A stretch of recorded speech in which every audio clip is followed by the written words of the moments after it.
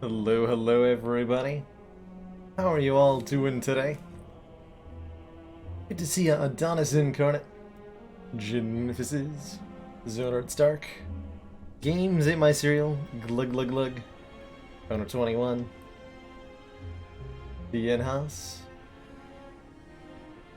Arena, Unrecovered. Congrats on that Mark of the Bloom win. With bites, no less. The Mad Lad. Chronometrics. AJO. JDK. Thunderbear. Faley. Ristina. And everybody else who's lurking on out there. Hello, everybody. Why is Spire not captured? At least I didn't start a run this time, before I realized it was not on screen.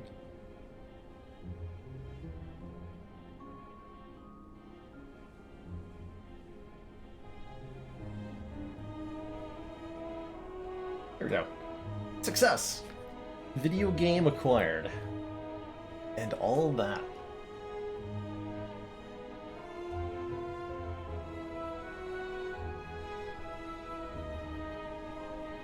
Did you know that we're halfway through the month as of today? Working towards that goal to continue up the 6-day-a-week schedule. If you've been enjoying the constant onslaught of streams, then supporting the stream is the best way to keep making that happen, whether that be subs, bits, whatever you have it. It all counts towards that meter at the top. Not something I like to call out too often, as I'd rather focus on the content itself, but highlighting the need for stream support is definitely something to spend a little bit of time on every now and again. Baylor must honk. That's right. At a low price of $1, you too can make a streamer honk.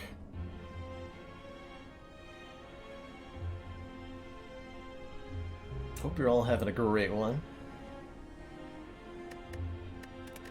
So we're currently on a bit of a, what do you call them, win streak?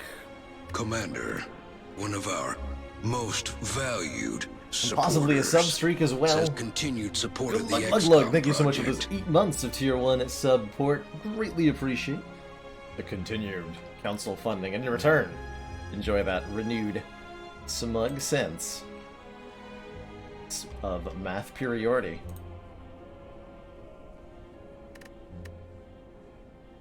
Our last run here on A20 was a Runic Dome start with defect, which was pretty terrifying. Run took over 2 hours to finish, which definitely had something to do with this relic. But we were able to pick up a Runic Pyramid after a really shaky Act 1. Honk! Cheers, Jin. Thanks so much for those 100 bits. Honk.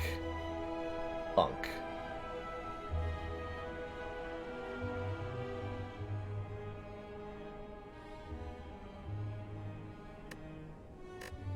So next up in our rotation here then is Ironclad.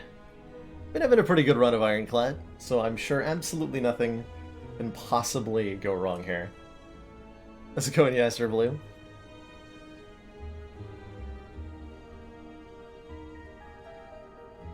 Let's see, why don't we dive right on into it? There's not any new patch notes today.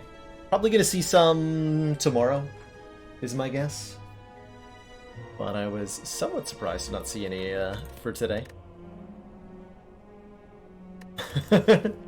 How could a man finish a run in only 2 hours? I've definitely seen runs that have had to be where the streamer had to like haul it for the night and return a later day because the run was a total of like 4 or 6 hours or something. Totally can happen. If you're taking your time, analyzing every decision, talking about it with viewers. We're just going at a fairly slow pace. Can be pretty long. All we need is one certain shop relic. Our win streak is with 3 character rotation. Psychedelic Funk. I don't have the Watcher on Ascension 20 yet.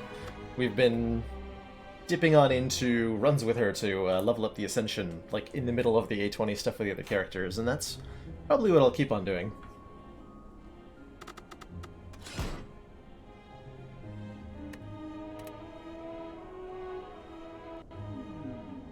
Another try.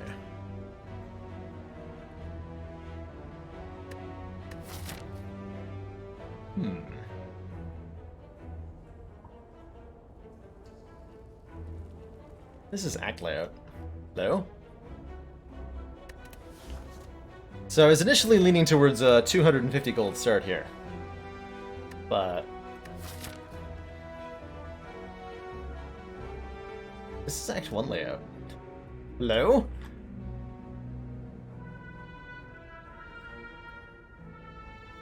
So if I want to hit an early shop, I have to fight this elite.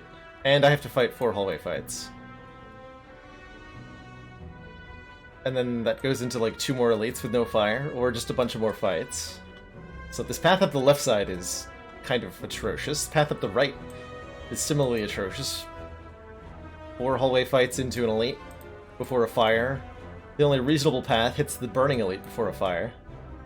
Otherwise, like, no matter what I do. Actually, the most reasonable one here is 4 hallway fights, 1 event, 1 fire, and then an elite. And that's still terrifying. Yikes. Yikes. In order to survive a path like that, we're gonna need a starting bonus that provides something immediately. Normally, I'm a really big fan of 250 gold.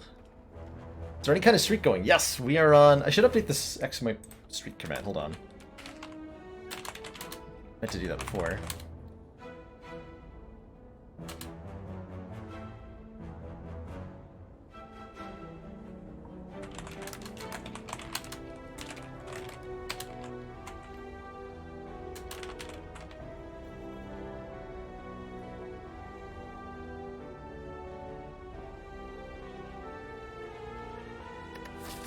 I think in order to survive this pathing more effectively, we're going to want either a random rare card that gives us something good. Excellent work, I have to look Commander. at the card pool for Ironclad now. This council is pleased to before I can see make our the decision. continued support of this project has been worthwhile. Thank you so much, Terra Incognita, for those 2 months of Tier 1 support. Greatly appreciate the continued council funding. In return, enjoy that renewed smug sense of superiority.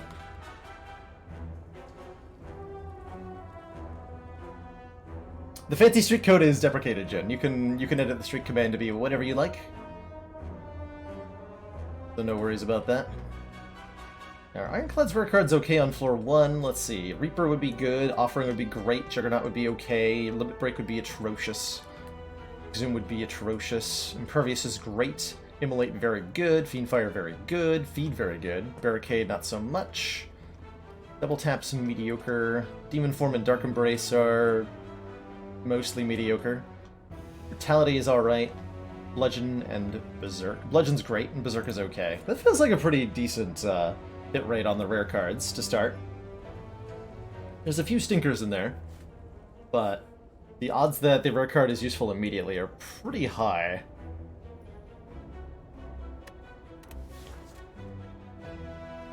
What are the odds that a boss relic's gonna help me leverage my way through instead? Pretty decent, right? Could also try the boss relic, though the lack of burning blood could be a really big issue going into 4 fights followed by an elite. Like, that's a lot of health that we're talking about here in Act 1. Take the rare card. Exhume is a no good for us, unfortunately. Unless we find a otherwise exhausting card. And we're taking 12 damage on turn 1 of the fight, of the run. Which means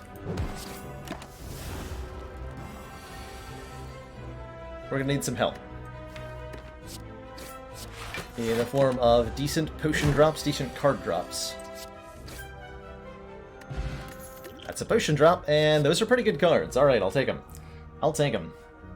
I wonder if this is the rare floor 1 rampage take. We need a reasonably strong attack. And we're going to want something that can also scale later, and Rampage does both of those jobs relatively well at the moment. It's a card that's pretty good against Lagavulin especially, but also fine against Gremlin Knob. It's pretty good against the Blue Slaver. Thunderclap's a little iffy at the moment. Could take a Clothesline, which is less damage per energy, but also applies Weaken. Clothesline's pretty good against Lagavulin and Knob as well. Let's take the Rampage. Try it out. And I'm gonna go along this path that I've chosen.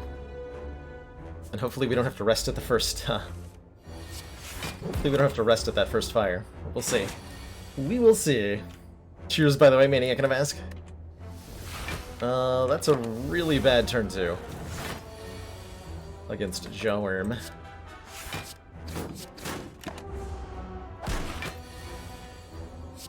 That's,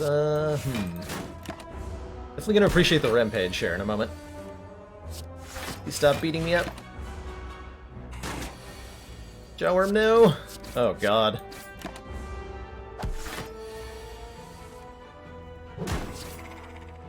Wow. Okay, well, we got a Carnage, though. Carnage is pretty good. Yeah, and that's partially because we have an Exhume that happened. That we have an additional dead card in the deck. Is really holding us back. Probably just gonna use a potion in whenever it seems relevant, like right now. Yeah, right now. Because we're likely to get one in the near future. Yeah, we bled hard for that Carnage. We sure did. Got some health back there, though. Uppercut, Anger, Shrug. Okay, good cards. Good cards. Probably should have held on to that Dex potion. Figured I was so likely to find one. A new potion. Shrug might have to be the take so that we're better against Sentries and, better against Sentries and Lagavulin. That's amazing, Jin. No attack other than Body Slam in the first deck. Wow. Wow. Let's see, Anger's a reasonable pick as well. Shrug is nice, getting us closer to drawing Rampage again. Okay, it's also really nice here. I think we'll be able to get through this fight without too much damage taken. Depending on whether he chooses to attack me next turn. Wait, 12? No, it won't matter. We have guaranteed lethal here.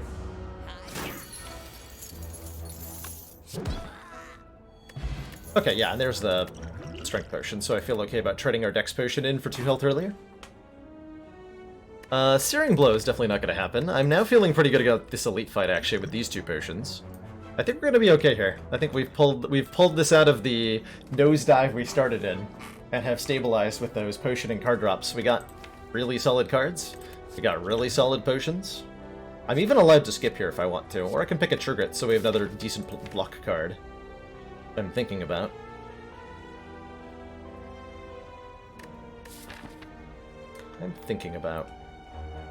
Goal's gonna be to upgrade probably Carnage at that fire. Yeah, it's gotta be Carnage. We fight the elite. Hopefully this event is a good one. Like, I could really go for a banana. In particular. Trigger to exhaust the Exhume. Brilliant. Let's take another block card. This will put us into a bit of an upgrade deficit. Oh, hell. Is this a good event? I don't know. This could definitely go badly. Or I can just leave with my health intact. How deep do I dig?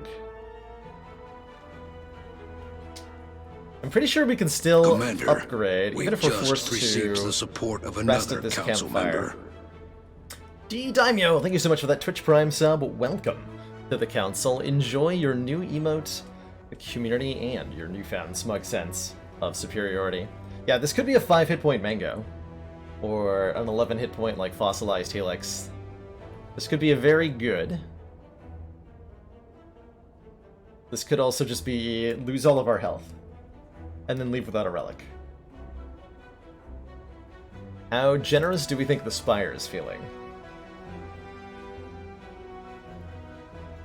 I think we gotta know what's in here, right?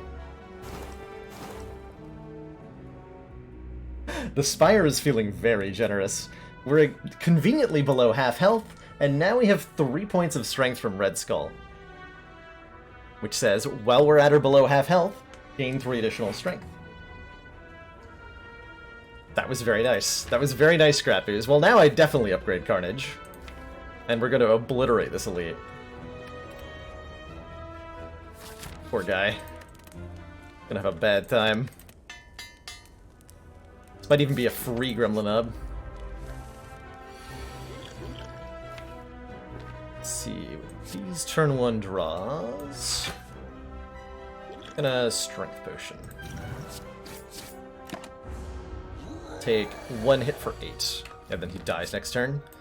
Actually, wait. This will be, what, 40... I have guaranteed lethal next turn, right? So I get to play this True Grit. Because we're attacking him for... This 30... plus 5? 33. Oh yeah, that's definitely guaranteed lethal. That's definitely just guaranteed lethal. Cool. Hey, probs. Ancient T-Sit gives us 2 energy the turn after we enter a rest site. That's a copy of Corruption. Another good candidate here is Sword Boomerang with our Red Skull. This is a lot of damage. 6 times 3 if we're below half health. It's super hard to say no to Corruption. Especially with an Exhume, right? Like, because we have an Exhume, the Corruption's actually already good. So that's probably a thing I want to take, right? And then we get to Rampage harder, yeah. So I think the Corruption's actually a much better take now. Let's pick it up.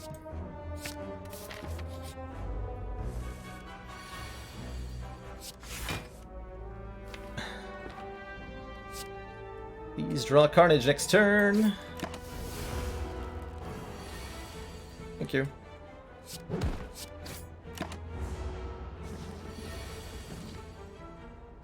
Appreciate it when you cooperate, Spire.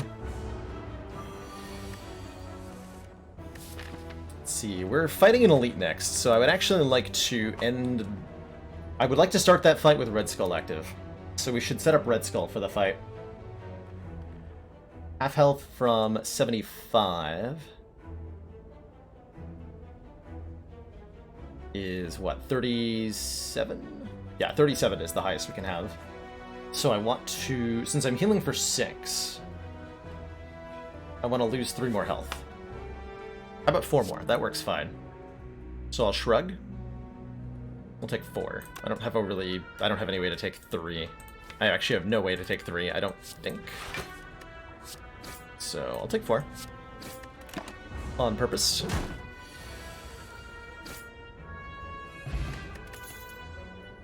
Now I can take a Carnage an Anger pretty happily. It's a 0-cost attack. We have Strength, and it goes well with like the shrinking deck that we create with Corruption. Toy Ornithopter. When we use a potion, heal 5. Interestingly, maybe not that good right at this exact moment because it will deactivate Red Skull when I use my attack potion.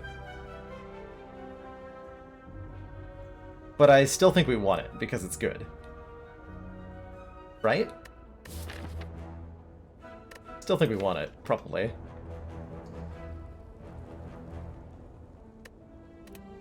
Probably. Going to upgrade maybe Bash?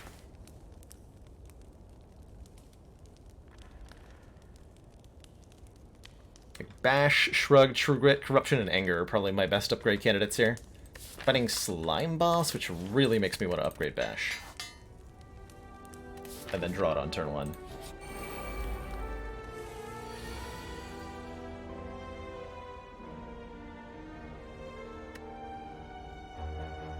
Okay, so one of the ones on the end. Trigger the Exhume away, that's fine. I mean, I can't not do that, so... that works. The Rampage upgrade is shockingly bad. Because compared to upgrading something else.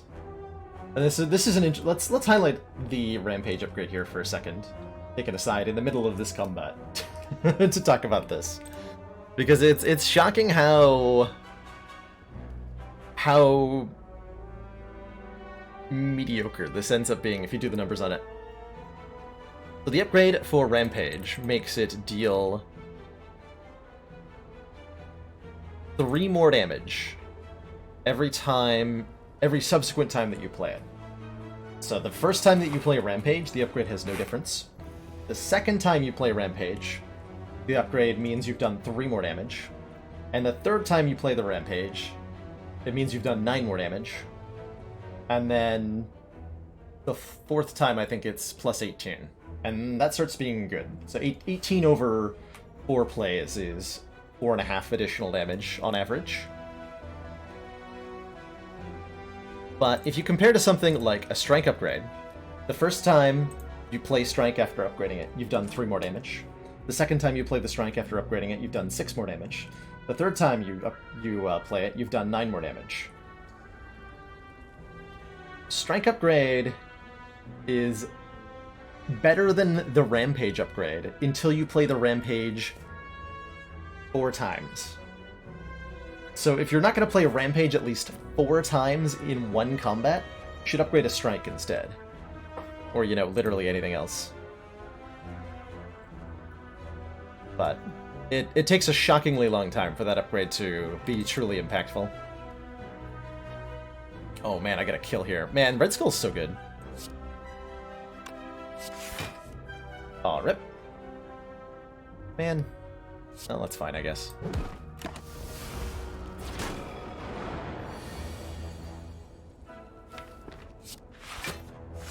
Go for this guy. Probably gonna take 5 damage this turn. Yep, or 10 damage, rather. Not sure why I didn't play the Strike instead. May have been foolish of me.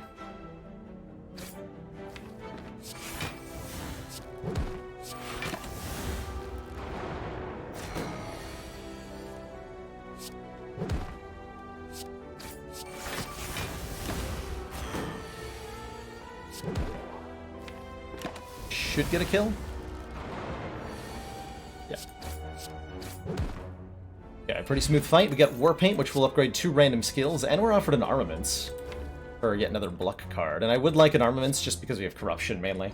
More skills, more better. Excellent work, Commander. This council is pleased to see our continued support of this project has been Ugly Wombat, thank you so much for those 2 months of Twitch Prime support. I greatly appreciate the continued council funding. And in return, enjoy a renewed smug sense of superiority. This is the first run of the stream, yeah. And I think a better upgrade to Rampage would just be make the base damage 12. Make this number go from 8 to 12. Then it's more impactful the first time you play it, and still gets, you know, skill scales upwards as you go. Or maybe increase like both the initial and the subsequent damage, like plus, like increase this to 10 and this to 8. Would be another good way to handle that upgrade. But as it stands, ever since they buffed the unupgraded version, the upgrade's been kind of crap. But that's alright. Nice, got the Shrug upgrade. I'll take it. I'll take it. I will also fight 3 more fights before I get to Slime Boss, which could result in some painfulness headed my way here. Although this isn't as bad as it looks at first. Because we get to just dunk the slime immediately here. Blorp. Blorp.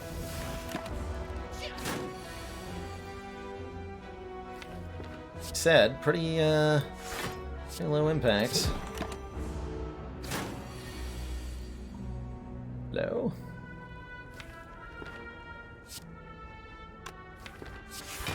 Roll my damage cards.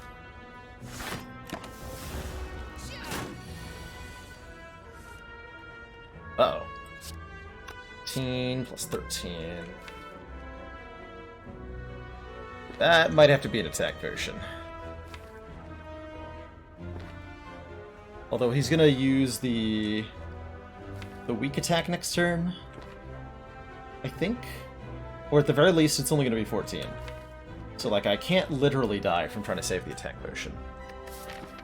Okay, I'm gonna save it. Hopefully this isn't too punishing. Yeah, it's only No damage taken. Cool. Good.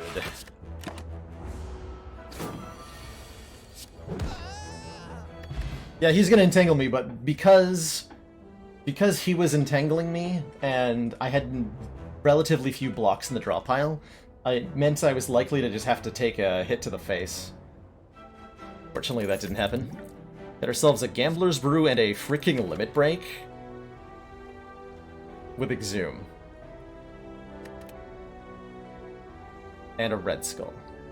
Yes, I'll take a freaking Limit Break. Double your strength. That sounds really good right now. Sounds really, really good right now.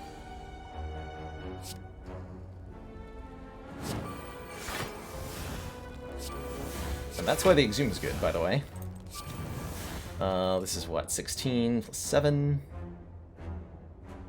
is 23. No reason for me to take any damage here.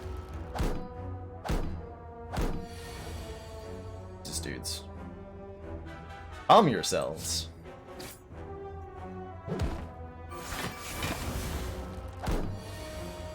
Okay, flawless fight thanks to our ridiculous nonsense that we're doing. Oh yeah, give me some expensive cards to corruption, and then get back with Exhume. Yes, please. Yes, please.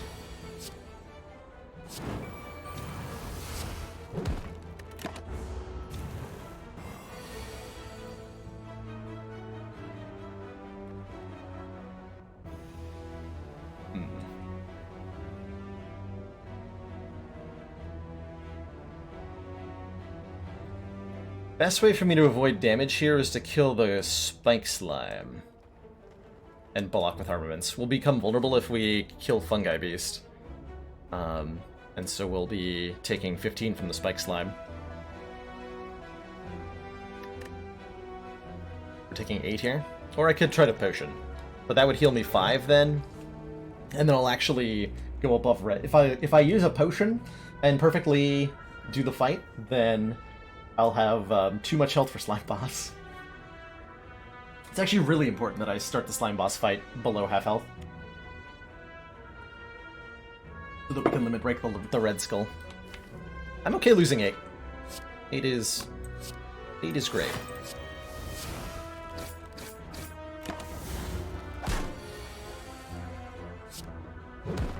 I got a potion, right? Yep.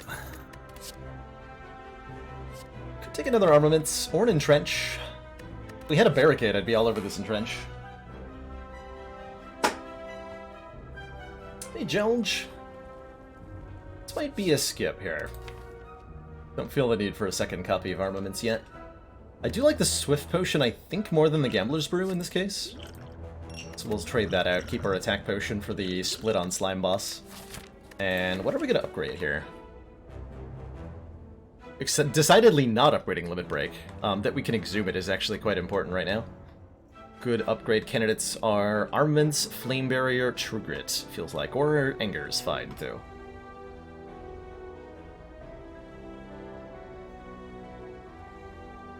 I'll upgrade Armaments, I think. I really hope we get either a Runic Pyramid or a Snecko Eye after this boss. This deck would love either of these. In a big way.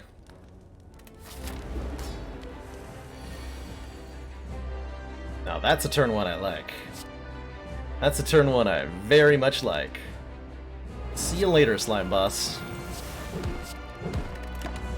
See you later. Okay, that turn 2 left me wanting a little bit.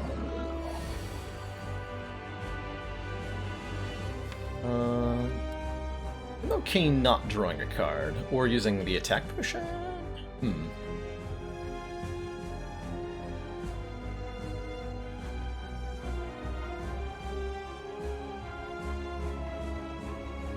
Yeah, it's at 37, I believe, Firex. You gotta be... With the rounding, it'll be 1 below the half point. This is what? 16 plus 18 damage. We can add to that if we're willing to commit one of our potions. I don't really see a reason to be doing, right? It's just like, that's a good enough split, I think.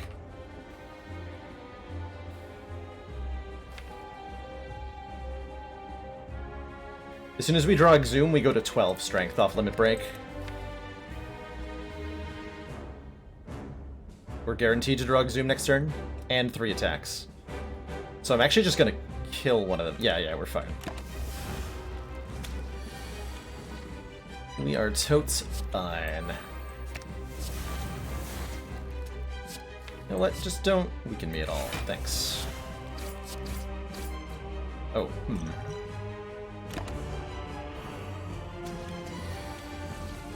Oh, this is fine-ish.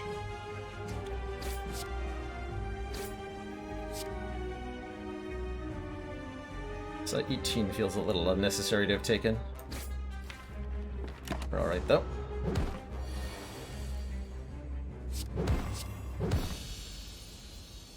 Kept both the potions. To what end, I'm not sure, but we did. Oh my, it's another limit break. I don't think we can take another limit break at the moment. With only Red Skull for strength gain initially, I don't think we're allowed to take a second one just yet. The Fiend Fire looks pretty good though. Exhaust your hand, deal 7 damage for each card exhausted. This will work excellently with a number of things. Goes well with our strength. Dunk stuff on turn 1. If we find any exhaust synergy, it'll go crazy-like. So that'd be nice. It's allowed. Yeah, having 3 curses in your deck's great. Brilliant. And then when I'm at full health, and my opening hand is Ascender's Bane, Exhume, Limit Break, with no strength, I'll be very happy. I will be very happy with my life. And its longevity.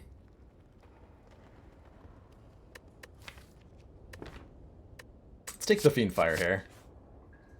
Come on, we're fingers crossed so hard right now for either a Snecko or a Runic Pyramid. We don't care which one, we'll take either of them. Dang. What do I feel about a Pandora's Box? Transform all strike and defend cards is pretty swanky. We could go up to 4 energy with a Philosopher's Stone. That feels a little scary, though. Gain an energy at the start of our turn. All enemies start combat with 1 additional point of strength. Transforming cards is great because it might give me a Feel No Pain. Honestly, I'm pretty okay transforming Pandora's Boxing this. We have some reasonably good block cards. And some reasonably good attacks, right? So no matter what we're adding to the deck, it's likely that it'll work out fine.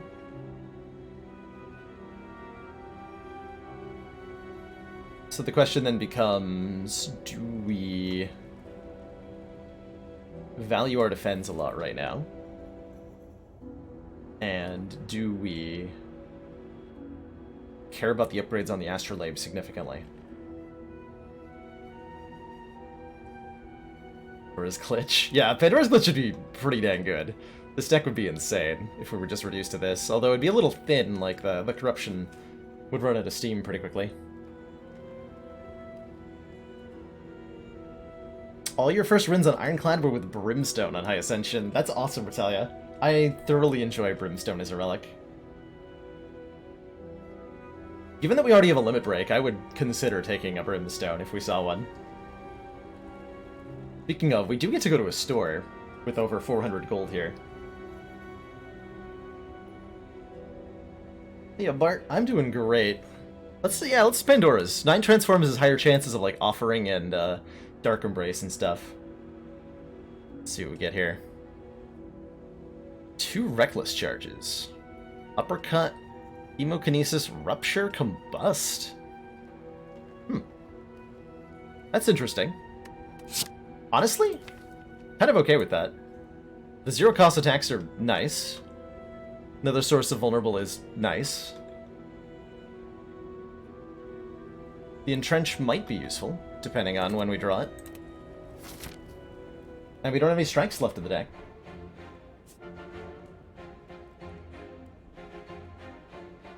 Let's see. I'm gonna fight Elites this act. Potions, probably. Potions. Certainly wanting 4 more block cards right now.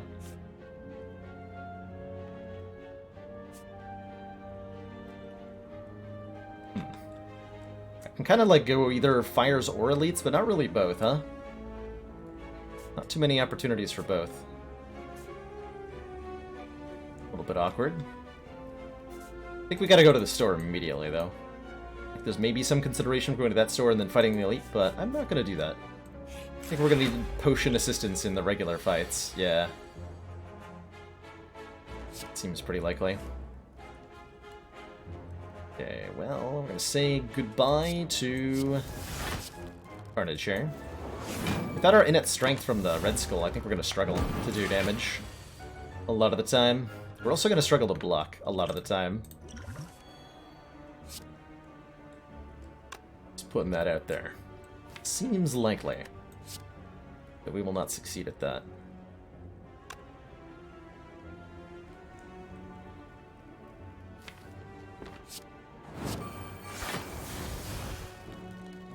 Stupid anger, not gonna play Reckless Charge there.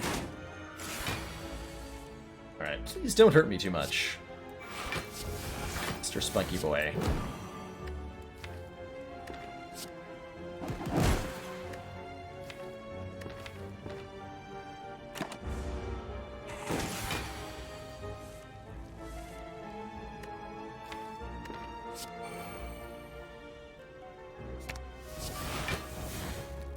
That Exhume is so good.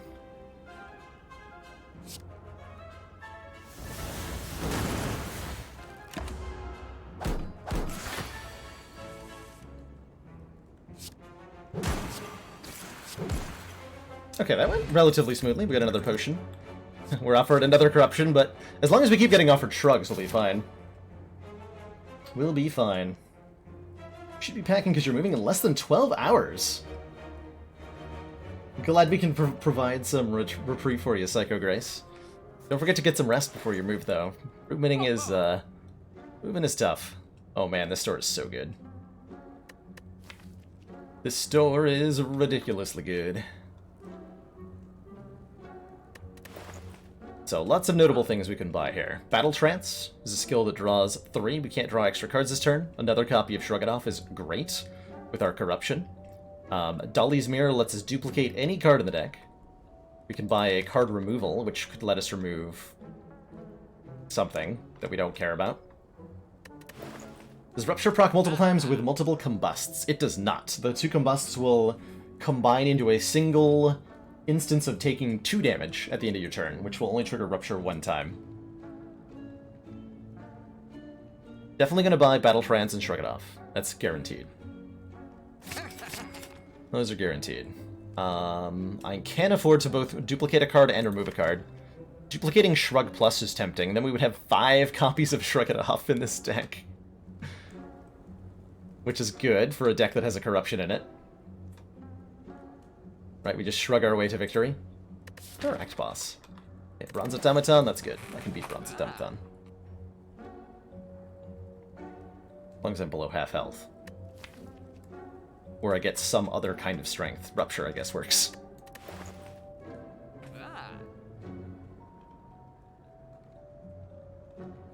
Exhume is another candidate for duplication. The big problem with Exhume is that if we draw the Exhume before we draw the Corruption, we just have a very bad time.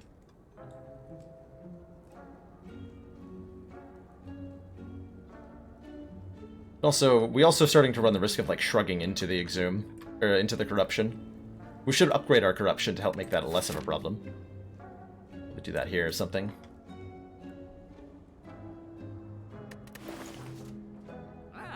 $171 for a Shrug Plus is a little bit on the expensive side, but probably well worth it. Save up for a Dead Branch at the next shop. Gonna be a while to the next shop. I'm not gonna go to this one. Probably gonna go to this elite fight. Like, Fire elite. Or we can go, like, 3 elites up the left side. I just don't think we're that strong. Could take it on Omori. But I'm hitting only 2 events for the rest of the act, so don't think so. As far as removals go, I'm kind of okay taking out one of these charges. I don't have any way to deal with the days they add to the draw pile.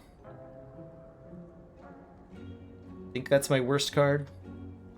Yeah, compared to Anger, Charge is just comparatively crap.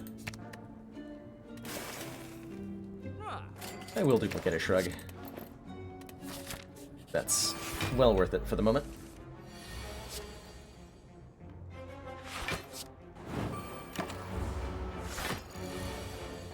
Jeremy, well worth it.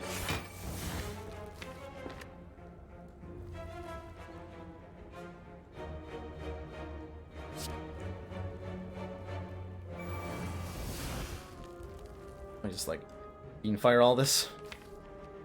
Feels like I do.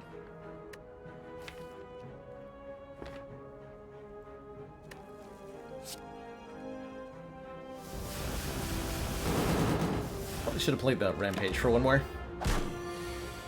It's alright. Check out my sweetened trench. Let's do 7, put a dazed in, and then Uppercut Hemo is guaranteed a kill next turn. Although Uppercut Hemo is already a guaranteed kill.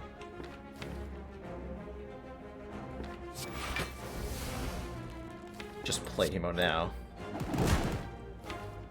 And then... That's great. Okay, good fight. Seeing Red's pretty tempting in this deck. Seeing Red is definitely very tempting in this deck, for a myriad of reasons. Gain 2 energy and exhaust. We could also take the Metallicize to give us a little bit more block. I think would be fine. But we can have some really explosive turns with Sing Red, and we have so much card draw now. I'm gonna take it. I'll take 5 max. That puts us closer to Red Skull value, and makes our Red Skull range a little bit more comfortable.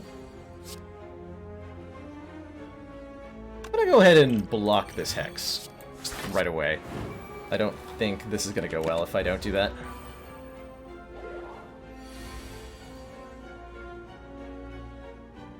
Joke's on me, it wasn't gonna go well anyway. I see. What did we mirror? We mirrored a Shrug It Off Plus, of all things. We have lots of them. Maybe I was supposed to Ancient Potion this vulnerable. Certainly I need to kill this bird. Yesterday. We may find ourselves attack potioning him.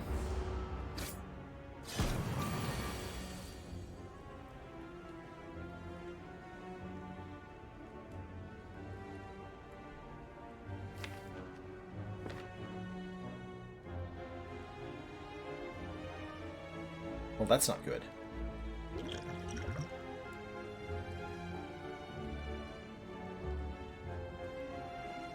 I dead?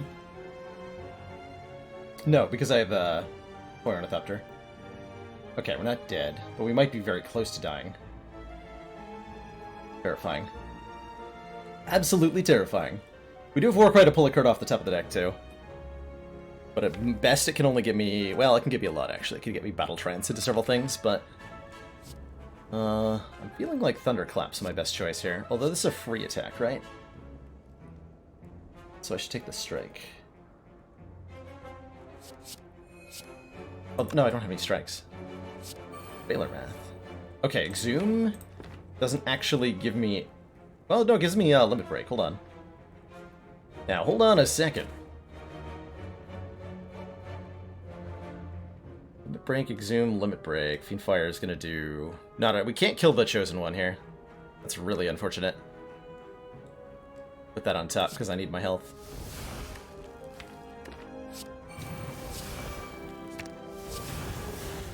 This is, unfortunately, where we end up with... Yeah. Ow. That's an ouch.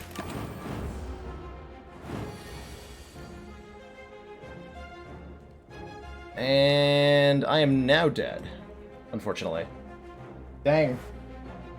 Dang, I was not expecting to die so hard to Chosen. I was not expecting to die so hard to Chosen. Well, I can take the win streak out of the title. That's pretty cool. On my own terms, Chosen One. On my own terms. GG. GG. This Pandora's Box didn't do what we needed it to do, ultimately. We needed something a little bit more high impact than that. I was going the Thorgat. What win streak? I have no idea what you're talking about. There's no win streak here at all. Not a one.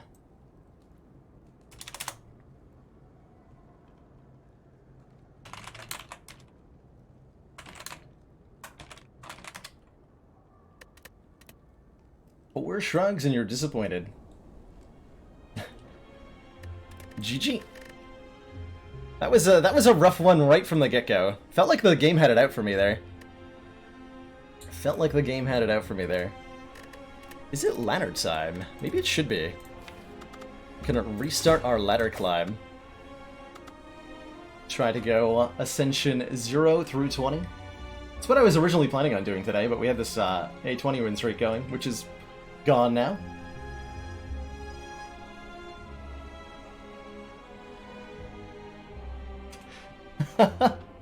Man, I can't believe somebody dug up that old Whispering Ice guy, Dynamo Money. Oh, hey, how's it going, Dynamo? I understand. You should try... Have you tried Keystone Light? Maybe it's your light beer brand choice that's the problem. Could be.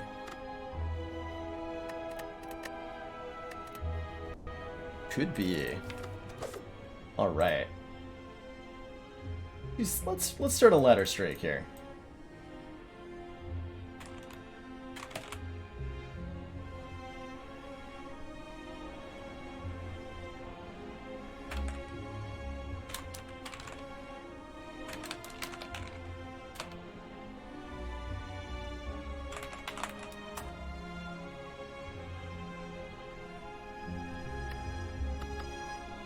So, starting a run with Silent on Ascension 0. The goal of the ladder challenge is to defeat every Ascension level. Defeat the heart of the Spire on every Ascension level, back to back. What do I think of the Watcher so far? I think she is complicated and challenging. I like her setup based gameplay quite a bit.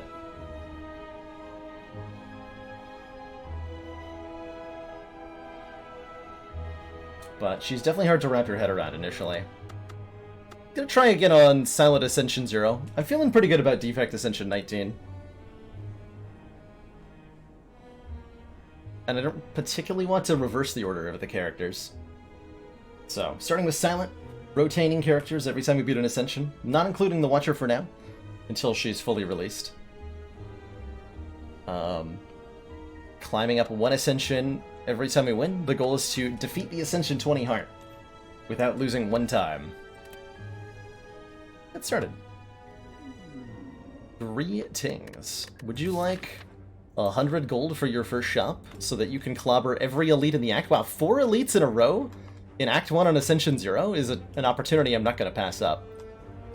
We should be able to, if we take a reasonable starting bonus, like 100 gold, get strong enough to beat all 4 of these nerds quite handily, and then we'll leave Act 1 massively empowered. Just massively empowered.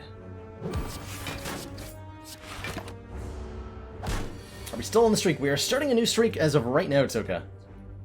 The ladder streak challenge. I have no idea when Watcher will go into a full release beyond when she's done. Which feels like it's going to be at least a little bit longer, right? There's still cards without art. She doesn't have... what's it called? Art for winning the heart battle. So there's a bunch of polish that still needs to be done. On floor 1, typically looking for damage cards. We're offered 2 different ones. Quick Slash and Skewer, both of which are totally valid picks here. Totally valid picks here. Skewer is a variable energy damage card, but doesn't have the greatest damage to energy ratio, whereas Quick Slash does more damage, draws a card, but you can't spend an entire turn on it. We do get to... no, we have to fight an elite before we upgrade. I almost want to take Skewer just in case we get a Chemex at the store. Could do that. Okay, not a Chemex. Some good options here. Some really good options here. There's a Grand Finale, which does 50 damage to all enemies. Fumes and Deadly Poison would allow us to get poison going. There's also the Twisted Funnel. Start of each combat, apply 4 poison to all enemies. Is fairly devastating in a lot of fights. I haven't had the Twisted Funnel in a long time. Fighting a Hexaghost. I could buy the Funnel and a Deadly Poison for some serious poison scaling, or we can just take an Adrenaline for 157 gold. That's totally valid too. That's totally valid too. I really like how buying the Funnel will improve our matchup against Gremlin Nob, specifically. It does make us a little bit worse against Lagavulin, interestingly, because it'll cause Lagavulin to wake up on turn 1 no matter what. But it will be a persistently good relic. I'm gonna take it. I haven't taken this relic in so long. I think the Funnel and the Deadly. And sure, I'll trade health for money. Why the heck not?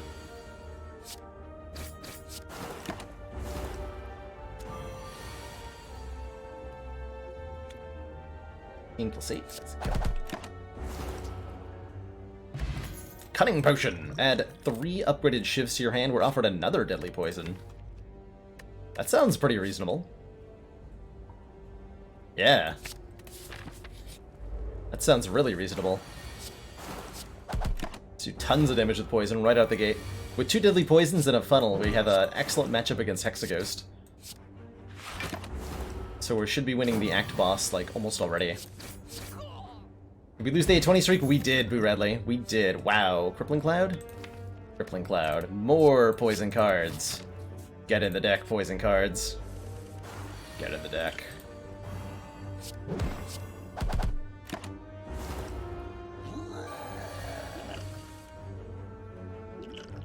Six damage. How adorable. I get to, like, block this? Probably not, right? Going to be attacked for a pretty reasonable amount of damage. If we strike him, he'll take 16, going down to 29.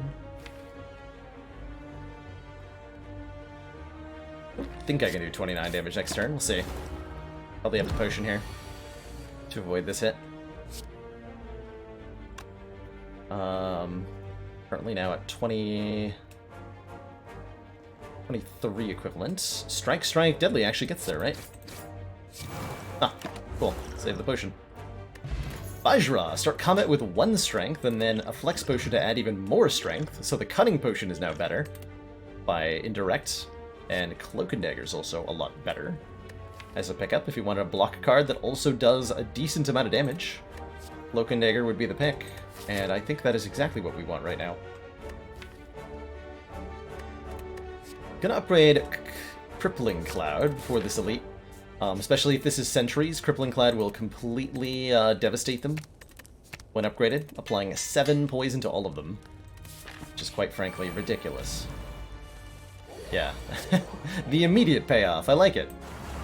The immediate payoff. Feels like I should Cloak and Dagger, right?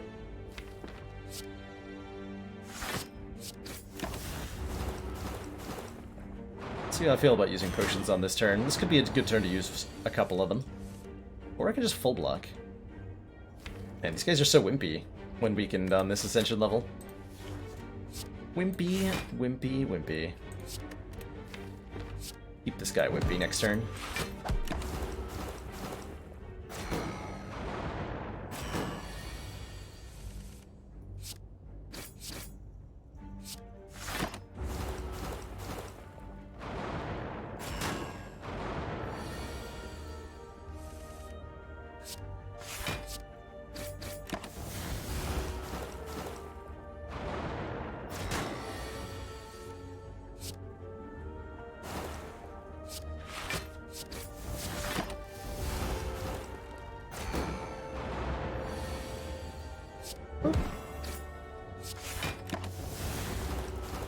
Okay, we got out of that with a lot of health.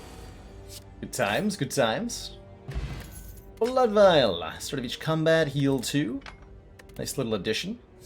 Could take a Poison Stab if we wanted an attack that added poison, but quite frankly, I think we're sad on damage cards. We're more interested in scaling and blocking right now. None of which are offered by these cards. We could take card draw and expertise, but I think our deck is high energy enough, costed, that we don't care for that too much, so I'm going to pass for now. Take the Smiling Mask, making card removals cheaper.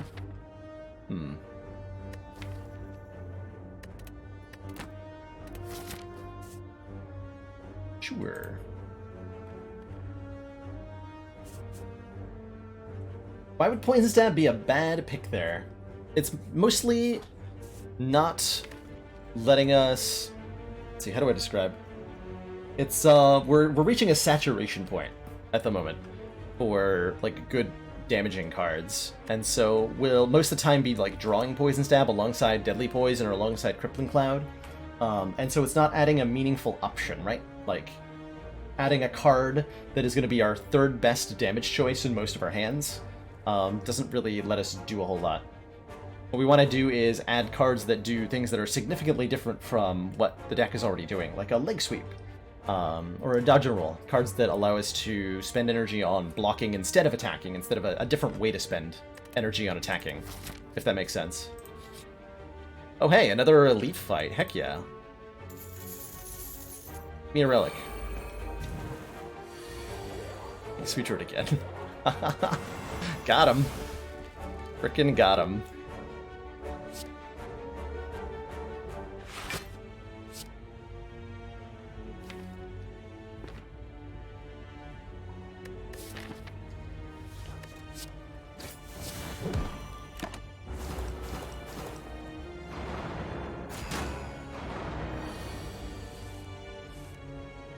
Beautiful.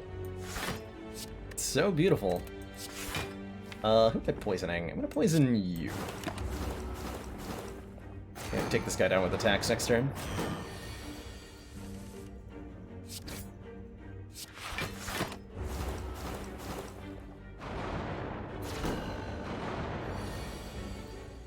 Definitely would like a catalyst. Definitely would like a footwork. Wow, that was perfect fight. Give me your relic.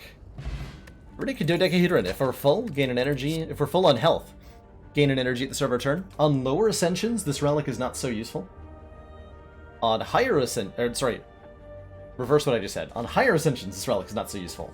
Particularly once you're above Ascension 5, and you no longer heal to full after boss combats. As it stands, we will be full health several times during this run. After we beat Hexaghost, we will be full health. And so until we take damage in Act 2, the Dodecahedron will be giving us extra energy every turn. There's also a higher than normal chance that we'll be picking up bites because we have the Blood Vial, so we can trade our strikes in for bites without any loss of max health. So I think this Dodecahedron might end up being very impactful over the course of the run. Also, we now have a Noxious Fumes Plus, because we needed more poison. We needed more poison. That is definitely a thing I was in need of. For sure. Do I just like Crippling Cloud Deadly Poison him? I think we do. Bit of like Flex Potion, Cunning Potion as well. I think we're okay.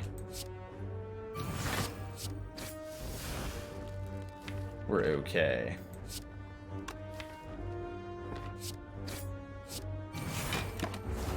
Can block against the low Ascension Knob relatively easily, especially if you can keep him weakened. He's not particularly threatening.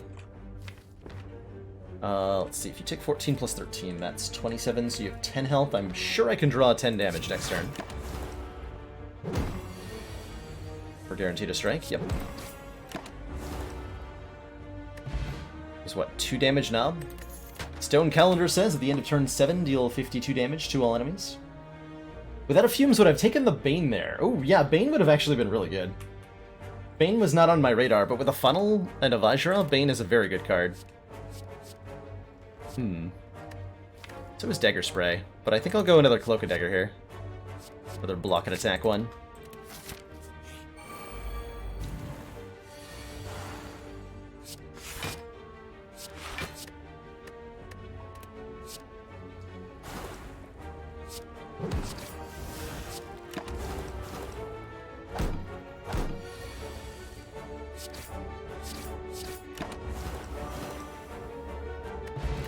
Seen a potion in a while. That's a corpse explosion. And it's our third fight against sentries this act. Wow.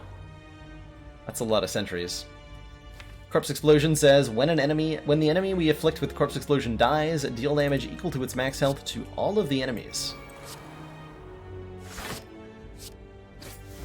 Do some very silly things with that. Might try to full block, not with this straw. Gonna kill the one with the lowest health immediately here.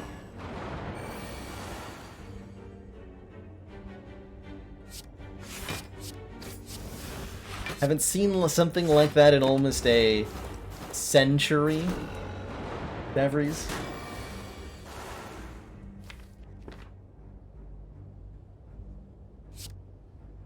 So I could Crippling Cloud, but that'd actually kill the one in the end here. I don't want to kill the one in the end. Very much do not want to do that. Actually matter.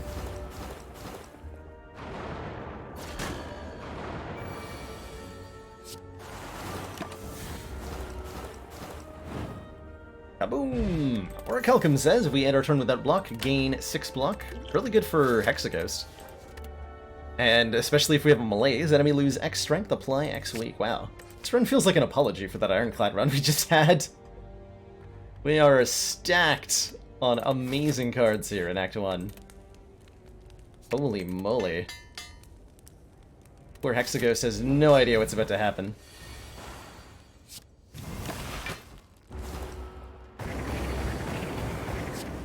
Bop, borp. I plan on attempting 0 to 20 consecutively with each character. No, Genius Mike. It'll be 21 total runs for the challenge. 1 on each Ascension level. And so it's 7 runs with each character.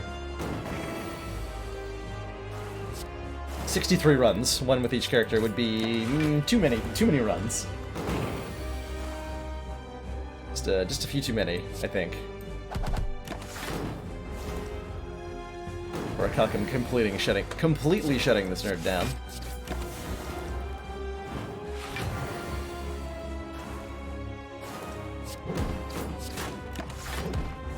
Stone Calendar also shutting this nerd down. Got him. We like an after image. Is that the kind of blocking we need? I mean, we don't have an it does turn off Orichalcum actually, but is pretty good block-wise. New Sneaky Tiki emote, nice. Excellent That work, man has a lot of Commander. emote slots. This council is pleased to see our continued support of this project has been It's worthwhile. got a pretty generous community. Heroes, thank you so much for those 2 months. Tier 1 support. Greatly appreciate that continued council funding. And in return, enjoy your renewed smug sense of superiority. Why not including the Watcher on the ladder streak is that she's not finished yet. She's got some things about her that aren't yet balanced, and I'm not yet familiar with her either. I don't even have an A20 unlocked with the Watcher. So I know I would certainly fall off the ladder, like, every time on the Watcher runs. Excellent work, Commander. For now. This council is pleased to see our continued support of this project has been worthwhile. Kalix517, thank you so much for those 2 months of Twitch Prime support. Greatly appreciate the continued council funding, and in return, enjoy your renewed smug sense of superiority. Let's take an after image. And let's also take a strength potion to go with our triple potion here. We can fight elites in Act 2 very easily, no matter what we get as a boss relic. I could actually skip the boss relic here, and we would still be able to fight Act 2 elites, because we can shut down Book of Stabbing with Malaise Plus, and we have Corpse Explosion, Crippling Cloud, Noxious Fumes, and these potions for the other 2. This is probably the world's easiest coffee dripper. Gain an energy at the start of our turn. We can no longer rest at rest sites. We could also astrolabe pretty nicely here. Fusion Hammer says gain an energy, but we can no longer upgrade. So we're giving up either upgrades or rests if we want an energy relic.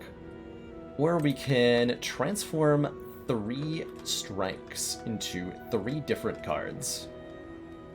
And try to stay at full health with the Runic Dodecahedron. And use that as our energy relic. Although then I would be disincentivized to take bites, right?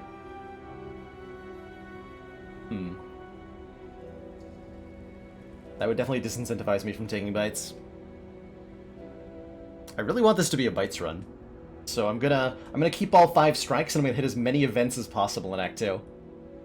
To try to get bites. Not because they're like the best option, but because I think they're really cool. So I shouldn't transform my strikes if I want to do that. I could transform defense, but that seems insane.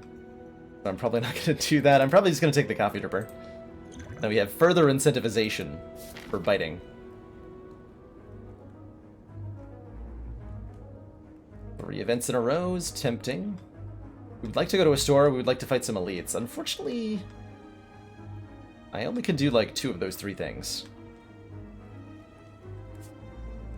Let's see, we get a store and 5 question marks if we go this way. So I'm not fighting any elites this act? I guess I got to give up a fire to get an elite. That works fine. Oh no, I have to give up the store too. Damn it! I can give up this fire to get this elite. That does work. Yeah, that does work. Fight this elite instead of going to this fire.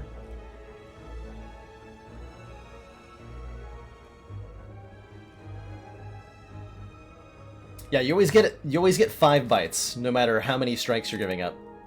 No matter what class you're playing on.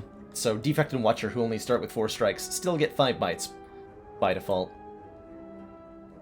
Okay, so I think my path is fight, question mark, fight, elite, shop, and then more question marks. We can also adjust path if we already got bites on one of these two.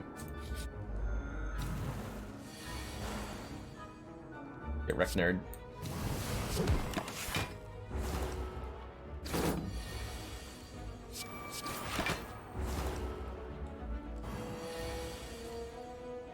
Get wrecked, nerd.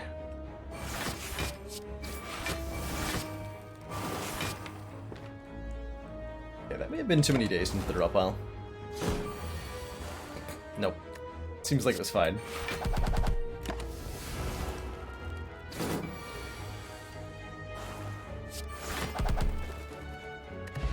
Like Chosen One.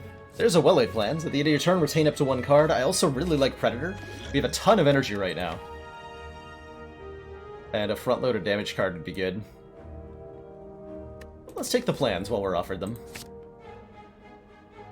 Keep these potions. These potions are ridiculous. 5 gold for a curse. We have Smiling Mask, but take the free 100 gold instead. These aren't bites. These aren't bites at all. I demand a refund.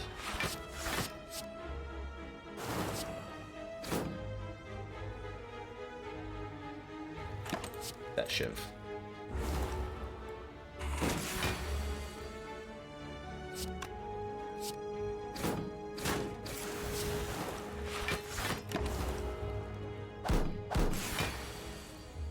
Glad to hear it, Bloodbane. Glad to hear it. Defend, malaise will keep me a full health. Just barely. How much do I think Megacrit follows high-level streamers such as myself when developing the game? They don't follow me too much.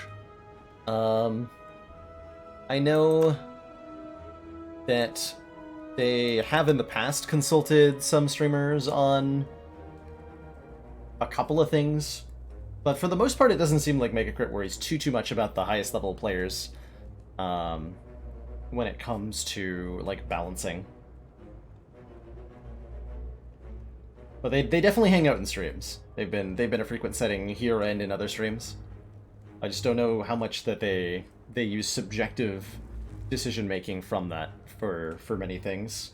A lot of the balancing in Spire is done with metrics. I think it was Anthony gave a talk recently about metrics-driven balancing and how Spire used that successfully.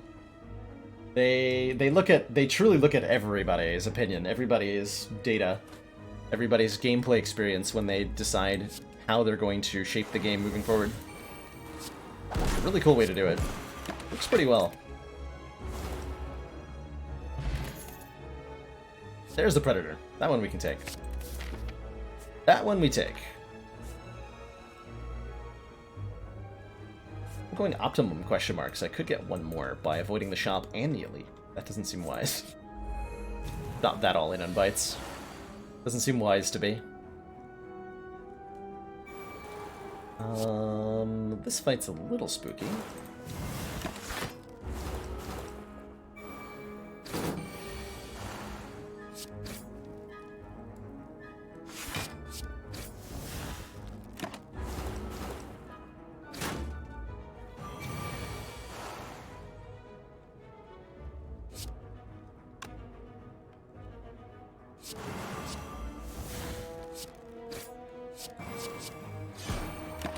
Thank you, Orichalcum.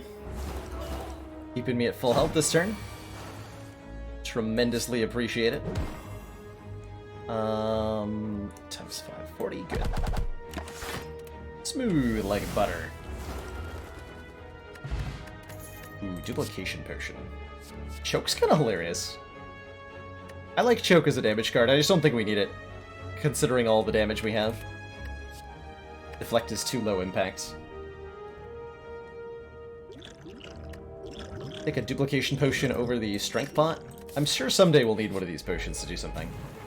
Am I playing silent only for today? No, not at all. I'll be rotating characters with every single run. And I'll be taking damage here of all places. Unless I duplication potion.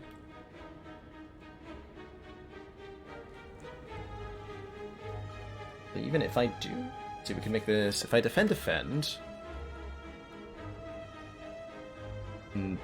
Blaze would be for 4. We can double that to... -8, he would do 1 damage to me. Of course he would. By duplication potion to defend, then we would be at 15 block. We would set this fellow to... -4, 8, goes to 6. That would full block. Okay, so a duplication potion to defend, I get to stay at full health here. I guess I should do that. Hold on, the other option is steroid potion. Sorry, flex potion. And skewer him for 13 times 5? That's only 65, right? Yeah, it's only 65. Stay full health.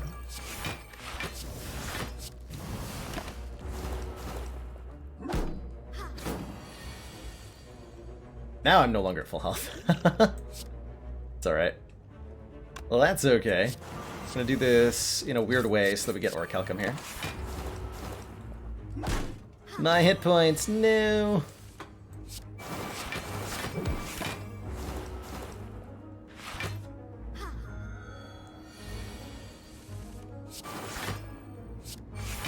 Definitely a little bit unlucky they both decided to attack 2 turns in a row. That's alright.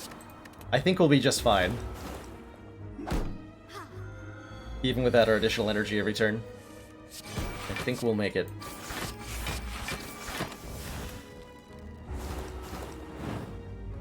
Oh, duplicated skewer. Why didn't I think about duplicating a skewer? Brain, why didn't you think of that? Failed me. Not gonna take any of these. Dodge and roll without any dex is just not good enough. I don't think. The first way, that's a kid. So 21 total runs. Silent A0, Defect A1, Ironclad A2, so on and so forth. Lined up in such a way that Ironclad ends up on Ascension 20. Because I have...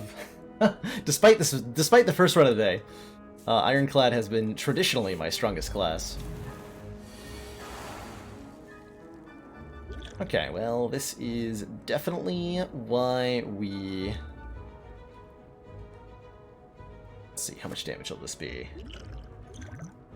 Be 11 each.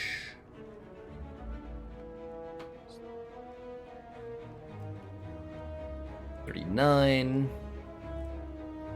60. Okay, so I just do this.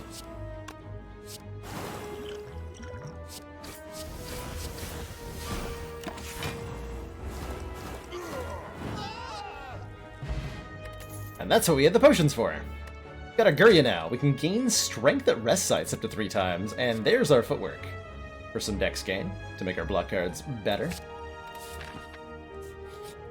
And now we have a shop with 600 gold, and that shop says, hey, you actually have 1,000 gold, because here's a membership card. Would you like a 50% discount on all products?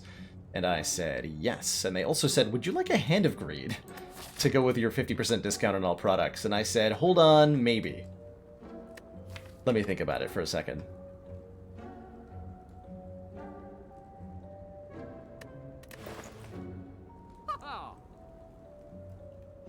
Incense Burner is really good, right? Every 6 turns gain an intangible. We might as well buy it. It's free. Pretty sure it's free anyway. I did the math and it seems like it came out to $0. I could remove a strike, which is only going to do anything if I don't get bites, but I would really like bites. So it mostly feels like throwing away 50 gold. Assuming I do get bites, because I'm going to assume that I get bites. We can use Singing Bowl to increase our max health by skipping cards, and this is pretty impactful over the course of a run. Take a Glass Knife to let us hit hard as heck. We're going to be lifting now, I think? We'll be lifting now. I'm going to lift. This deck wants to lift. Also, yeah, let's go singing. Let's go Hand of Greed. I feel like we're strong enough that we can have a little bit of fun here.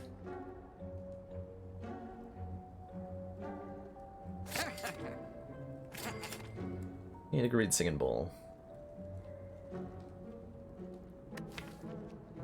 And then, like, I don't know, remove Deadly Poison. Seems wrong. I could understand a remove Neutralize at this point. Because of the malaise and the crippling cloud, we have plenty of good weekend. I'm never gonna upgrade this. I am struggling to remember the last time I removed Neutralize. Let's do it. See you later, Neutralize. Nobody likes you. Stinky card.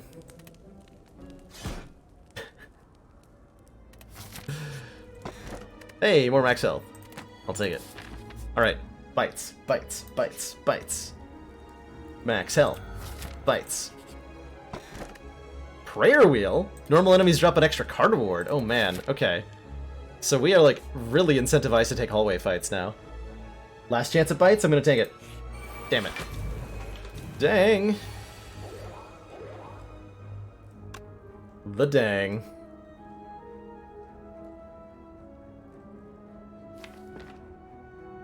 It's gonna be hard to land Hand of Greed in this poison deck, huh?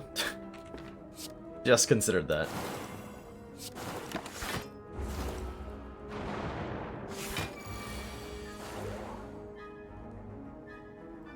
Yes, if you kill just the Act 3 boss, you will progress up the Ascension levels. Yep. The heart is really, really difficult, and is definitely something to consider an optional challenge, not something mandatory.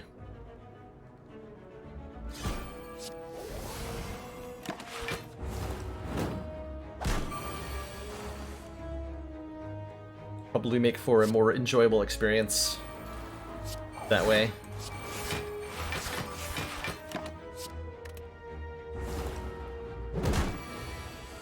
Enjoy your strikes? I will. Thank you. They're gonna do like 10 damage. They're gonna be great. Hand of Greed, what are you doing in the bottom of the deck? Hello? Hello?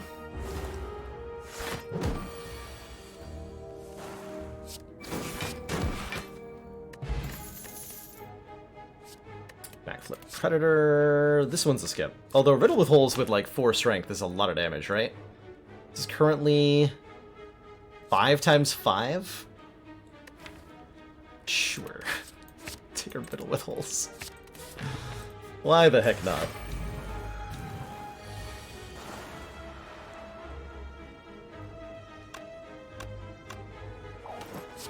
Why the heck not?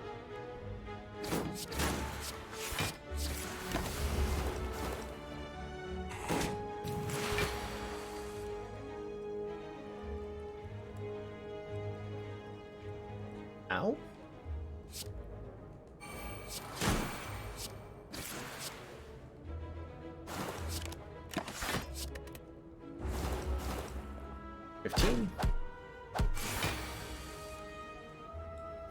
Hand of Greed, hello? Are you there?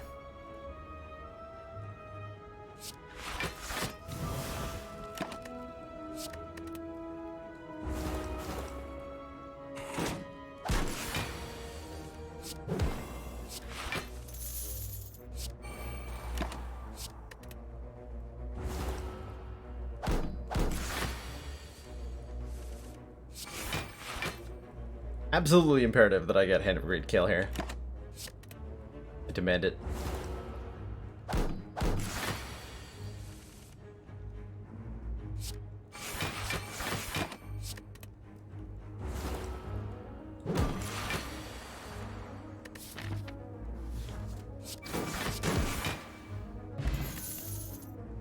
There's our first copy of Piercing Wail. Backstab's also very good, as is Blade Dance Plus, given our strength quantity.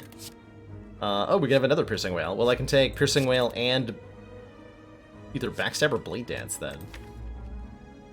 That's pretty sweet.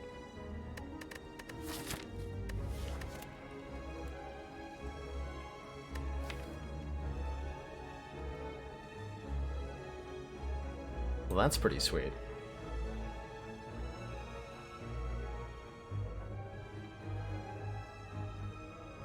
Yeah, if you're looking to just optimize your chances of advancing in the Ascension level, then disregarding the Challenge of the Heart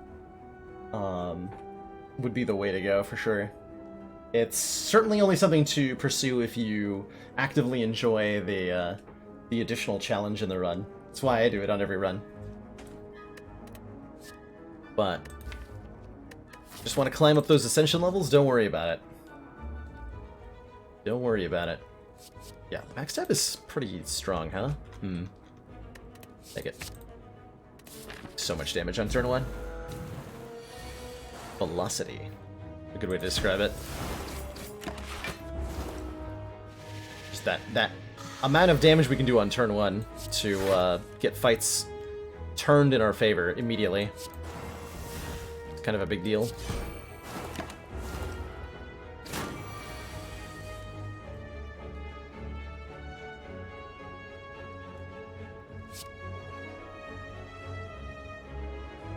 A lot of damage if I want to Snecko, or if I want to Hand of Greed here. Which I do. So I'll take 8 or whatever to get 20 golds. Give me that. We got a regen potion anyway. And some more max health. Remove neutralize, we don't need a Sucker Punch plus. We need to lift! More strength. More strong.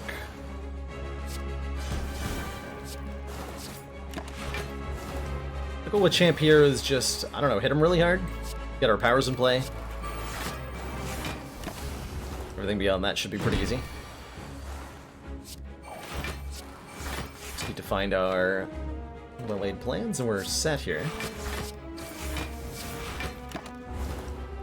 Our combined damage output between poison and physical attacks is high enough that I'm kind of just not worried about how we're going to beat Champ. We just are, I imagine.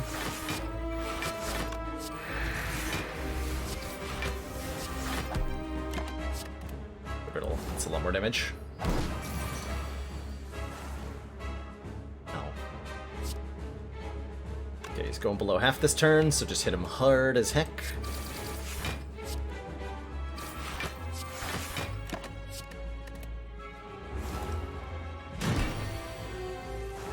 Calendar's pitching in.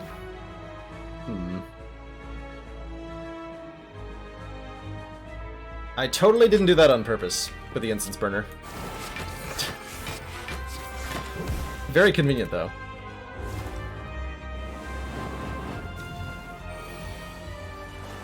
Lol. Got him.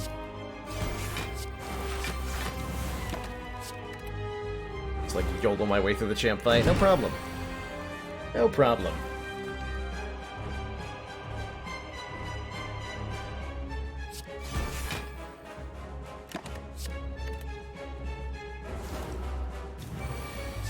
Oop. Just for the money. Could take it in Venom to really get the poison scaling going in a fun way, especially with our Riddle with Holes. And Venom's kind of insane. That's 5 poison to this card. It's also a 2-cost power, which makes it really hard to justify putting into any deck. So what do we want here from our boss relic? Like Empty cage. Empty cage.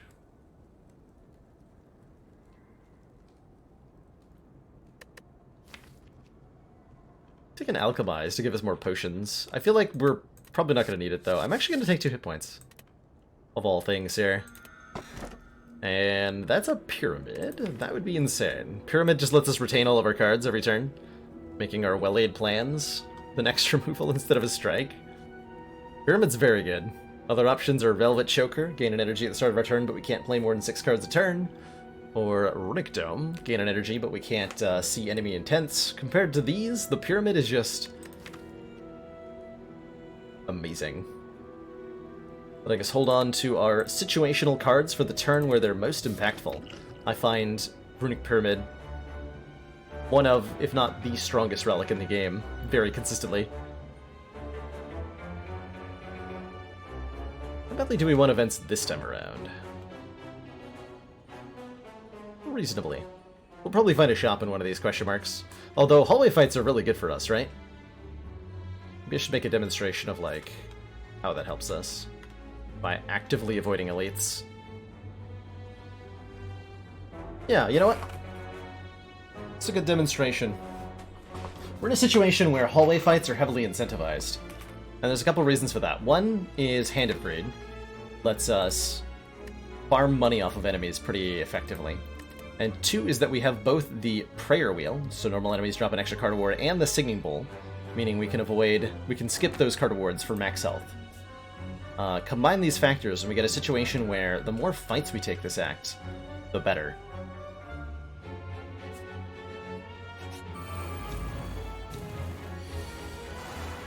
And they're going to allow us to become strong in a different way to fighting elites would, but an equally valid way. Definitely an equally valid way.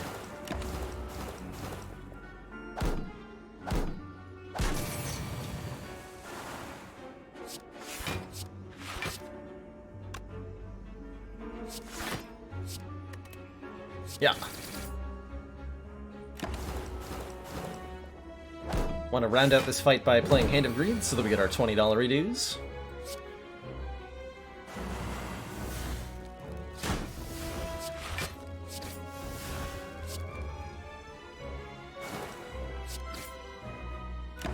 We only get money from the Darklings when we kill them with Hand of Greed if it's the end of the fight when we do that.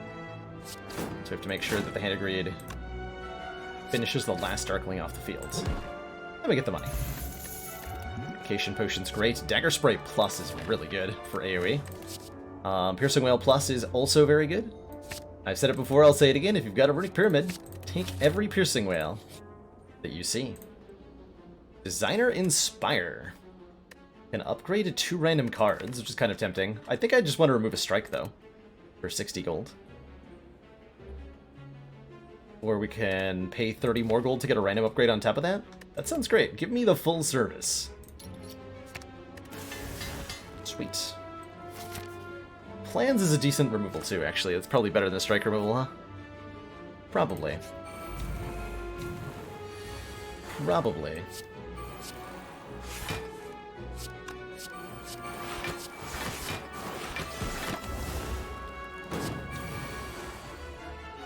There's the old hand.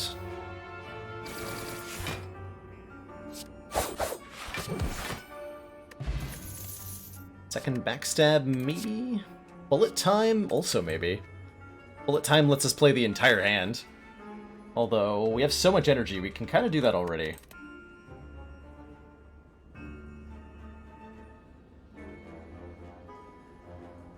Your potion pendant bludgeon.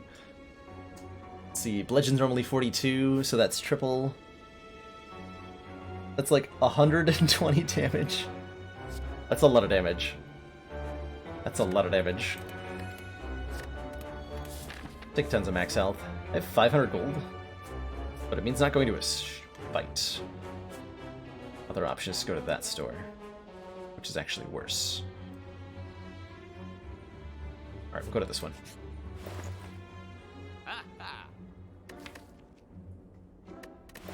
Pretty good store. That's a pretty good store. We can buy Apotheosis, we can buy a Shuriken, which says every 3 attacks played gives us a strength. We can buy, like, Escape Plan, we can buy the Toolbox, put a random colorless card into our hand at the start of each combat. This is not A20, no, this is on Ascension 0. This is the first of, hopefully, a successful ladder streak challenge. I buy... No, I can't buy the Toolbox in addition to both of these, unfortunately. Nor can I buy removal. 40 gold for an escape plan, you're out of your mind. But I'll take my upgrade all, and I'll take my additional strength.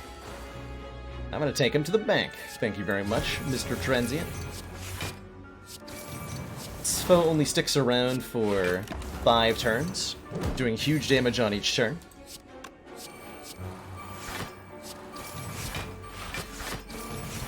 Also, every time we damage them, they reduce their own damage. Find them out equals how much we hurt them for. And... Ow. Can I block this? So. The Ironclad run failed, it did. Ironclad run had a bad time in Act 2. What we got there? We got there.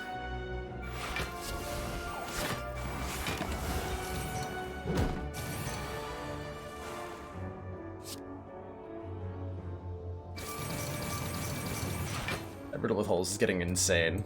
I like it. Second duplication potion. Dash plus, Predator plus are both pretty good. Leg sweep plus, apply 3 weak, gain 14 block. Yeah, I'll take that. I'll take that. Yeah, I'm really, truthfully, I'm really happy with a 5-0 Ascension 20 streak, and I'm confident that I can beat that with some more practice. Still, it's definitely nice to have an improvement on the PB there. The previous PB for alternating a 20 streak for me was 4-0. Upping that up to a 5-0 is really exciting. Take 2 max health. Be taking that a lot. I mean, hallway fight versus an elite just feels like I should fight an elite, right? Yeah, that just feels like I should fight an elite. It just seems reasonable. Alright, we'll take 1 relic. Giant head. Prepare to become giant dead.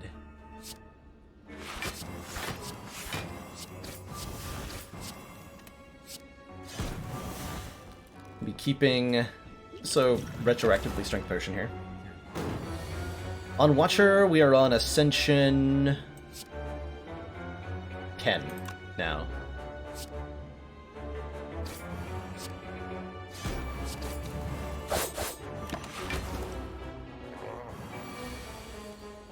Ten is the number of the Ascension, and the number of the Ascension shall be 10.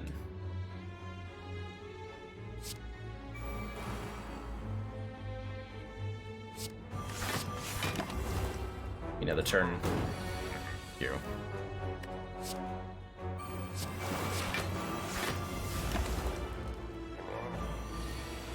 Oh, that's convenient. This guy nerfed. Alright, time to start blocking the big hits. Which we can do pretty easily with all our block cards upgraded here.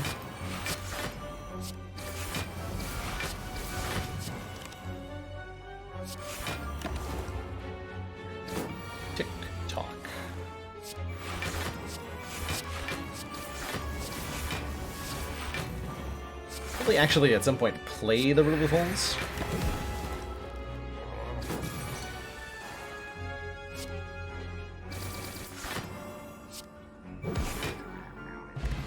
Ching! Speaking of money, Ceramic Fish. Whenever we add a card to the deck, gain 7 gold. Not too bad. We want a Glass Knife? That's a really good attack card. Deck is just doing damage like crazy. Doesn't really care how.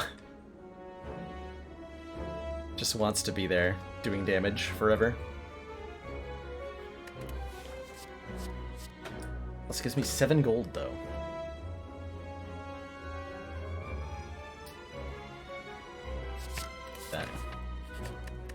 Uplift! Oh, you have 4 points of strength. The strongest silent.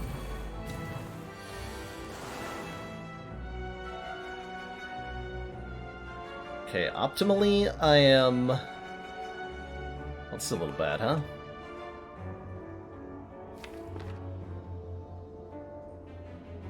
Okay, this is unacceptable, though. Okay, I got a corpse explosion. Like, ideally, I go through the fight forever, hand-greeting all of these nerds. That's gonna take too long, though. So, I'm just gonna do this.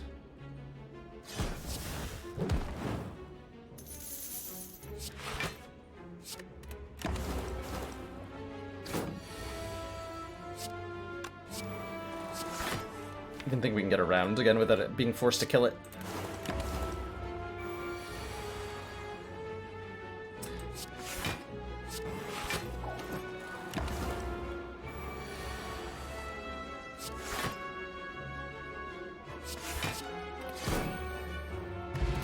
Your pot.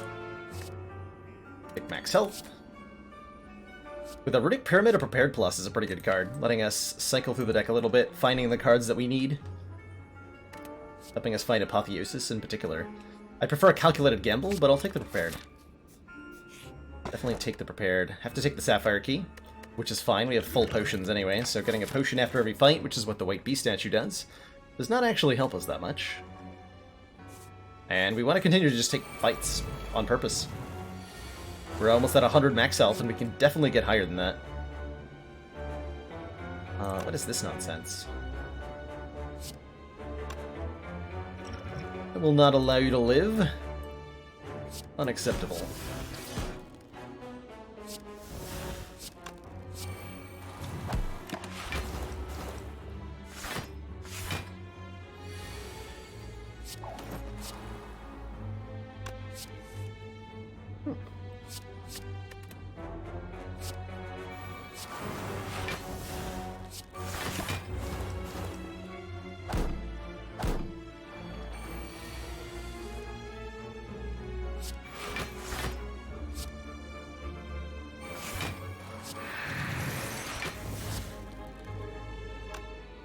This is already one-shotting this guy, so we want to kill the other ones.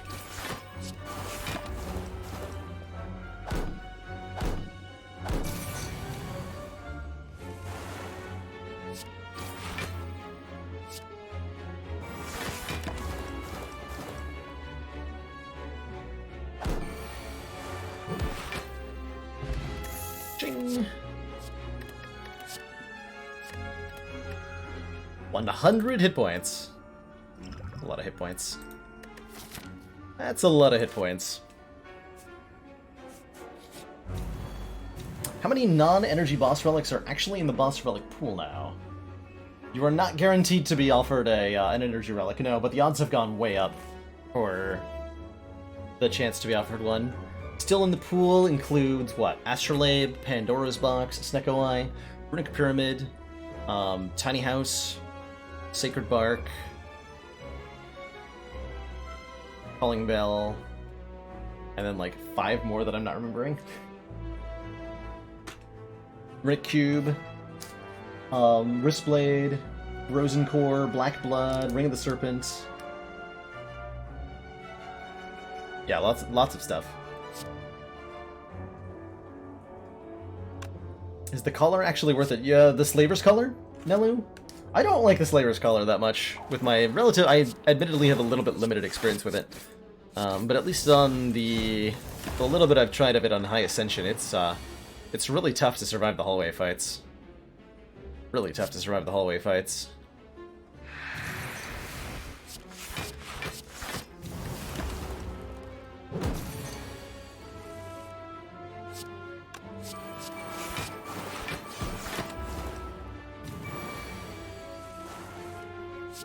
Unless your deck has, like, got 3 backstabs in it. I think I need to revalue it when I take Slaver's Collar. That's actually my problem. I don't know when I'm supposed to take it.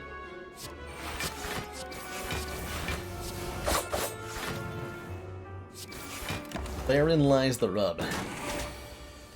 Yeah, if you count Snecko Eye as an energy relic, I agree. Definitely agree.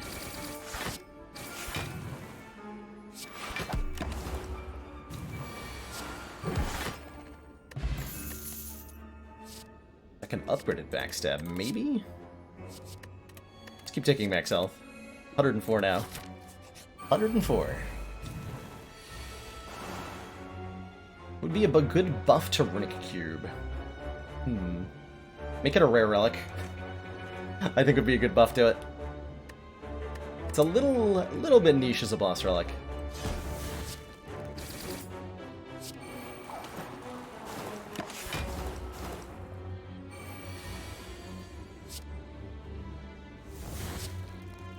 Chunk.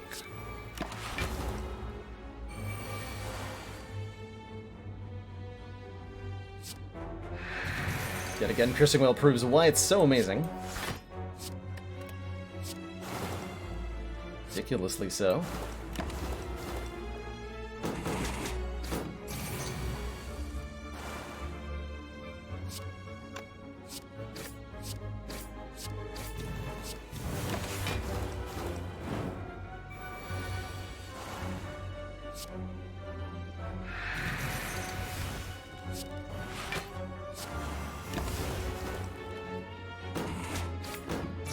Oh, hand of greed. Aha. Cash money. Paper Crane. Enemies with weak deal 40% less damage rather than 25%. Not the kind of thing we needed, but definitely very helpful. Definitely very helpful. One of the strongest defensive relics in the game. Quite consistently.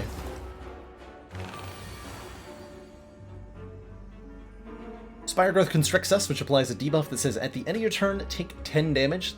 Something that you have to keep in mind when you're doing the math for your turns. You have to block the intent plus the 10, so I gotta block for 32 here. And it's also important to know that Constrict will damage you before your poison damages the enemy. So if Spire Growth had like 200 poison on it right now when I ended my turn, I would take 10 damage. Am I trying to get to the heart? I am. Yep, I'm gonna get the last key right here. Every run in any of my win streaks always goes for the heart. Always. I think it's just a super cool encounter. And I'm happy to incorporate it everywhere.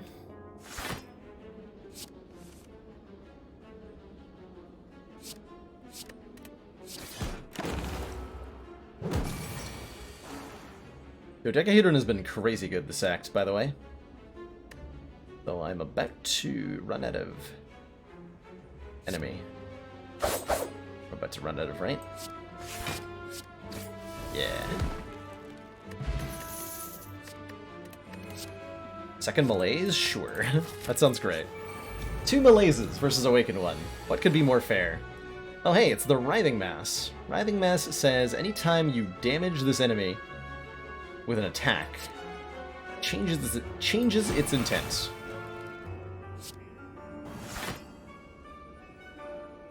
Fine by me.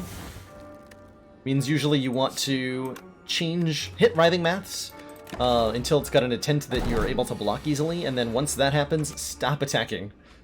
For the love of God, stop attacking. One of the intents on this enemy can give you a curse. Permanently.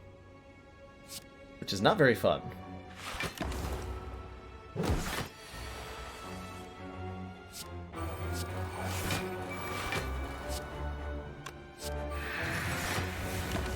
So like I don't even attack it one time that turn because the intent was something I wanted.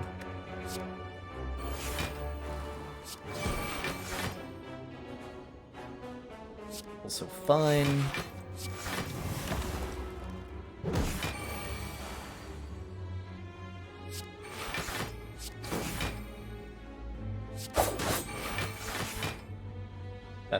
That's the attack you don't want. That one right there.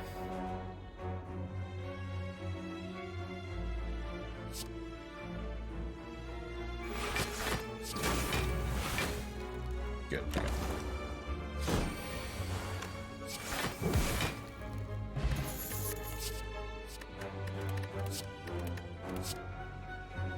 Let's take a second Fumes and call it an even 110 health.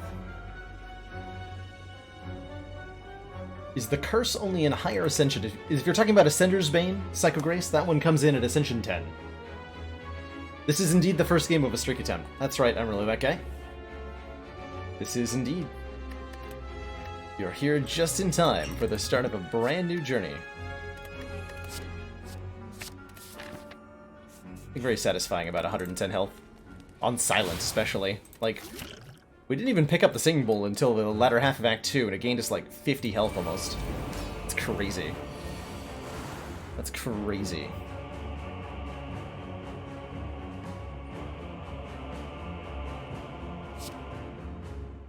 We're getting full health after this fight anyway, so I don't actually care if you damage me. Yeah, I don't care if this guy damages me. That is fine. Every power we play will give Awakened One 1 strength, but with Paper Crane, it's not going to matter too much. It's not going to matter too much. It matters to us! It does. I acknowledge this.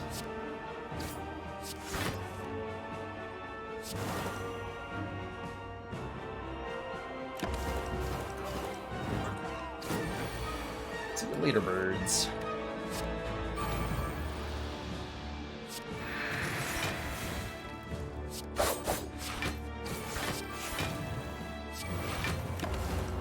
That out of my hands. Don't particularly care if Awakened One gains all the strength in the world, because I have 2 copies of Malaise. I will shut him down.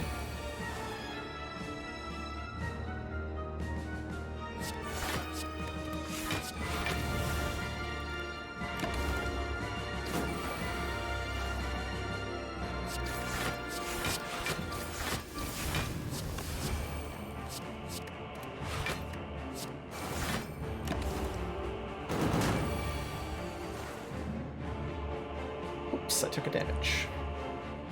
Disaster.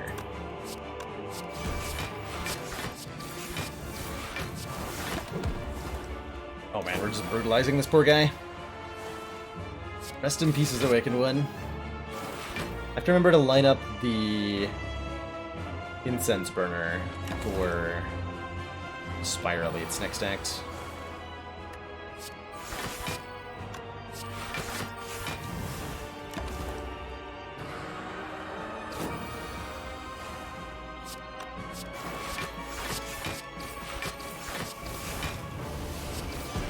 Casual 20 times 2 from Glass Knife. Like it does. So we want to kill Awakened One when Incense Burner says forward. So ideally we want to kill him this turn. I'm not sure I can actually manage that though.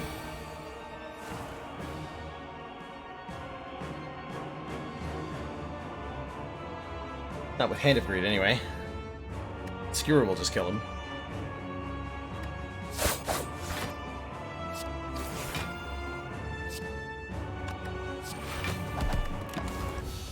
That'll work. 2 thump, 2 thump. Besides, the perfect 400 gold is so satisfying, right? Prepare your daggers. Pulling at 938. Could have also duplication potioned to get 20 more gold, I suppose. 25 more gold. That would have been reasonable.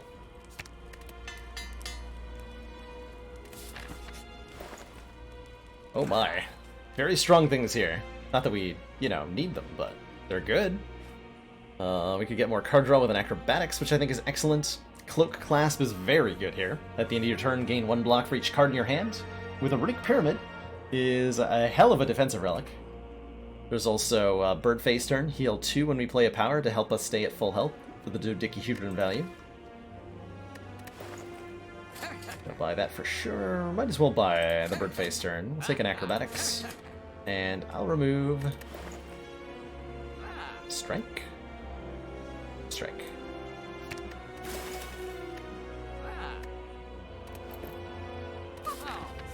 Or finally plans? No, never! Plans is now heal 2 health. Why would I ever get rid of that? Also rip this guy.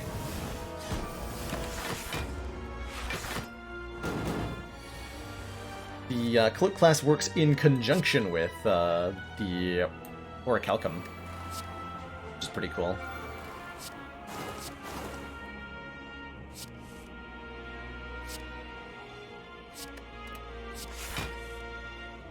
Okay.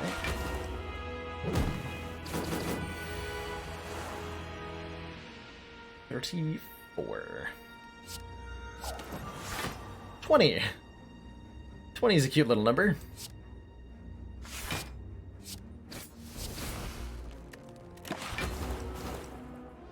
Been finding myself going for Spire Shield first a lot. It's a lot easier to kill with that lower health total. A lot easier to kill with that lower health total.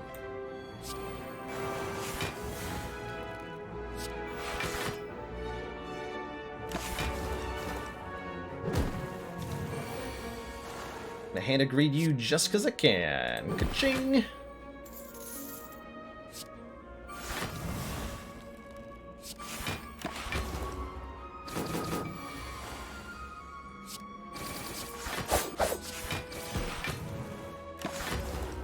This poor guy's never had a chance against this deck.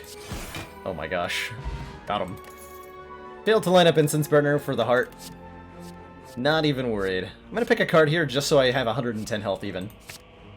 But I mind moving the gold bar. Oh yeah, that is in the wrong place. Apologies for that. There you go.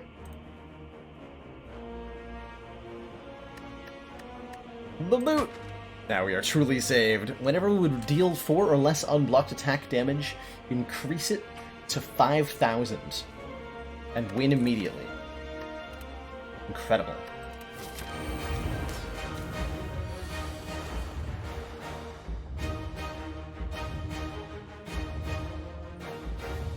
Can't perfect this fight. None of these cards block.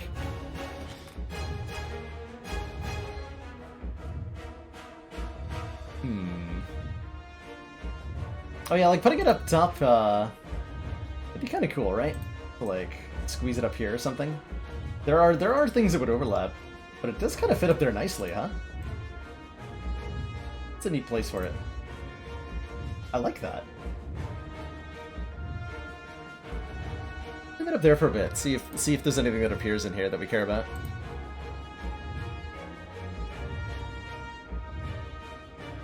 Is it still perfect if you lose health but gain it back with power healing? No. No, it's not.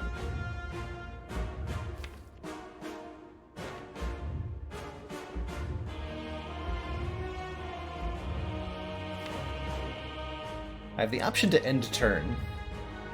That doesn't seem like a very good idea. I think I should just take the 1 and be sad about it.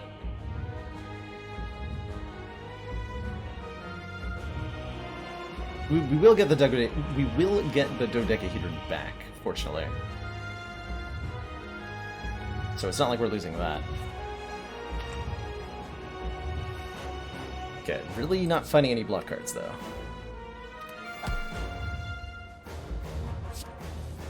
Nope. Okay, well, block cards are not welcome in this house. Apparently.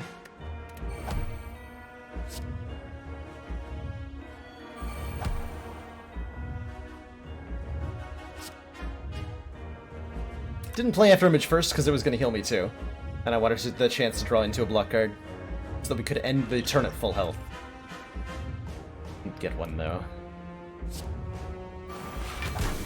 Get a Shuriken proc? No, I can't. Just release for 2 then. This will prevent the first multi-attack from doing any damage.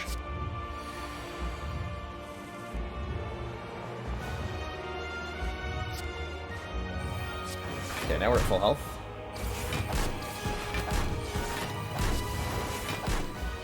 Probably use these...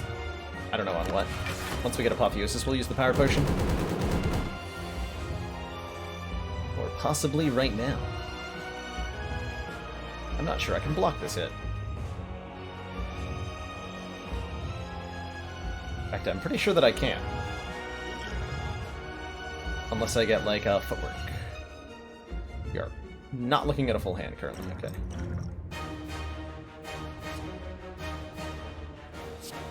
You know what? I'm in. Let's double up Infinite Blades here. I am all about it.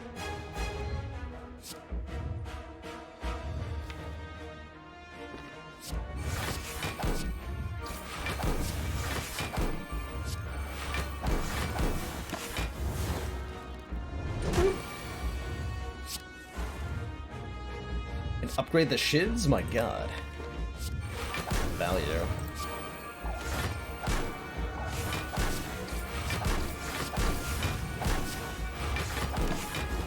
So we're getting 2 shivs every turn, which is actually inhibiting our ability to draw cards. But that's okay, because it's not about drawing cards. It's about stabbing your enemy to death. That's what the heart of Slay the Spire really is.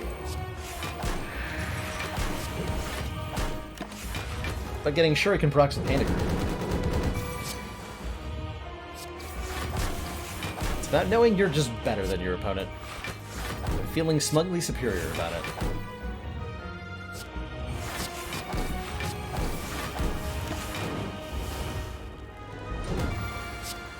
It's about being intangible on the turns that matter the most.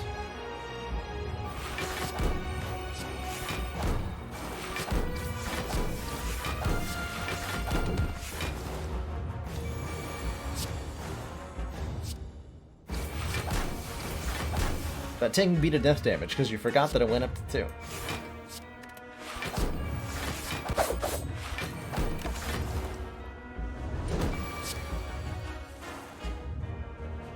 It's about laughing at your opponent, as they struggle to do literally anything against you.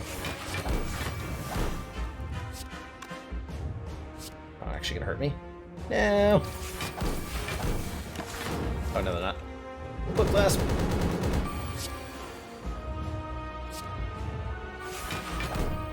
$13 times 5, wow.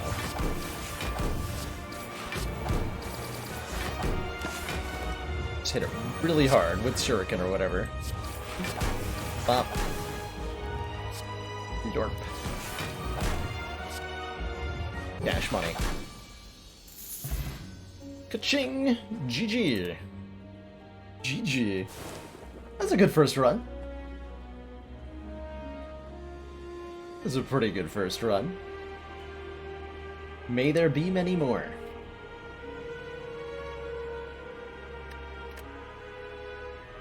That was what? That was a 4. Yeah, that was a 4 Elite Act 1 on Ascension 0. Really do not see that very often.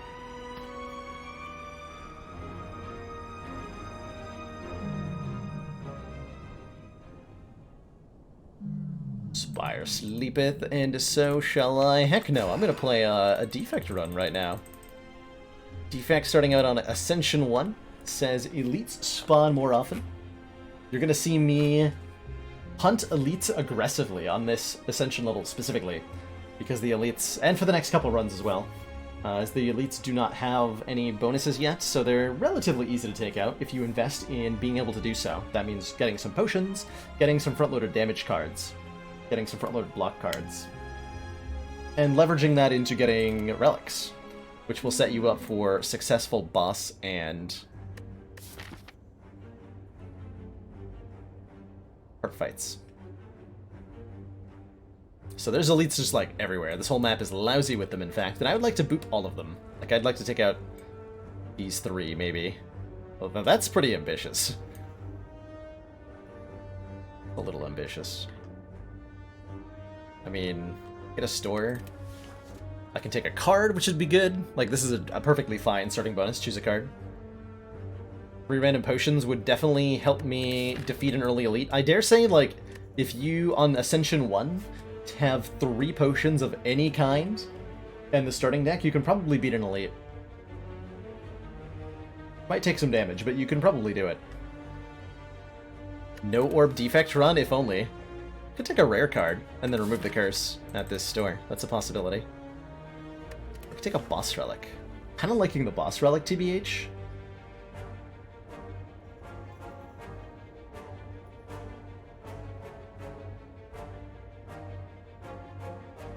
I think the thing you're missing, Sunny Black, is that there are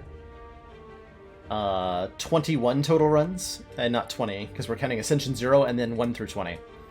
So this should line up to have Ironclad be on A20. So what we got here. Cursed Key. Gain an energy at the start of our turn. Whenever we open a non-boss chest, obtain a curse. Defect. Wow. These draws. Defect definitely appreciates an energy relic to start. Let's Lets him put out quite a bit of damage. Oh, that's speaking of which, you have to remember that you have the energy, though. But, yeah, we can put out quite a bit of damage with that, Oh, that's right, we can't see the Ascension level. Ah, that's why we shouldn't put it up there. I knew there was a reason not to put that there. Alright, there we go. I knew there was a reason not to put that there. Excellent work, Commander.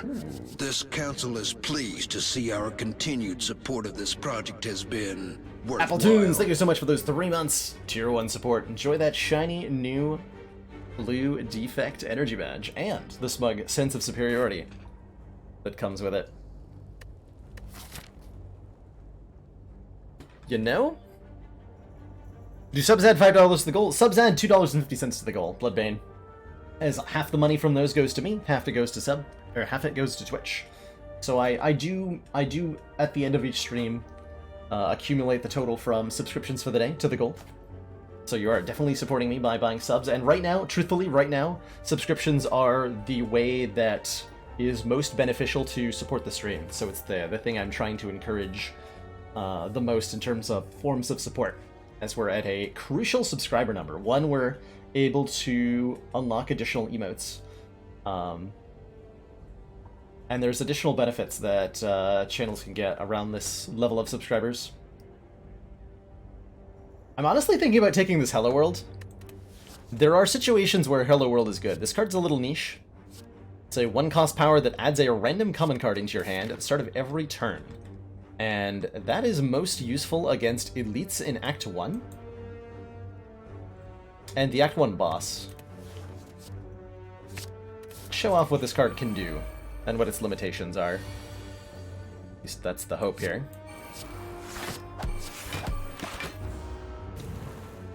No Claw is flaw, but what if Hello World gives me Claws? Think of that. Claw is a common card. Claw is a common card, and therefore Hello World is basically like taking Claw. Do we take a stack because Hello World makes our discard pile huge? Is stack like a way to scale our block? Like a 1000 IQ way to scale the block in this deck? Do you have to be on a computer to sub? You do not, you do not at all. What is it, subscribe? There is a... If you're on mobile, there's a link for you right there in chat. If you're on PlayStation 4, you might find it hard. I don't know how to do it on that platform. There's probably a way.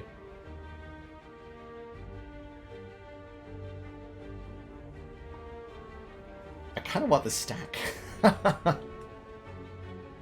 Right? Yeah, I'm doing it. Gain block equal to the number of cards in your discard pile. The synergy. The synergy. It's too strong. The donut is also strong. 5 max health for no downside? Heck yeah. We want curses, we're gonna get plenty. I don't need help getting more curses. Said I don't need help, but I will take your money. I will take your money. Oh my.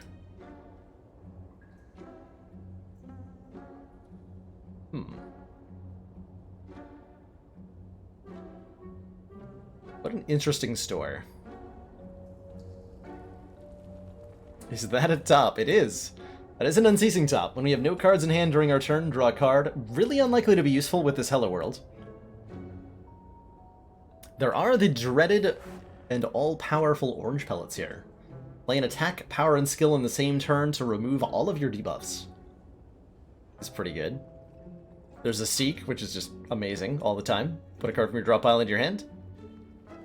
Centennial Puzzle is a good relic. First time we would lose health each combat, draw 3.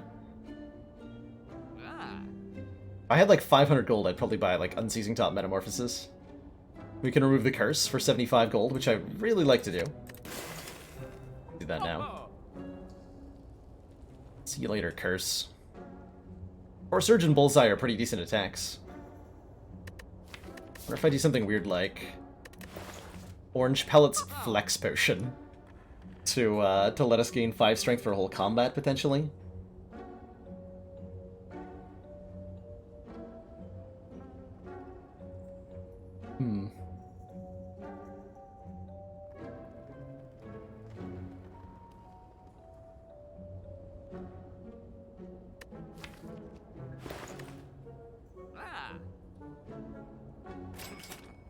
Only take the pellets. There's a lot of silly things a defect can do with pellets. And we'll take the flex potion to maybe show one off. I think... So does this deck beat elites? It sure doesn't look like it does, right?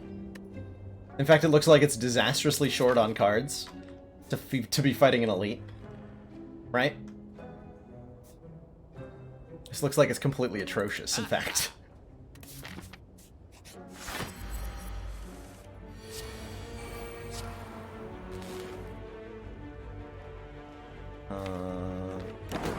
That potion.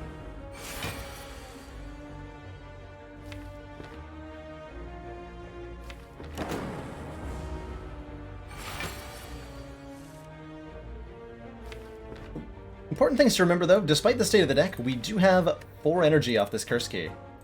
And Hello World is going to add useful cards to our hand every turn.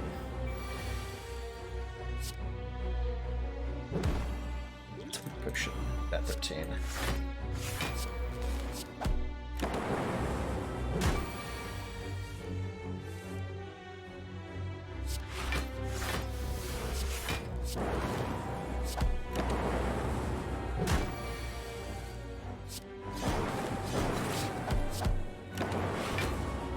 So, did this look like a deck that would take 1 damage to Legavillain?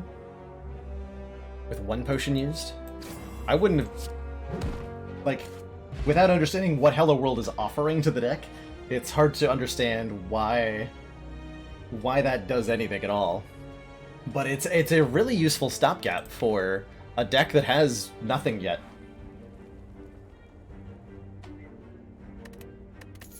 And we're gonna go back to full health at the start of the next fight. Okay, we should probably take some real cards, though, hey? I like a damage card in either Rebound or Compelled River. Both of these are fine. 4 mana carrying? Definitely. That's one of the reasons I advocate for the Boss Relic swap on Defect. It does so much. It does so much. I wouldn't mind taking an upgrading Go for the Eyes, either. It's a fine card to have. This doesn't do enough damage. We really need to do more damage. Let's take a Rebound. I think the manipulation of that is fine. Do I, like, upgrade the Hello World? Is that insane? That feels insane. To make Hello World innate. So it'll always be in our opening hand. It would be really nice against Gremlin Knob or Sentries, though.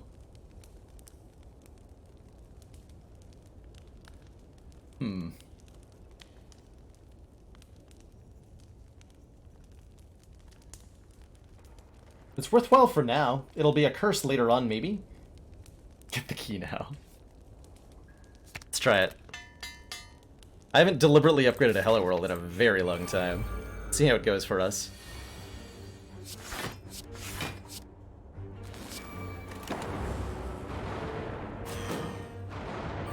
Definitely getting a random common every turn in this fight is massively impactful.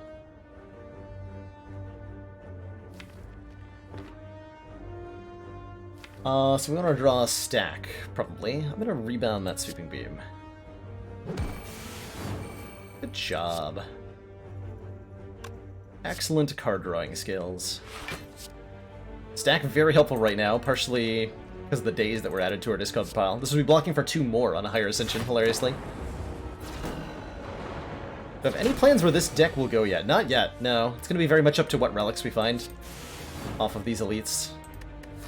We're getting 3 relics very shortly, and that's going to help shape what we're going to do. In a big way. It's probably better to, like, rebound. Just kill one, but oh, double luck here.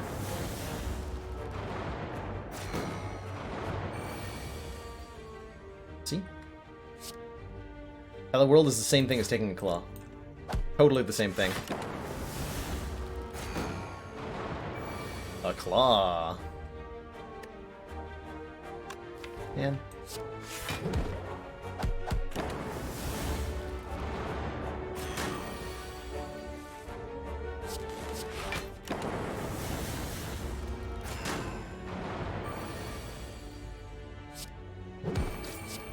Another very smooth elite fight, ultimately, because of, Hello World doing Hello World things. Got ourselves a Fear Potion and an oddly smooth stone. And we can take either a Core Surge or a second stack. Oh, I definitely want to go the double stack route here. But over a Core Surge? That doesn't seem right. But I have orange pellets, so do I really care about statuses? A little bit, yes, I do, actually. Yeah, I definitely do.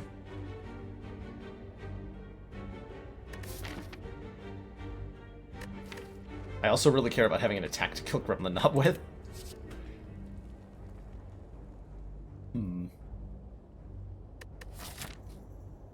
I'm sure we'll find another stack, right?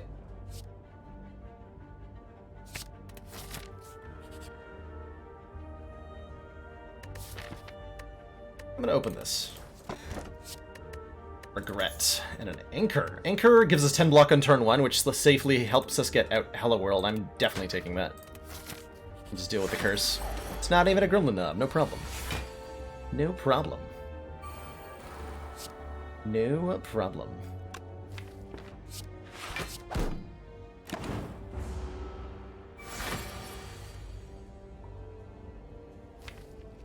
That's not a good enough turn next turn.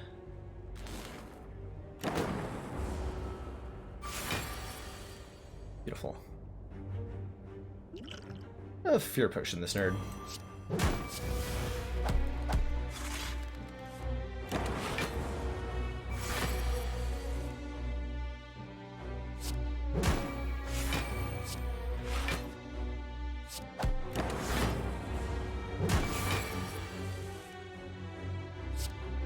And block stack.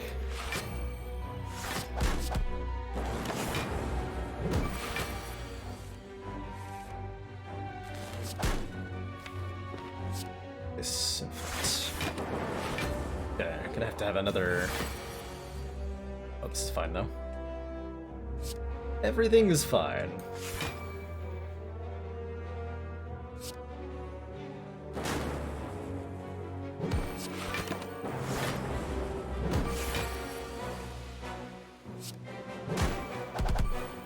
Okay, 3 really smooth elite fights. Got ourselves a block potion. So when we jumped into this fight, right, our deck was just like Hello World and stack, and it still basically is. And then we proceeded to just clobber 3 Act 1 elites, no problem. Thanks to partially 4 energy and partially that Hello World. Second Core Surge? I'm down. Could have had 3 by now. Could have had 3 by now. No one will ever debuff us. Ever.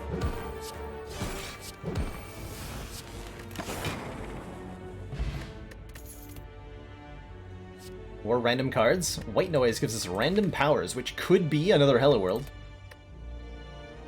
We'll also take a Streamline, so we have a decent front-loaded damage card that cooperates pretty nicely with Rebound, although our cycling ability is quite diminished by the Hello World.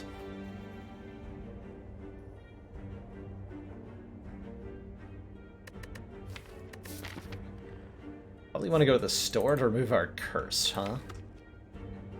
Although maybe we get it removed at this event. Could even be a biased cog. It could be. Yeah, and it helps us trigger the orange pellets really reliably. That's another good reason to take it. Removal. Removal.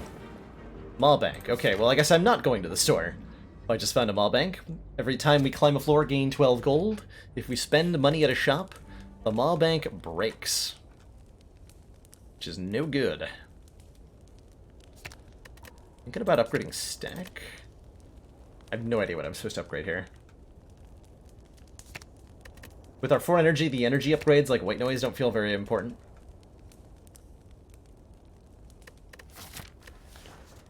Probably want to pick a card that I can upgrade from that fight. I'm gonna upgrade our Rebound.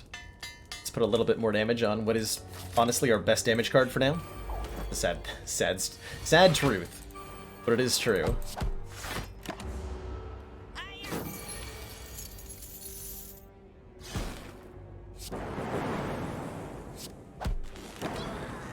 Wow. Sunder. Now there's a damaging card, or Sweeping Beam for some AoE. and some more card draw. So different flavors of both being very good. Kind of like the Sweeping Beam. You don't currently have AoE. A little bit more card draw is always nice. Does Orange Pelts cleanse the cog a buff? No, it does not. It only removes debuffs, and Artifact is a buff. So it won't remove anything that's beneficial to you.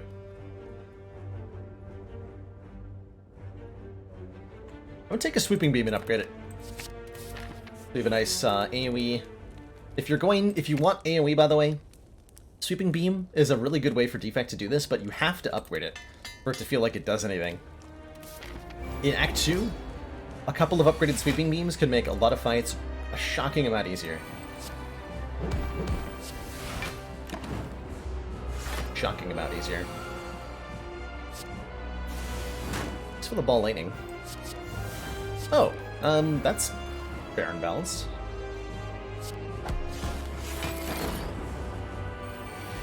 That is very much fair and balanced.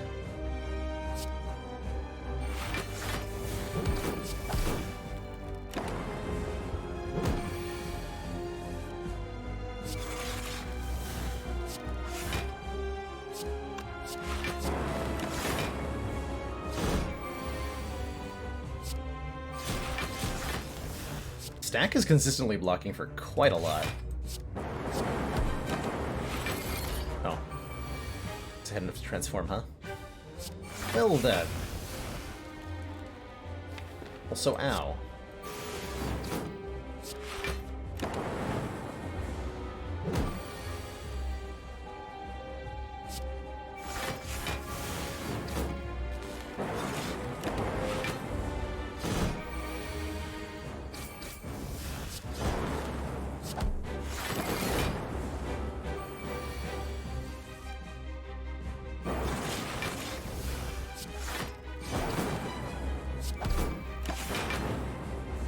Taking more damage from the curse than we have from the boss. Alright, good fight. Good fight. There's some interesting choices. Creative AI says at the start of your turn, add a random power card into your hand. If you want a way to scale, or a way to reliably trigger the orange pellets, this is a pretty good way to do it. Seek is just good. Put a card from your hand, draw pile into your hand. Or Amplify lets us duplicate a power. Currently only 2 power cards in the deck, so Amplify is a little bit weak. And we don't really want to duplicate Hello World, usually. So it feels like this could be an easy creative AI. Gives us a way to defeat Champ, for example. Although we kind of scale already, hilariously. By virtue of just infinitely creating more copies of Stack forever. And Claws. Would Amplify be better if it exhausted? It would be different. It would have different uses than it currently does. I think it would have more uses than it currently does, too. So, arguably better, yes. I do like the version of Amplify we have. It's a rare card you don't often want, but when you want it, it's pretty good. Pretty good. Just some consideration for the Seek. The main thing the Seek does is let us fight Act 2 elites a lot better. And then we can just get a ton more relics by brutalizing all of the elites forever. This upgraded Sweeping Beam, these Core Surges, this Rebound, this is enough damage to do a big number on the Act 1, Act 2 elites that our Anchor will help us keep safe on turn 1.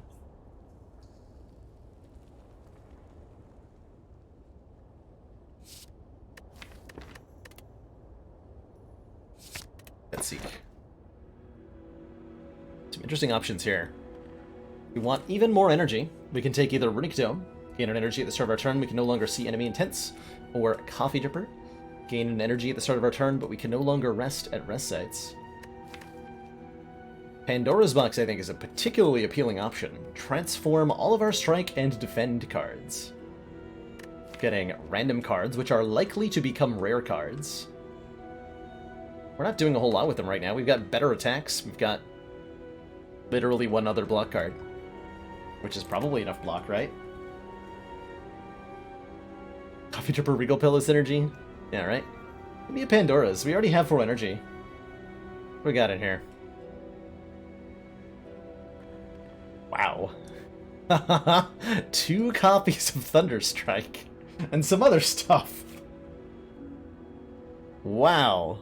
Okay. So this run just got really interesting. So we gotta remove curses for the rest of the run, right? So we're never taking these out. We're gonna have to build around these Thunderstrikes.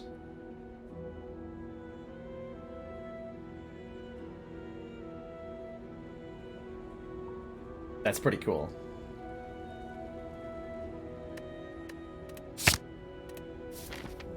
That's pretty cool.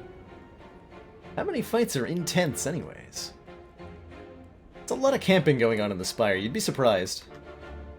Do I still think I could beat Elitz's axe? I'm not quite so sure about that anymore. I'm gonna go to a store. And we're gonna see how our life feels after I go there.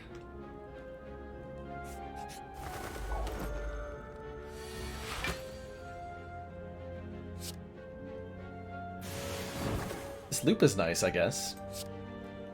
Or whatever. Probably gonna block potion this turn. Oh yeah. Oh hey. Power.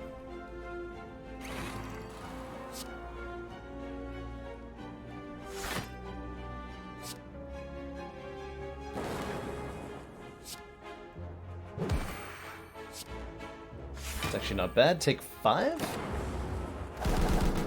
The focus too.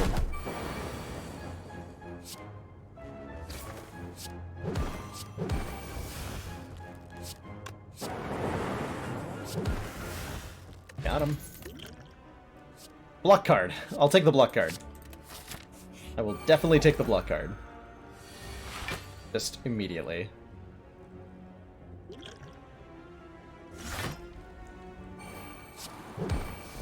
Play that just for regret.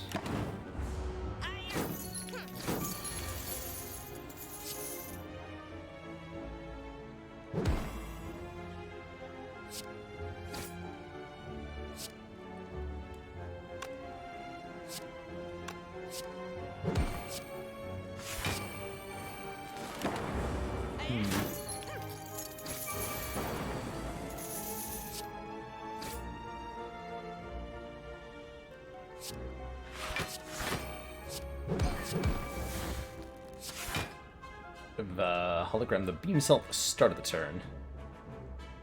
Oh.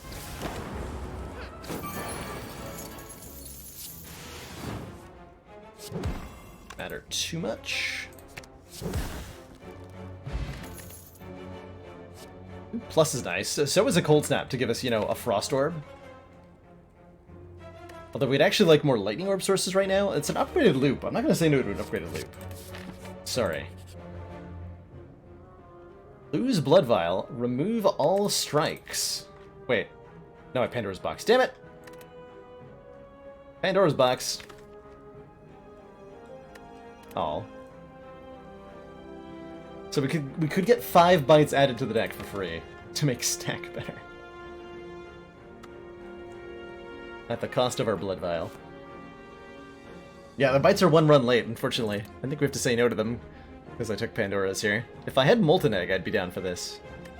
This would actually be better than most of the cards of the deck. But as it stands, I'll pass.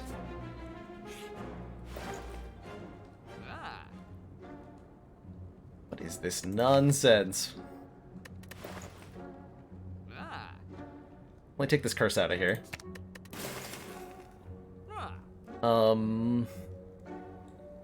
There's an all-for-one, there's a Meteor Strike, combine with a charged battery, which should probably do. Are we fitting Champ? If we are, I'm going to take the Creative AI. We're not, okay. Just buy 14 max health. Like, we can buy a Mango in 2 parts here, if you want more max health.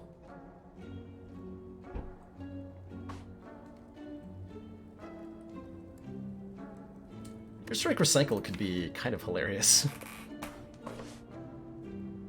I'd really like to have any card here that says Channel a Lightning Orb, though.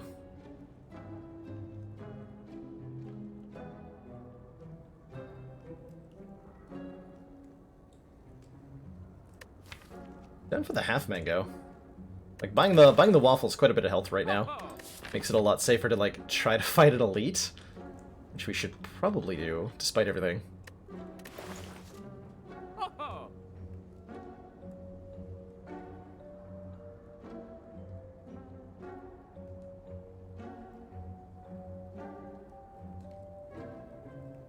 How's it going, Ryan? 3 wallops. Yeah, that sounds like a use case for Scrawl or whatever it's called. Sounds pretty good.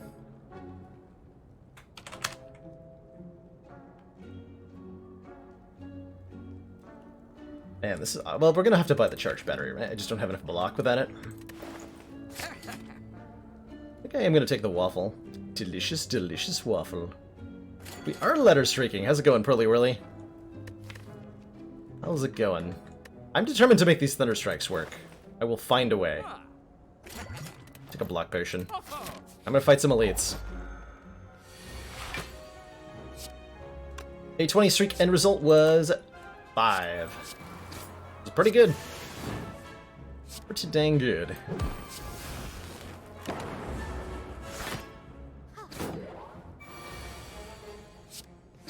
I'm pretty happy with that result. See, recursion's nice, because if we recursion a lightning orb, that counts as channeling a lightning orb for the purposes of Thunderstrike. Which is very exciting.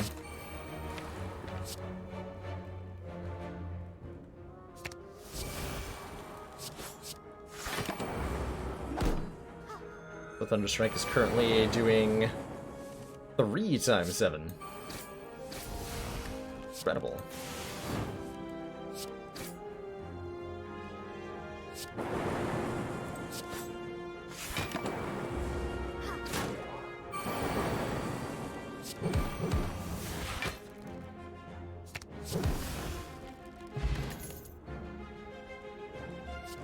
Why am I being offered loot pluses constantly?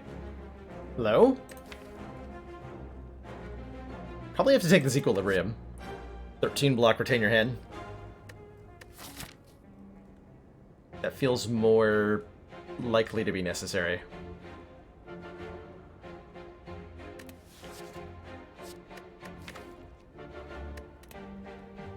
But loot plus. I'm gonna take that. I'm gonna take that. And we're gonna fight some elites now. Brought my liquid bronze just for you, nerd. Machine learning, hello world, loop. Recursion.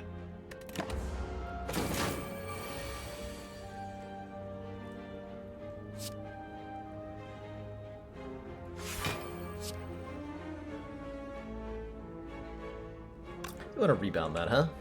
Yeah. Keep the beam cell this turn. Perfect. Core Surge, Core Surge. Ball Lightning. Battery, Barrier, Stack. Cool. Got a lot of damage down there.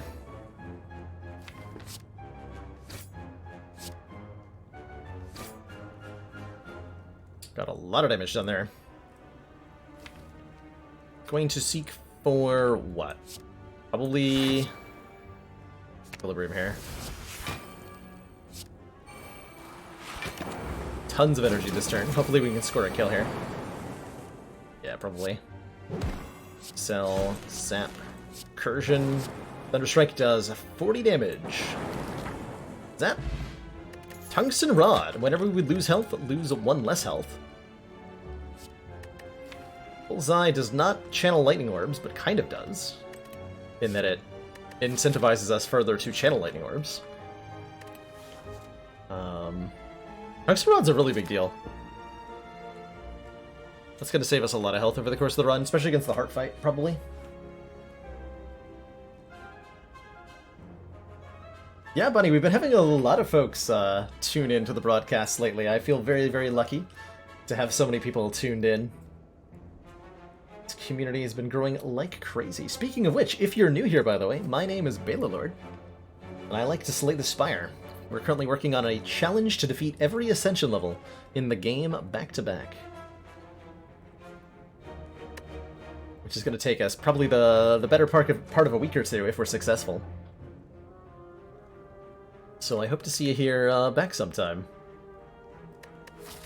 Commander, we've just Snaky received the support Moses. of another council What a name, member. what a player. Thank you so much for that Twitch Prime sub. Welcome to the council. Enjoy your emotes, community, and your newfound smug sense of superiority. Any good runs yesterday? We had a Watcher in Wrath only stance. Wrath stance only yesterday. And we had a diverse run that was like... What did that one do? That one got very silly. We had a very silly diverse run.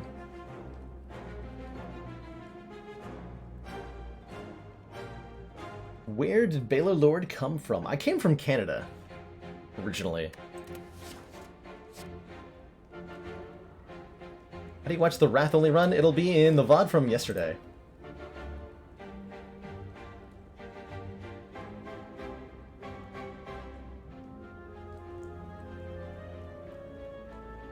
Baylor Lord's favorite food? Can't think of anything. I know you meant the name. I was giving a sarcastic answer there. So the name Baylor Lord comes from the Baylor Demon in Dungeons and Dragons, which I was very much fond of when I was picking my name as a 13-year-old Baylor. And that is the cute little creature depicted in several of our emotes. It's basically a Balrog under a different name, because D&D stole a lot from Tolkien, and the Baylor was no exception. Excuse me, the Balrog. I'll take a Sweeping Beam. Could use a little bit more AoE for these upcoming elite fights.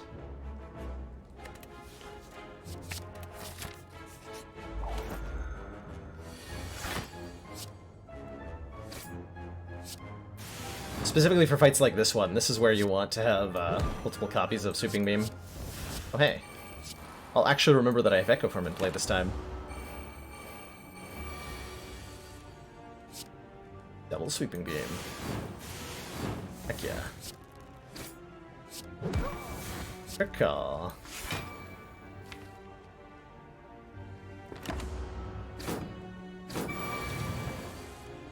Whatever I play first gets played twice.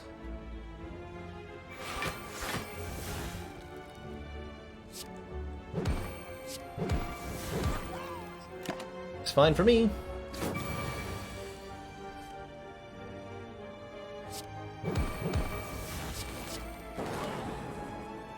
Sad call. Hey, an actual orb card. Glacier.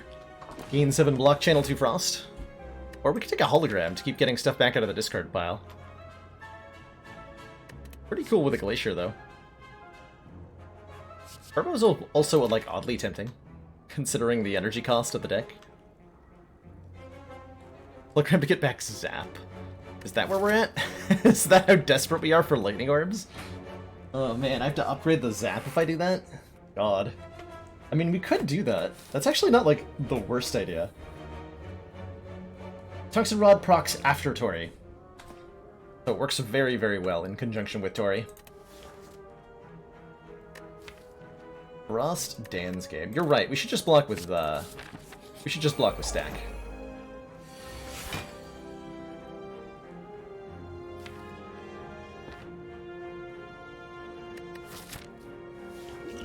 I'm not sure what I'm saving this Flex Potion for. Every time I get to a situation where I think I might use it, I end up not using it. One thing's for certain, though. We're going to be taking damage next turn. Probably.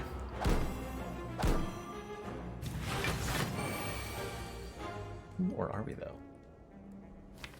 Or are we? 9. 9 is not enough. KO anything here.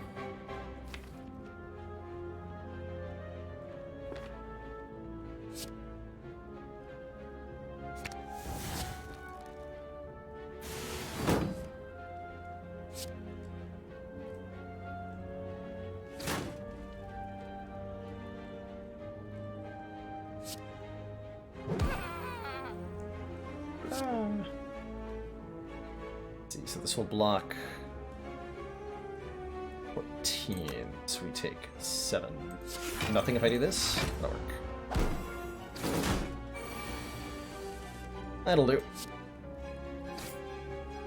Little bit awkward, but it'll do. So I'm gonna rebound the zap. I'm gonna rebound the zap. We gotta get those lightning orbs in play, right? One way or another.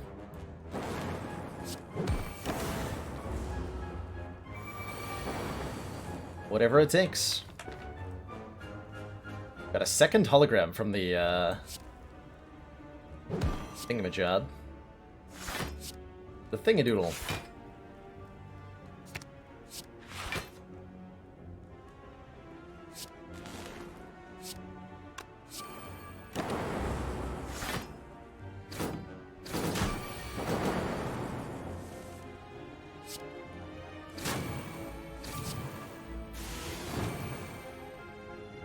Hold all of my AoE. What? Hold all of my Thunderstrike.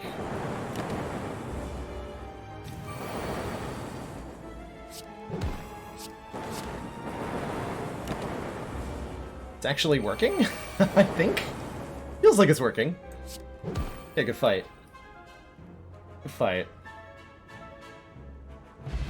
If Tungsten Rod reduces combusts damage down to 0, do you still get rupture value? Not anymore, no. It used to, but they patched it out. Oh man, are we doing another Gurya run? This deck definitely wants some strength. We have 2 Thunder Strikes. And an Echo Form, I think. Although Genetic Algorithm Plus is also kind of tempting, but an Echo Form, though. Seems pretty good. Gurya works with Thunderstrike. Yep, it'll make each Lightning Strike hit 1 harder. So having some strength here is kind of ridiculous. Let's do it. I'm not going to open this chest. That seems unwise. We're going to be particularly grateful that I have sweeping, like, these FTLs, the sweeping beams, the beam cell. This is a really good way to get tons of damage if we just, lift a little bit. Draco thinks I'm talking to you. Whoops.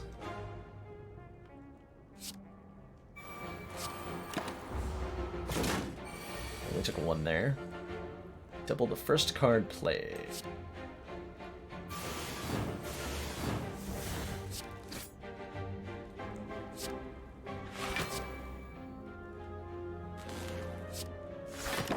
Started on the lightning train.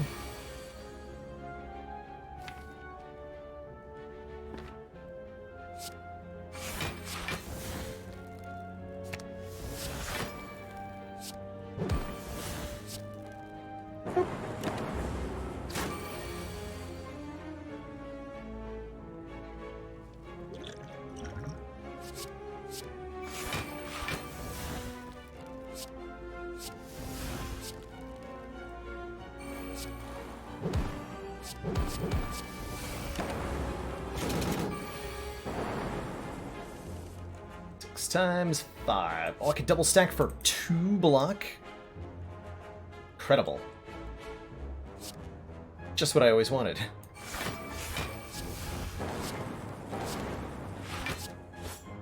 Will I turbo to get 2 more block? Sure. I don't think it actually mattered. Alright, Book of Stabbing was no problem. We got the Bag of Preparation, start of combat, draw 2 extra cards, and oh my god, a card that says Channel Lightning on it? And boy, does it ever say Channel Lightning on it. Lightning now hits all enemies, Channel 2 Lightning, but hold on! It's up against the Stack Plus. This is a really good card. What about the Stack Plus, though?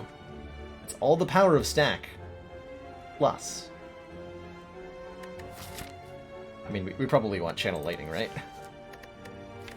We only have 2 Thunders. Yeah, we only have 2 Thunder Strikes. We're gonna take and upgrade this. 5 max health sounds fine. We reduced the damage that we took from the event by 1 thanks to Tungsten Rod.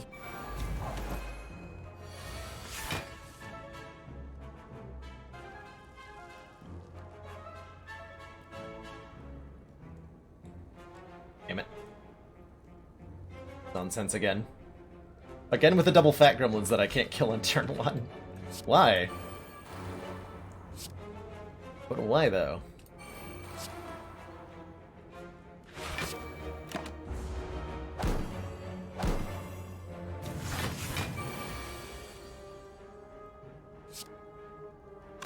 Why, though?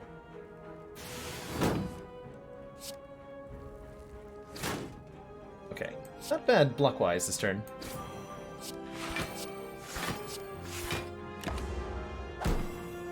The Oddly Smooth Stone is putting in so much work in letting these block cards just be viable on their own. I think I'm playing this Echo form. Got other stuff I need to do here. Yeah.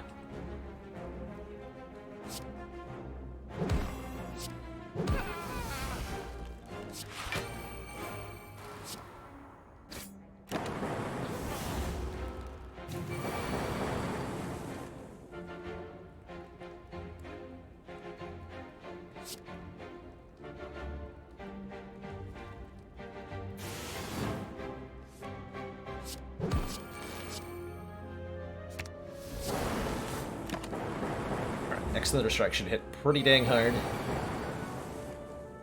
That's the hope.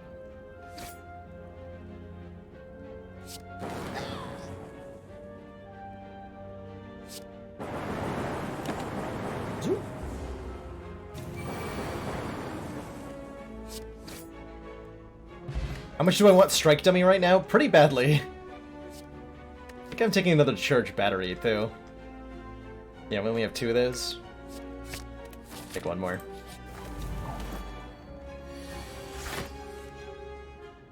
How's it going, Sebzerus? Let's get Hello World down. Hello World has been still consistently useful. A lot of the time.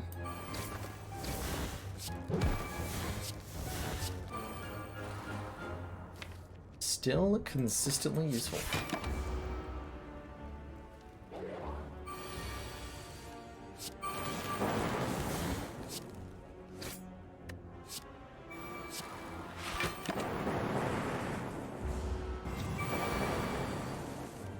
Strike Dummy does work with Thunderstrike, you betcha. It says strike in it.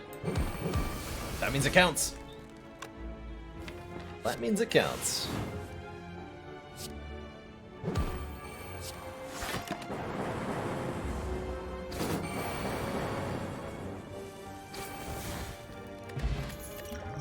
There's the stack plus that we want. Okay, I think we're done with block cards now. Continue to lift. Did I ever think that when I first played Dominion, the concept would progress to here? No way. I had no idea what was in store for me. Double Hello World? Oh my god. The value. The stack value. The double stack value.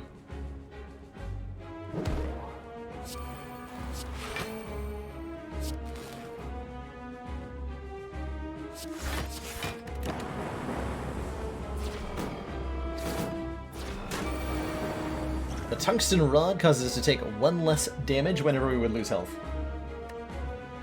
Right, Twinge? How old do you feel right now? On a scale of 1 to very old.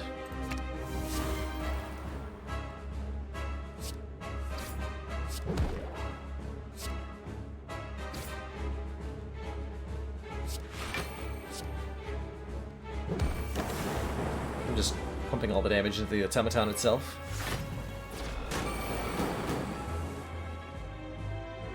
I suppose. Those double the sweeping beam nonsenses of value. Of value.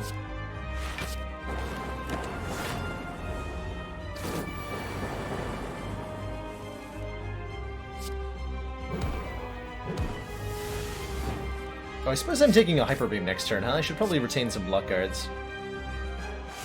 And put my Frost Orb in front. I suppose. I can just block this the good old-fashioned way.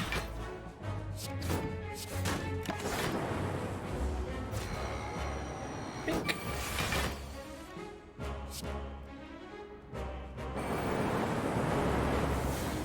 Fight.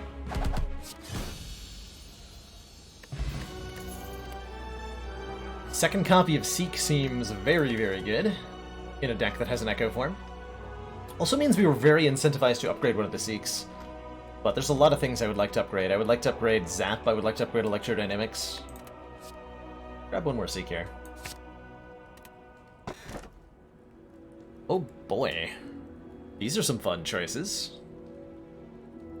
Our options are the Nuclear Battery. At the start of each combat, we channel a Plasma Orb. That'll give us an energy every turn until we evoke it, and then 2 energy when we evoke it. So, kind of like an Energy Relic. Do I currently play D&D? I do not, probably really. I haven't played D&D in more than 5 years. I haven't had a whole lot... Don't have a whole lot of time for meeting up with people in person these days. Is this a deck that wants to upgrade all? It might be. It might be. Yeah, this deck would really like... Maybe we should hunt for that. Blackstar gives us an extra relic off elites when they're defeated.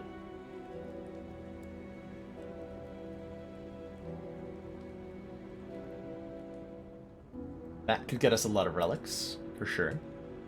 We could probably get 3 or 4 additional relics off of this Blackstar.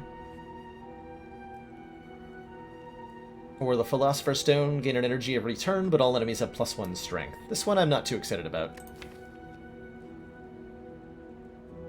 I would actually very much like to upgrade all cards in this deck. Maybe we should hunt for Mind Bloom in this upcoming act. Like, 2 upgraded Seeks would be just... It would just break everything. Just break everything.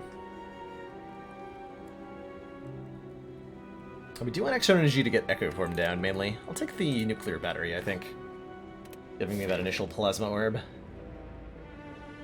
Sure we'll find uses for it. I'm going to take a lot of events, and if we see the option that says upgrade all your cards, I think we're supposed to take it. We're supposed to take it. Blackstar would have been 4 extra relics, looks like. Yeah, Tungsten Rod, you could argue that Tungsten Rod cancels out the Philosopher's Stone, and I wouldn't disagree with that, especially against the Heart.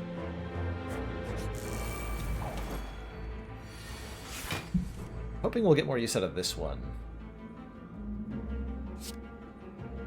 Even if only a little. Like a painful turn 1.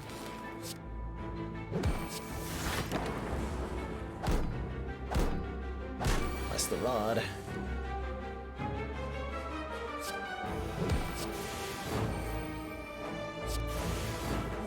Sweeping beams forever!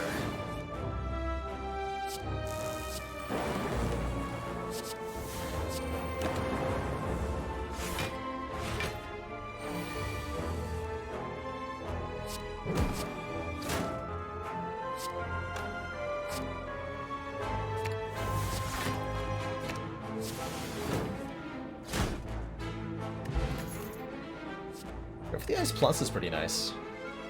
Letting us weaken things. It's our only source of weaken at the moment. Yeah, we want that. I'm gonna do that. Upgrade every card in this deck. Gives us a tremendous amount of additional block and card draw and lightning orb generation and a damage per lightning orb.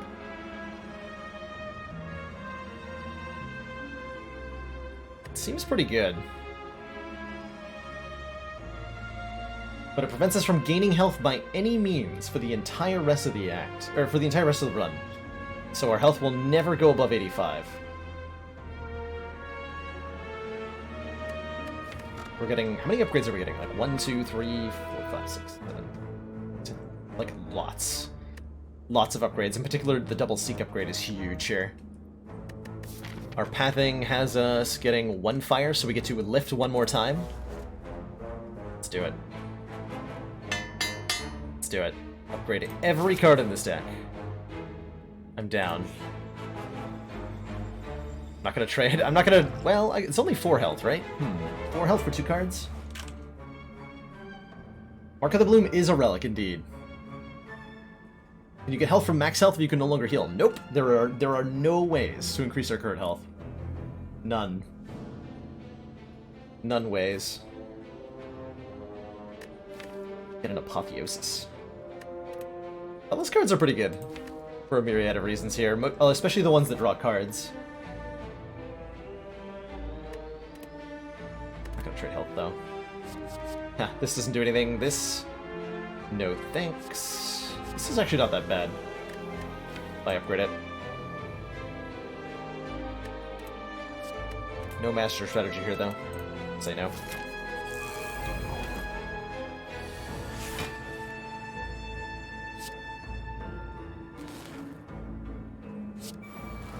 These block cards.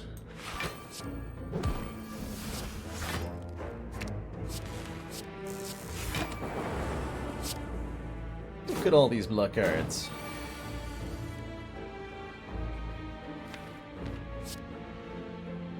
For Seek Electro, Seek for, I don't know, Surge Battery Loop. We just devastate everything.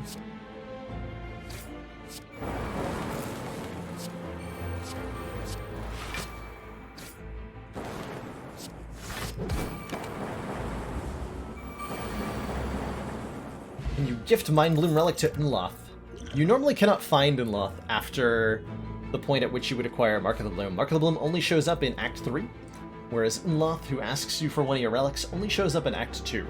So the only way to even theoretically encounter both of these in the same run would be to be in an Endless run. And I don't know if you can do that in Endless.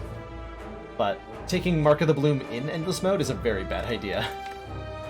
So I can't imagine it's particularly wise to even try. Feels like a skip. Although Leap is not terrible. I think we're okay on block cards. For this deck to be perfect, does it just need a bias or two? Honestly, all this deck needs at this point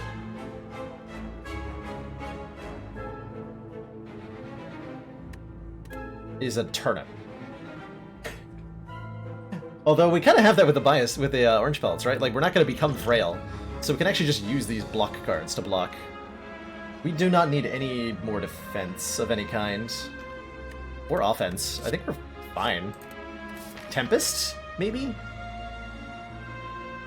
Maybe a Tempest.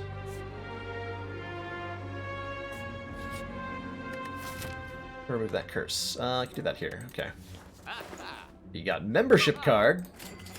50% discount on all products. How about a Storm? Oh, man. Ooh, some good options here. Hold on. Let me assess. Actually, excuse me 1 second, everybody. Be right back.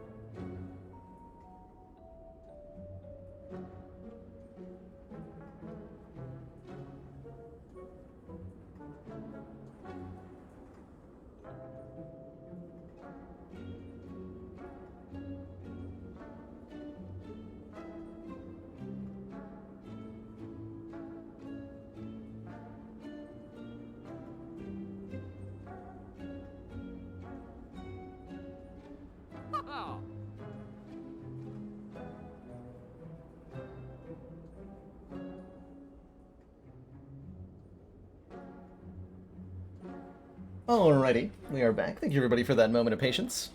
Greatly appreciate it. Let's see, how often do we get extra energy? Probably not very often. Although we can generate it with the plasma orb. Nuclear battery goes really well with ice cream because if you evoke the plasma orb, you get tons of energy to work with.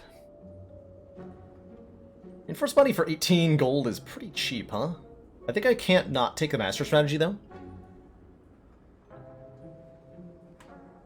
And I don't think I can afford the strategy and the ice cream. Would I like to remove anything from this deck?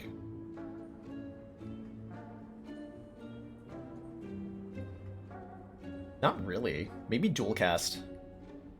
Dual cast is not doing anything for us at all. Either of the loops, TBH. What world do I remove a loop? We live in that world. I should definitely take the speed potion, by the way. Gain 5 decks at the end of your turn, lose 5 decks. With the orange pellets, we can make this permanent. And this is all we need to beat the heart. Is just 1 speed potion. And we will have all of the block in the world at that point. Could take a pen nib. Oh yeah, we buy the storm and then the loops are good. That's right, we buy storm here, and then we remove dual cast. Perfect. Could take the body, but I think we're gonna be fine on block.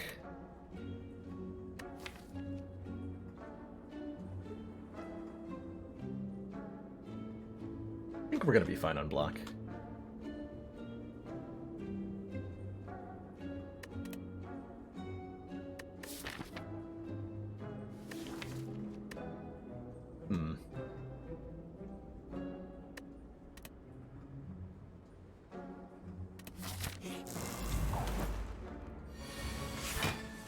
Nice. Turn 1 storm. Good.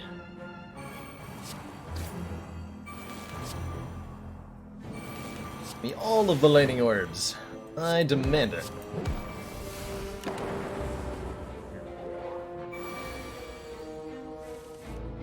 I demand it. Oh, loop generates a ton of energy. Man, ice cream would have been so good. Ice cream would have been so good. Alright, check this out. Rebound, Thunderstrike. Draw into it. Turbo, play it again. And we still have 3 turns left on Giant Head's countdown here.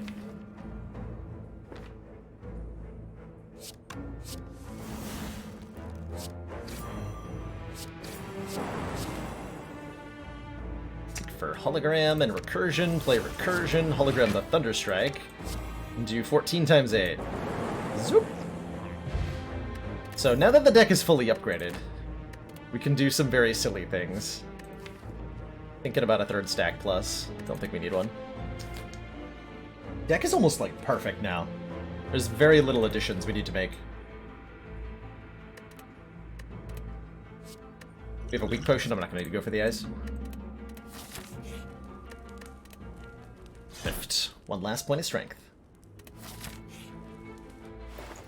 Or merchant. Yeah, I'll take another hologram. Another hologram sounds excellent. Thank you, merchant man. I do have to crack this chest open because we don't have the blue key. So we get a regret, not too bad, or a decay, excuse me. On the end of your turn, take 2 damage. That's blockable. That's not too bad. Had we gotten a pain, we could be in trouble, but a regret's not bad at all. Not bad at all. And that's the kind of turn 1 I like to see against Triple Jawworm here. How do I deal with these nerds most effectively?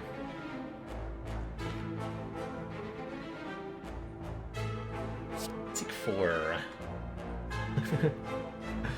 Seek for Recursion Electro, I think? How many times can I play Sweeping Beam?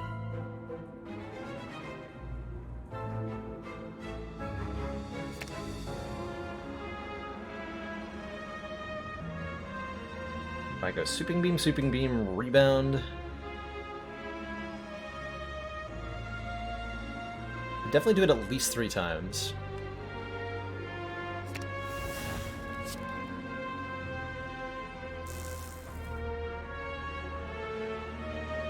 12 damage each, so if I play Sweeping Beam 4 times, I just win. So we go Rebound Hologram, and we can play it 4 times. So, Rebound, Beam, Beam, Beam, Hologram, Beam. Second Flex Potion is unnecessary. Second Echo Form is extra unnecessary. And I'm super taking it. I'm super taking it.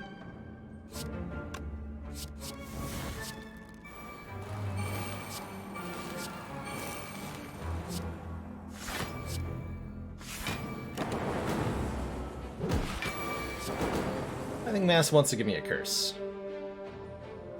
I don't believe I'm going to allow that. Although, hold on. Maybe I am. How many block in my hand?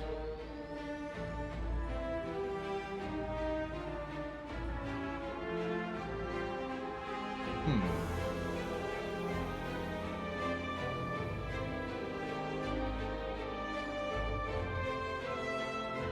Five.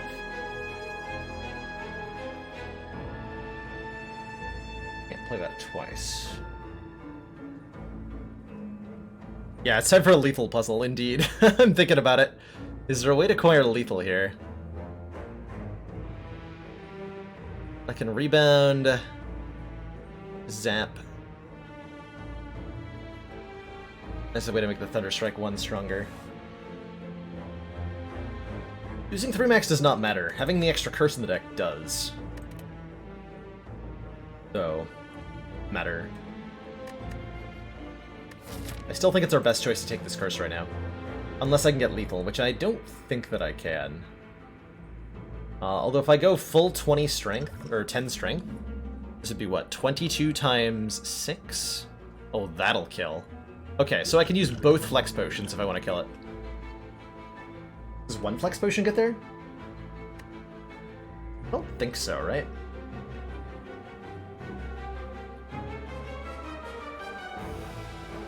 We can definitely get there with 1.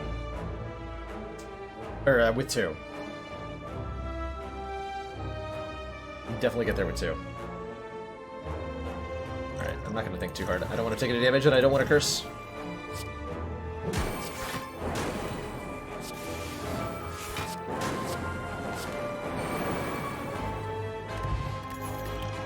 Gen Potion doesn't do anything at all.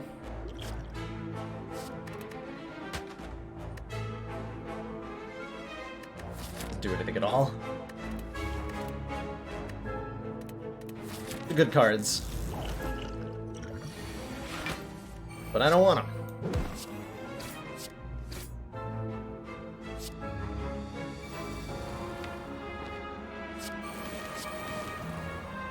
Let's see, what to seek for. Seek.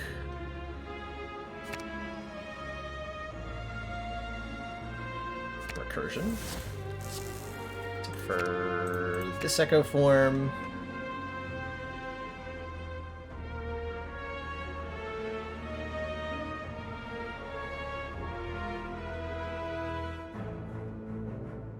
Play.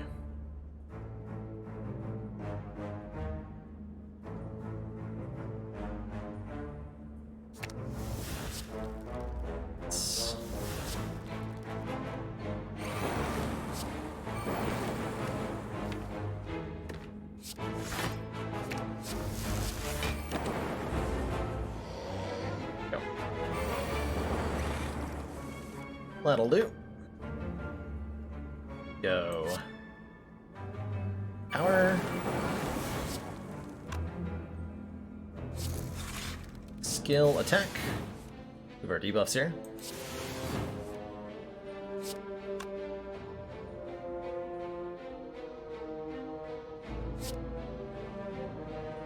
I want to keep that Frost Orb around. We're already like gonna get lethal on this guy as soon as we draw a Thunderstrike.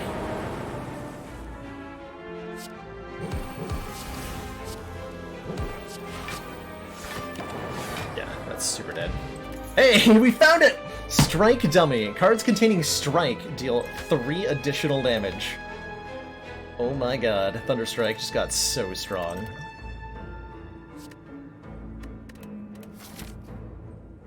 That's ridiculous. Can I kill Transient with this deck? Not with this opening hand. Or can I?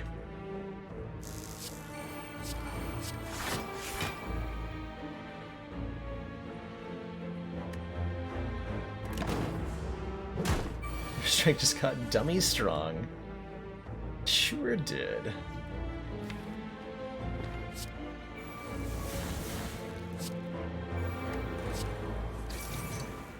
So 15 damage to an enemy for each lightning channel to this combat. 15. 15 damage. That is so much damage. That should be an illegal amount of damage to do.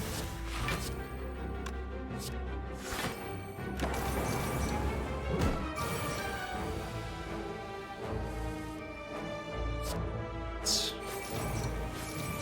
definitely not the card I wanted to double.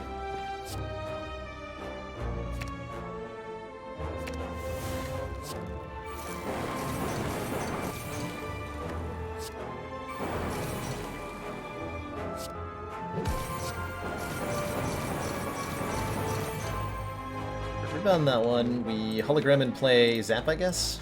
It's definitely not the right order to be doing this in. But I don't care.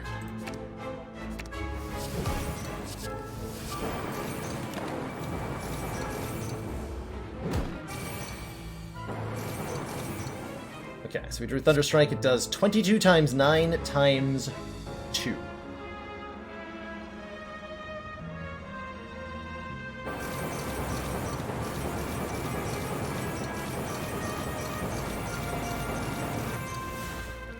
Savage.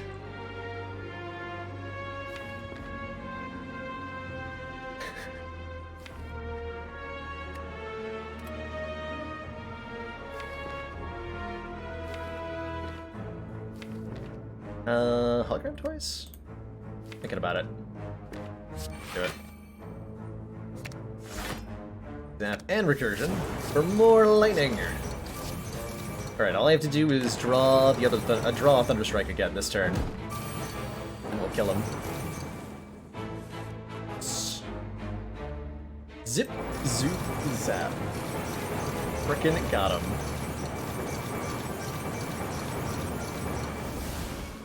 Done and dead.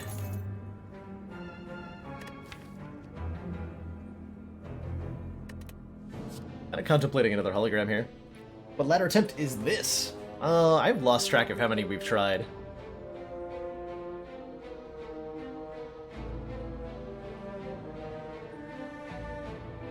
Another hologram. Get rid of that curse. At the store here? Yeah. Collects. These are some interesting relics. We could buy Preserved Insect to make the Spire Spear and Spire Shield easier. We can just remove a card. We could buy a Creative AI. It's only 34 gold. Actually, let's buy a Duplication Potion. That is filthy. That is filthy. Duplicate our next card.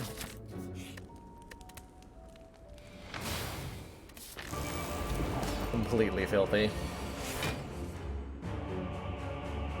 Alright, Nerdbird. Prepare to become dead. Happy to give you strength if it means I get to play Electrodynamics. That's an exchange I can get behind.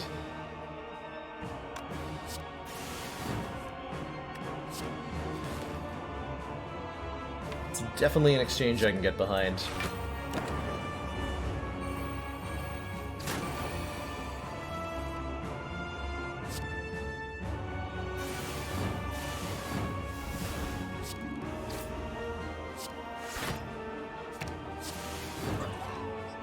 I was harping on those sweeping beams earlier in the run, and they're still doing what they are intended to do really well. Get rid of just any fight that has multiple kind of squishy enemies.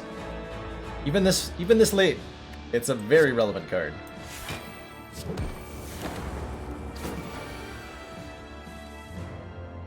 Yeah, you're just gonna be weak forever.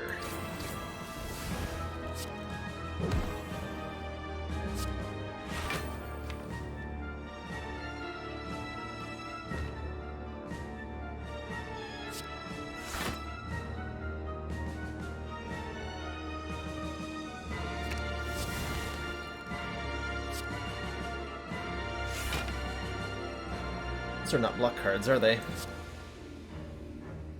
These are definitely not block cards.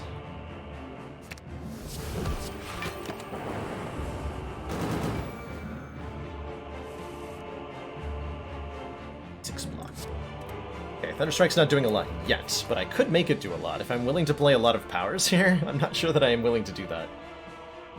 But maybe I should be.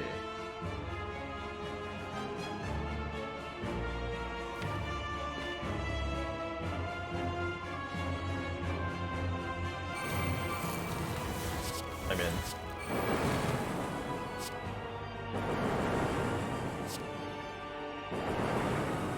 Frickin' got him. I'm sorry, how much damage did I just do? Jesus.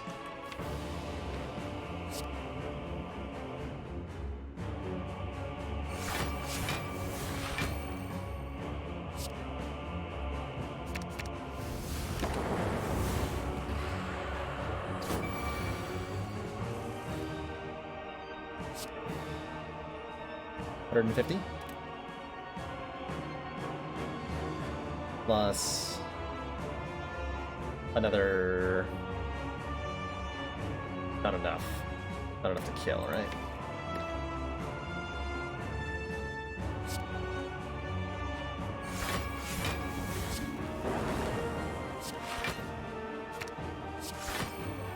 It's 42, I believe.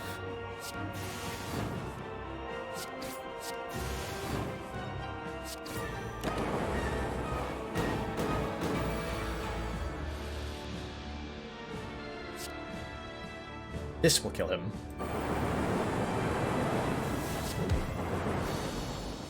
Zap! Zippity zoop. This deck does a shitload of damage. Holy crap. Alright, well we didn't take a single point of damage for the entire act after we upgraded every card, so that's a good indication that this was a good choice. To thump, a deep pulsing dread can be felt throughout the room? Is this the heart of the Spire? Question mark.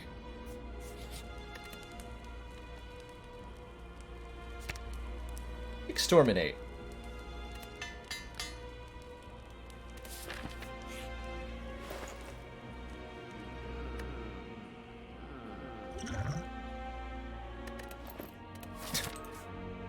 My money!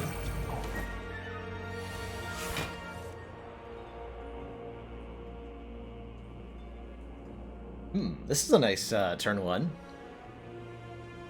Do I feel the power of the strike deck? I do.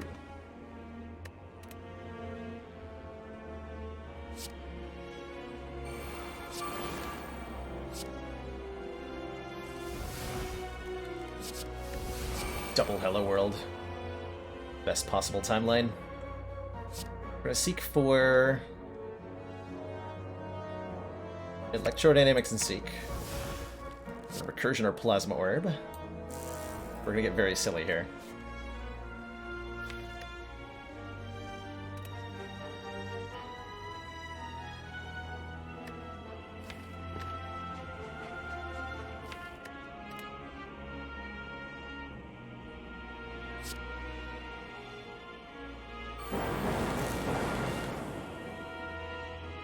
Five energy is enough for me to 6.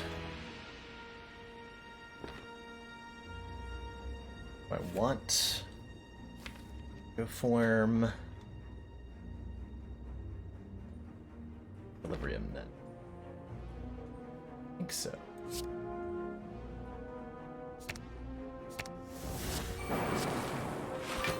Go like this. Don't play Go for the Eyes.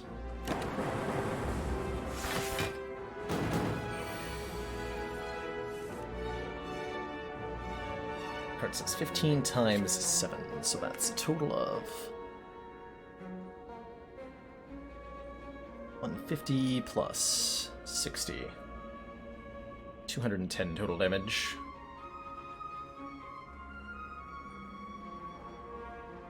So I think what I do is use the duplication potion and then play Thunderstrike.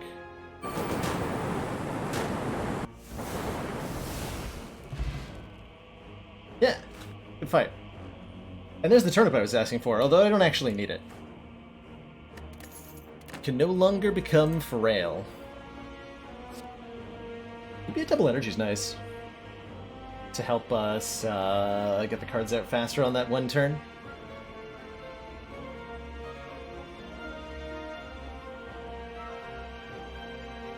I think our double energy. Alright, we've got 35 card deck. We're fighting against the corrupt Bart of the Spire. This is definitely a good turn to have drawn double energy on. Every time we play a card, Bart's going to deal 1 damage to us. I'm also going to use my Speed Potion right now. Gives us 5 decks and 5 decks down. We lose that 5 decks at the end of the turn, but that is a debuff. And so if we trigger our orange pellets here... Hello? Oh, right over here. Then we will remove all of our debuffs. So power, skill, or sorry, attack, skill, power, and now we're keeping that dexterity for the entire fight.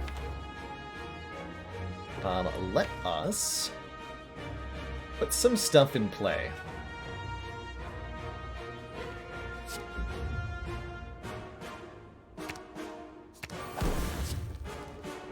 Let us definitely do that. I can get both Echo Forms down right now, which is ridiculous. That's ridiculous.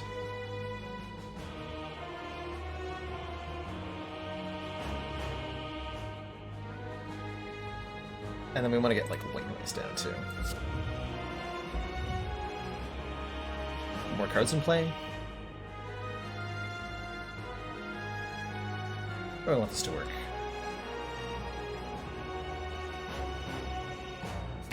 I take that.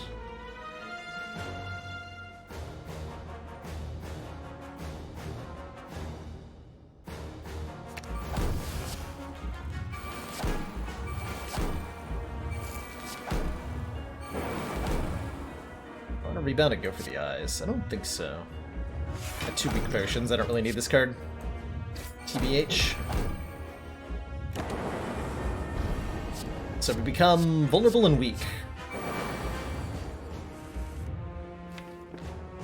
I maybe should have left the opportunity to find a power somewhere along the way here.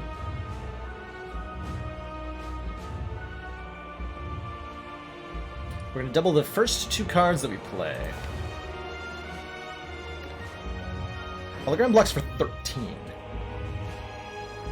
That's a lot of block. Actually don't need to not be vulnerable, do I? No, I do not need to not be vulnerable. I think I'm gonna double Steam Barrier, then double Hologram to get back the eyes and charge battery.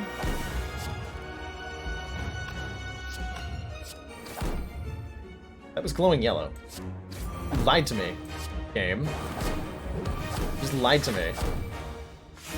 Just completely lied to me. Right, it's enough weekend. Let's just get more lightning orbs out.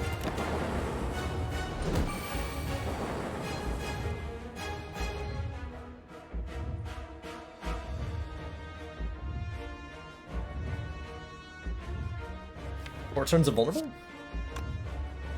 Might as well. Tungsten Rod will prevent us from taking damage here.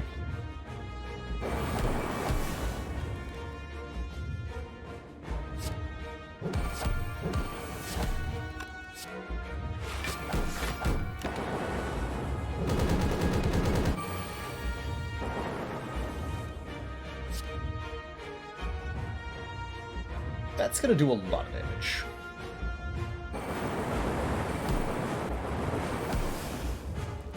Easy damage cap. Okay. Good fight? Yeah, good fight. Got him. Damn, not even close. Perfect fight. GG. GG. Taking 0 damage with the Tungsten Rod effect a perfect score? I actually don't know at the moment. I used to say definitely it prevents you from getting perfect. Now I don't know.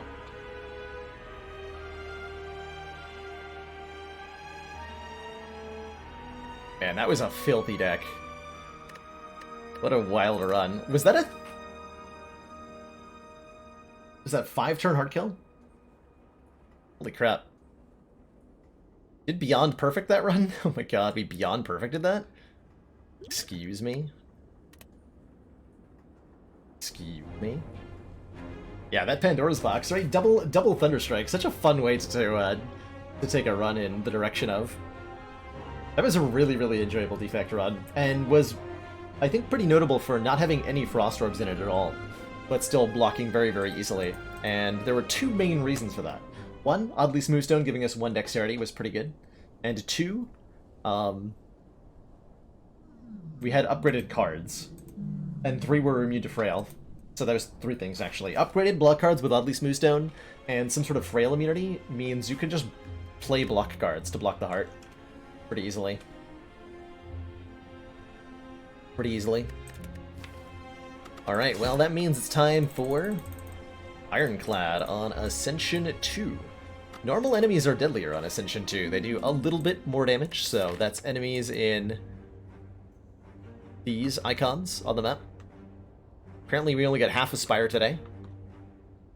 Everything on the right side is no-go. Closed for construction, I think they said. How do I like my start? Why no Watcher run? Watcher's not part of the ladder climb rotation until she releases officially.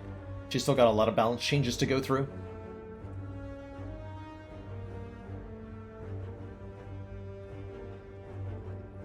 First transform 2, choose a card, 8 max health for 88 is pretty good.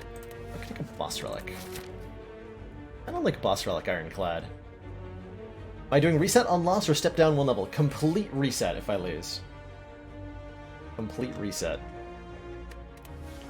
Kind of leaning towards a boss relic here. I think it is one of Ironclad's stronger options. And the Burning Blood's not as useful on the lower Ascensions especially, so there's even more incentive to take a Runic Dome. Gain an energy at the start of our turn, but we can no longer see enemy intents. We have no idea what our foes are doing. Although I do know the Giant Worm is hitting me for 12 on this turn. Ow. As Giant Worm always does on turn 1. A lot of the time we're not going to have to make decisions about what to play or what not to play, because we'll have the raw damage output to make it not matter. Raw card and do damage with 4 energy is perfect. Pummel Strike is a great addition here. A great addition here. Do we want to hit this early shop? No, I'm going to go to that shop. Okay. Go this way. I would like to fight, like, all the elites. Elites in Act 1 are very good for us. We have a free energy, and we know the patterns of the enemy AI. So they're not going to present a problem. I could even go this way. Take a 3rd elite. Think about that. Needs to be a barricade deck. Barricade's not a bad idea. Alright, green slimes are a bit of a problem here. I have no idea if this guy's attacking me or not. He could be attacking me for up to 12. Do an 8. I'm gonna assume he's attacking for as much as he can every turn, as there's never a moment where a green slime is forced to attack you. Of course, we just have so much damage output, it's not too big of a problem. Essence of Steel, definitely nice. A 2nd Pummel Strike? Yeah, you know what? I'll take it. And I'll remove a regular strike. This feels pretty good so far. No idea which louse, if either louse is attacking me or not, but I can hedge my bets pretty easily here. By killing 1 and blocking 10.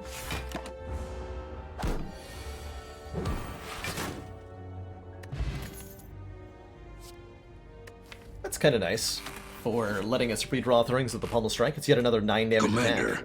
we've just received the support of another council Rebelier, member. thank you so much for that Twitch Prime sub. Welcome to the council. Enjoy your new emotes, the community, and your newfound smug sense of superiority. I think we want a Twin Strike without any strength.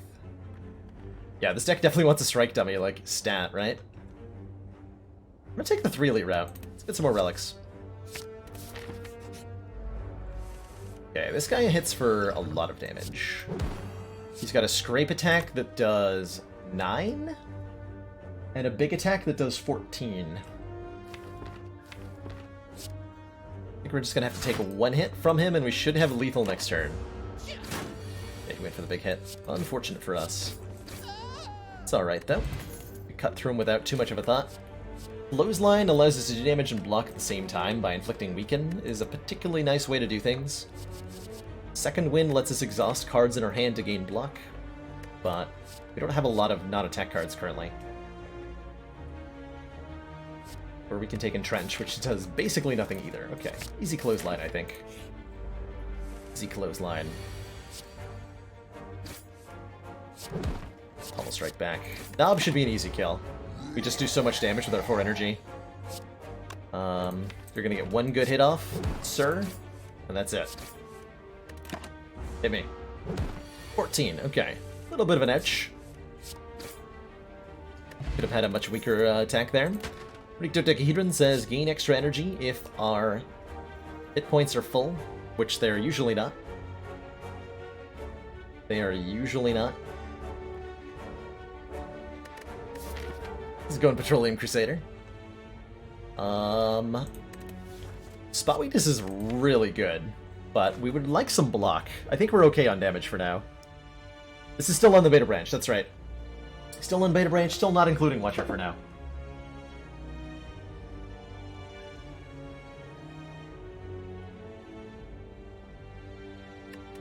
Spot weakness also, oh wait, spot weakness is the Runic Dome, hold on. I mean, it tells me if the enemy's attacking or not. It gives me information. I'm gonna take the Flame Barrier, though. And we're gonna upgrade what? We just fought Gremlin Nub. Let's upgrade a block card, then. Make it Flame Barrier Plus. Okay, these guys have a really predictable attack pattern. They're only doing 9, so actually Essence of Steel is very useful here. This allows me to do things like Clothesline and headbutt the Clothesline. Middle one attacks you on turn 1, and then on every other turn, the other 2 attack.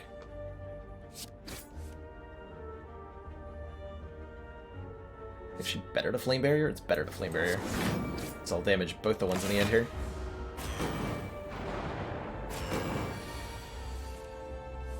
Show me a defend card. Dang. Take 5.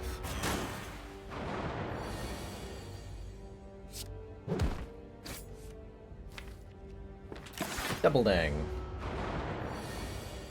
Not too bad. One more. Well. The Red and Needle start combat with 4 plated armor, so that potion that we drank actually fused into our body and lasted forever somehow. Bizarre. I do like Uppercut. Applies both weak and vulnerable. And we can afford the 2 cost attacks pretty easily with our high energy here. And I love higher energy Ironclad cards. They do so much.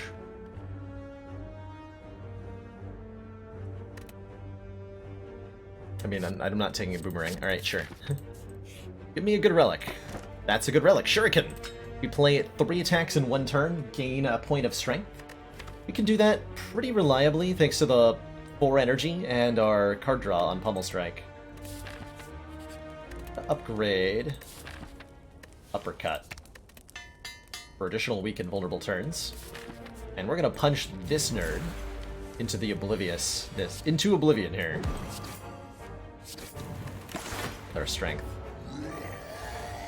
Rorg goes the knob.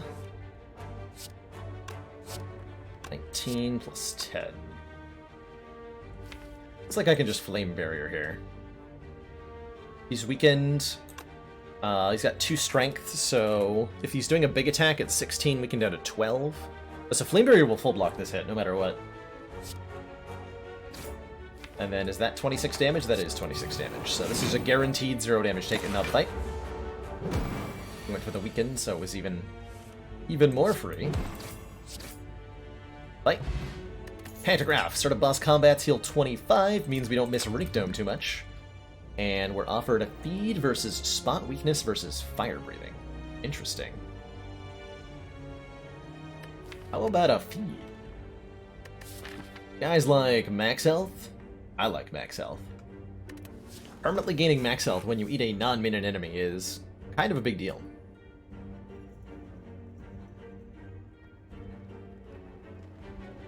Strength is also really, really good.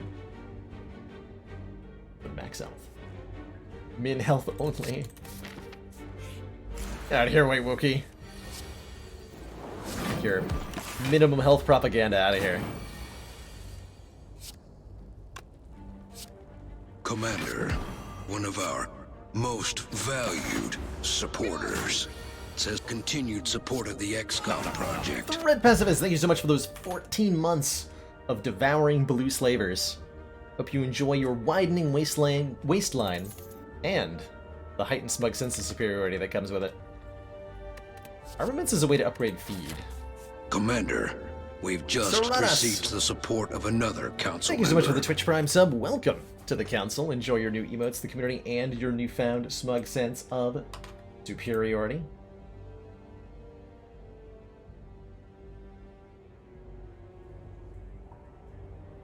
Armaments is a good all-around card. I do like it. Might be a skip here. We're not as needful of blocking with Thread Needle and Weaken sources.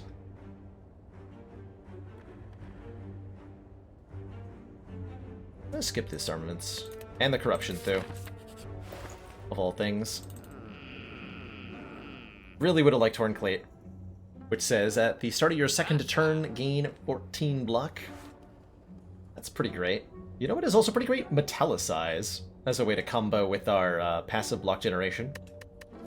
More weakened and more vulnerable in the form of Shockwave is excellent as well. I really like, can we afford Shockwave, Metallicize, card removal? Oh, there's also an Ori, hold on. Choose and add 5 cards to your deck. Hold on, Ori? I think I need to buy more Oris to see what they do. Because I don't have a solid grasp on how good this is. I have no idea how good this is. This relic Anonymous is the Ceramic Fish, which I think is probably the weakest of the new relics that was added. Whenever you add a card to your deck, gains 7 gold. It's pretty low impact. How much does Shockwave help with Uppercut Clothesline already? It mostly does. It doesn't do a whole lot right now. Shockwave is mostly going to be for triple slavers, for triple cultists, and for Collector. That we want to add it for the meantime. Wow, stumbling over my own words here. I've ever misclicked on relics. I have misclicked on a couple of things. I don't think I've misclicked from explaining stuff, but I have definitely had misclicks that have been disastrous.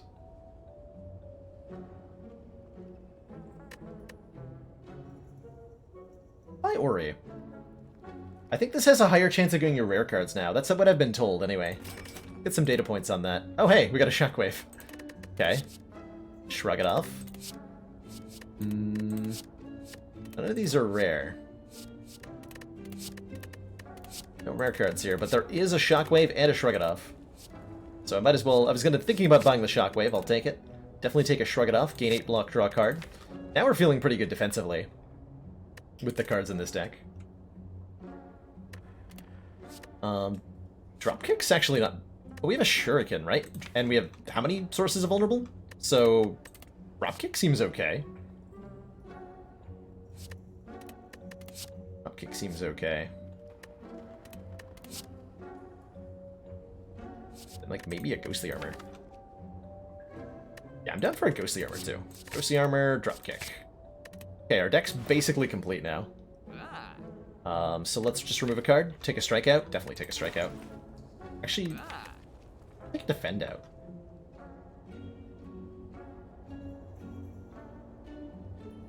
Yeah, you know what? Let's take a Defend out. So our case for Iron Wave, a little bit of one. Little bit of one. Keeping more strikes in the deck lets me continue to proc the Shuriken, and I'm pretty confident in our block generation at the moment. Event or fight? We have a feed? Take the fight. Thanks. No idea what you nerds are doing. Haven't got a clue.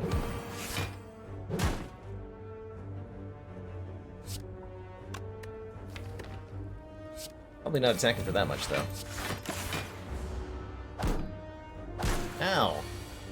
Rude. So rude.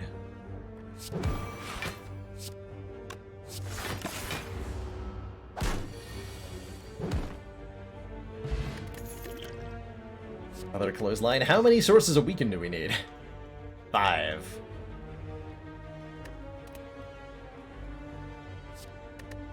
Getting closer to wanting a body slam. I think we're there. Happy skipping. We added a whole bunch of good cards with the Ori. Or at least reasonable cards. I'm gonna upgrade feed because I'm greedy. That's my logic there. I'm sticking to it. Okay, we just debuff Hexaghost times a million. So on turn 2, Hexaghost attacks you with a times 6 attack, and the damage value of that times 6 attack is based on your current health. With 57 health, this is going to be a 6 times 6. That's a 4 times 6.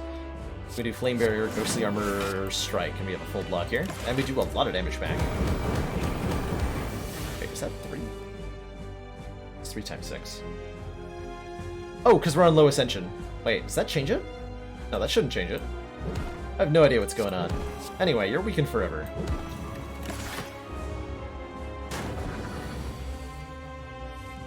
You're weakened forever. This turn is what, 5 times 2? I drop kick back.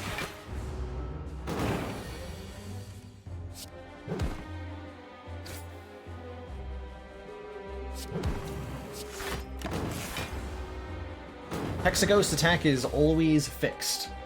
After the big attack, he'll lead with a single weak attack, then a double attack, then a single weak attack. This turn, Hexaghost is buffing and not attacking me at all. Also, he's feeding me.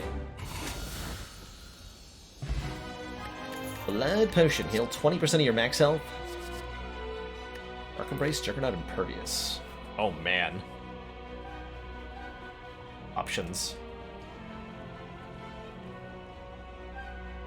Lots of good options here. Because we have a Threaded Needle, we're gaining block once per turn in addition to whatever else we're doing. That makes Juggernaut a lot better as a damage source. We don't have enough exhaust for Dark Embrace to be particularly exciting. Hey, Twit1! Welcome on in. Glad you got things working out. Great to have you here.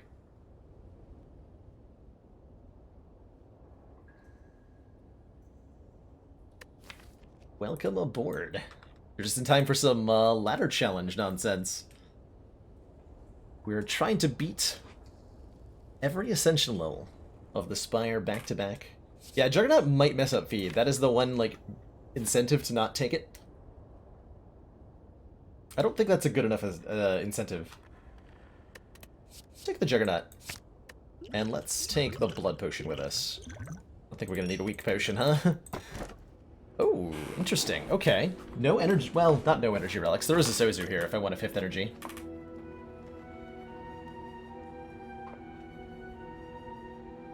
We have some choices here. Let's see. Do we have enough card draw to make Sozu good? Like, the 2 Pommel Strikes and the high average cost make 5 energy manageable.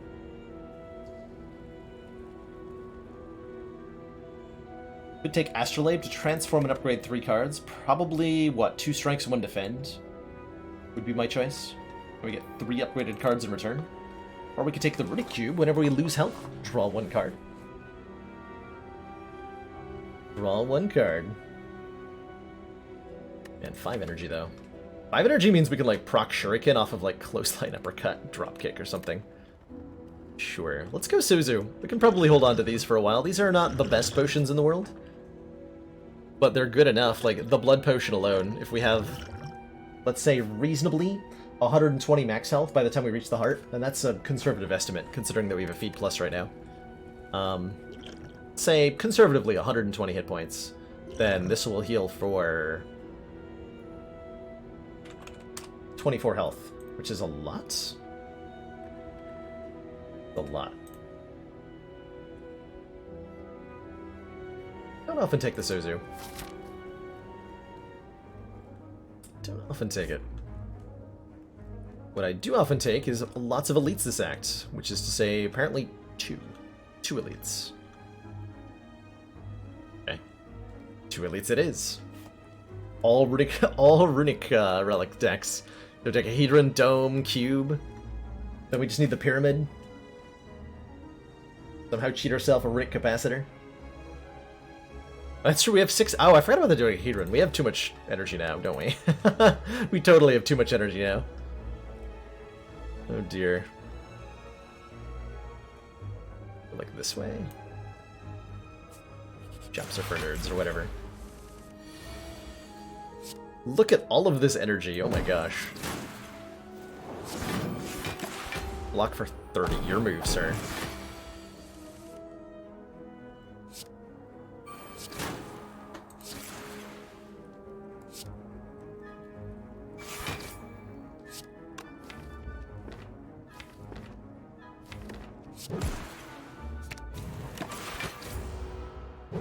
Ow. My full health.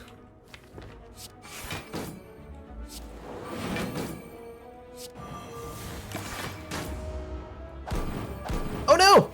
The flame barrier got him. My feed. I didn't think about the flame barrier damage. Whoops. Alright, well, we'll try not to bungle feed again like that. That's funny. 50% chance for a curse. 100% chance for a relic. I'm gonna risk it. Red Skull. Ignore the fact that we now have a curse. Let's pretend I never got that. Alright, on turn 1, the Spirit Guardian does not attack us, so we can safely just do whatever we want here. On this turn, he attacks us for 11. And inflicts 5 turns of Frail. There's a lot of turns of Frail.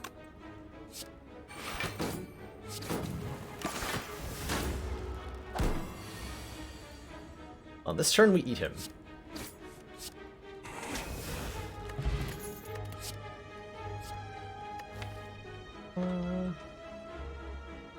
Kind of okay with another Ghostly Armor. Hard blocks for 10. That's a lot of block. A lot of block. Actually, it seems like the kind of card that's pretty good with the Runic Dome, because I kind of have to block most of the time anyway.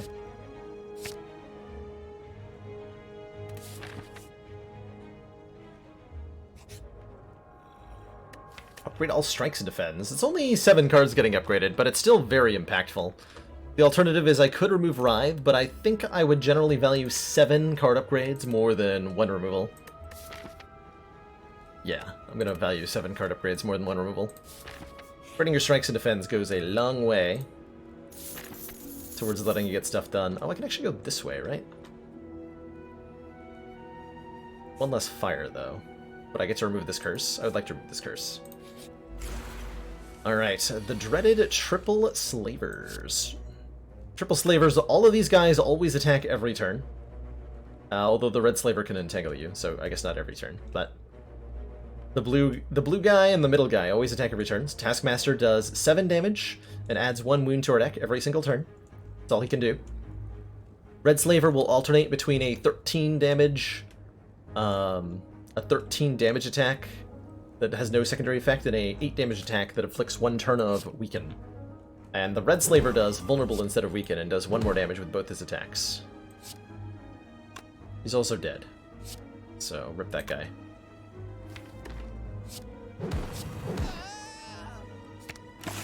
Take a fair bit here. Lose some plated armor. Simply the price of doing business.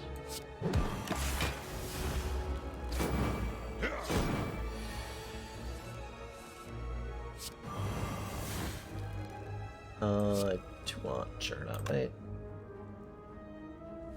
You're doing 5. You're going to be doing the big attack for 9. So we'll take damage. By Juggernaut. It's not going to bother.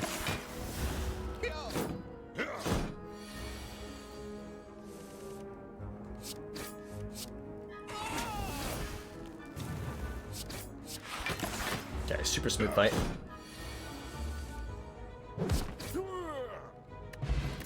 Bottled Flame. Choose an attack to start with in our opening hand. Bottled Feed? Havoc Plus is kind of hilarious. though I don't think I need the cost savings that Havoc is providing. Havoc Plus is basically a card that's saying, I would like to play a random card in my deck. I value being able to play more cards rather than being able to play specific cards. That's what Havoc Plus says. And a Runic Dome deck is often trying to do that, because you have less information to work with. But we have so much energy, I'm not going to bother. Do I Bottle Uppercut or not? I think I do. Bottled Uppercut feels pretty good to me. Apply Weaken and Vulnerable immediately. Is always handy. Especially in fights like this.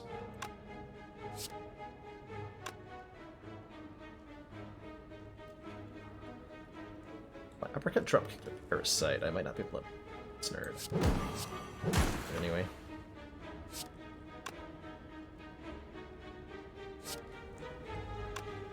This will be 10, 13. So become vulnerable doing this, which will cause me to take a moderate amount of damage here. 9, that's fine. We got our max health up. Maximum this guy can do is 21, which with weak becomes 16, so we're full blocking. Wait. Oh, I was vulnerable. Bad at math. Bad at math! Rip. I am terrible at math.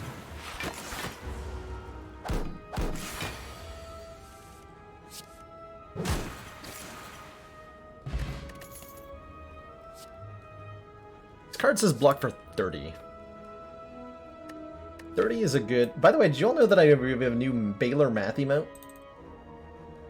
For those moments when I am bad at math? It's true. Second Juggernaut. Oh, interesting. Hold on.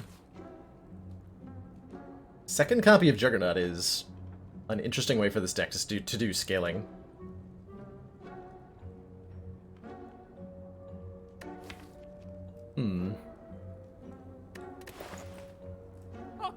Other options include Turnip, can no longer become frail. Strange Spoon, cards which exhaust when played will instead discard half the time, which includes feed mainly. Sometimes we'll be able to eat multiple things in a fight, but only sometimes. Panache could let us do AoE damage to all enemies. I think I'm gonna go double jug here. Another dropkick's actually pretty good too, right? We have a bottled uppercut. Let's take another dropkick too. Get rid of the curse. Dropkick, Juggernaut. Something that gives me block. Frozen Egg. You're a little bit late, but I am going to tank you. Any powers we pick up from now on are upgraded. Speaking of upgraded powers, I'm going to upgrade the Juggernauts. Both of them. Let's see. I bet I can eat you. Yes, I can. Yeah, that was not like the optimal, like in terms of damage taking, I'm probably going to get hit now, but... Oh. That worked out. Convenient.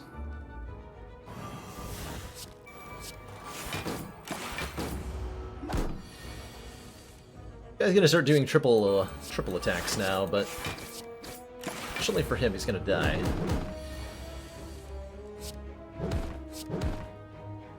And we do so much damage.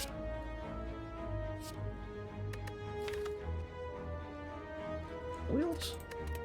Use an attacker power card, add a copy of that card into your hand. Make duplications of Feed, of Dropkick, of Juggernaut. Generally better to kill the big guy first. Yeah, Harry Tom. I went for the Mystic first because it was a guaranteed feed on turn 1, and I was just like, well, I'm willing to take damage to get that off. We can also dual wield Juggernaut. Let's do it. And I'm going to upgrade that instead of Juggernaut to make 2 copies of whatever we have in hand. Book of painfully stabbing you in the face. So here it's important to know what the damage range of the book is on any given turn. On turn 1, the book is 85% chance going to be attacking us for 6 times 2 on this Ascension level, or 7 times 2 on a higher Ascension level. And there's a 15% chance it's doing the singular hit, which will do 21, I want to say? on this Ascension level. If we weaken the book, which we will, then that becomes a smaller number.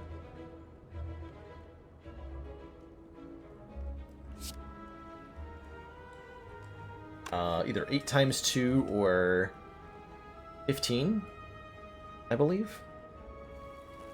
Flame Barrier will cover both. Ghostly wouldn't quite cover the big hits. Let's see what we draw off Pummel Strike here. Okay, so we just play Flame Barrier.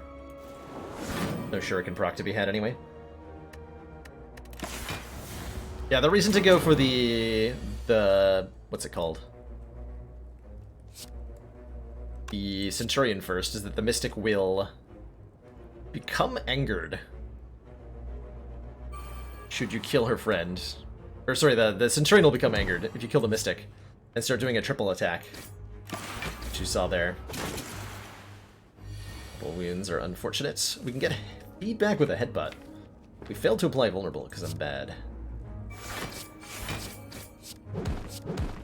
Getting feedback.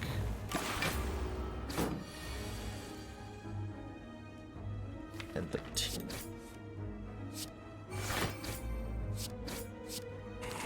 Nom nom nom.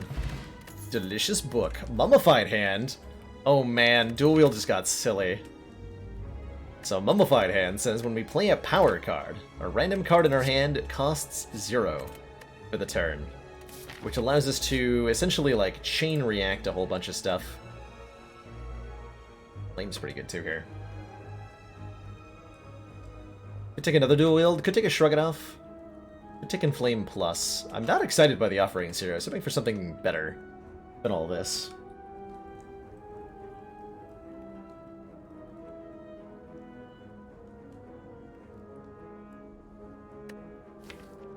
We just do like tons of damage no matter what? Yeah, let's take the Inflame. Strength. And upgrade our Juggernaut. This is going to be a very silly fight.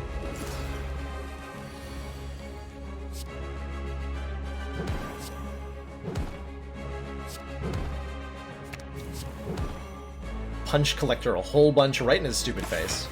Sorry, his or her stupid face. Not actually sure what we're dealing with here. I'm gonna dual wield this dropkick. Because that's the kind of guy I am.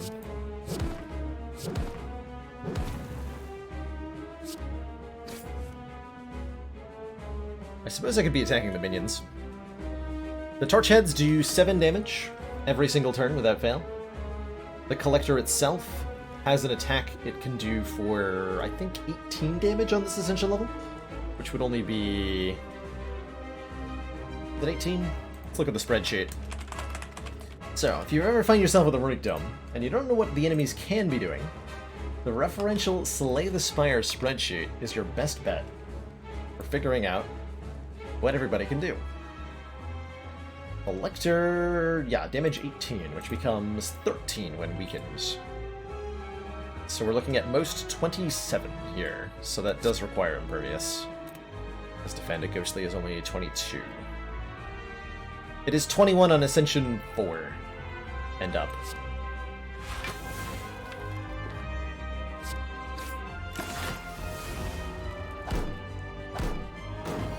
Okay, it is capable of attacking twice in a row. So bash. Pummel does not kill.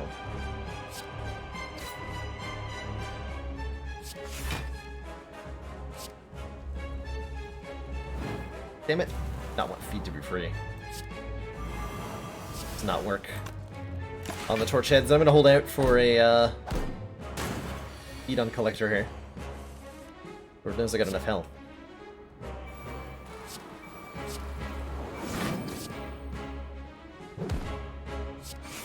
So we need to deal 14 damage to a random enemy every time we generate block, which is several times a turn. So our damage output is ridiculous.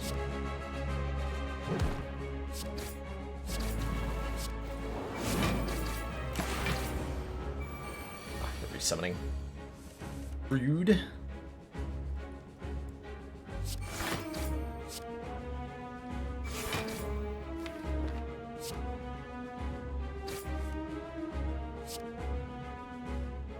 This turn could really hurt.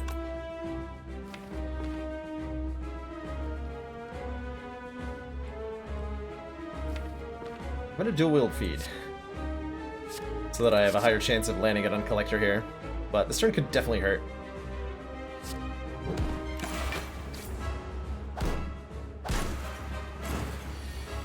Ow.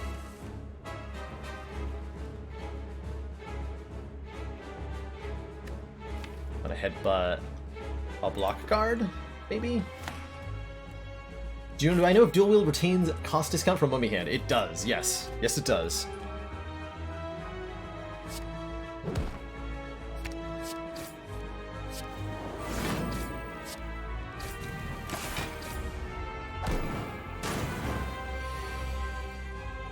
Okay, we survived the debuff turns. We should be good to go now.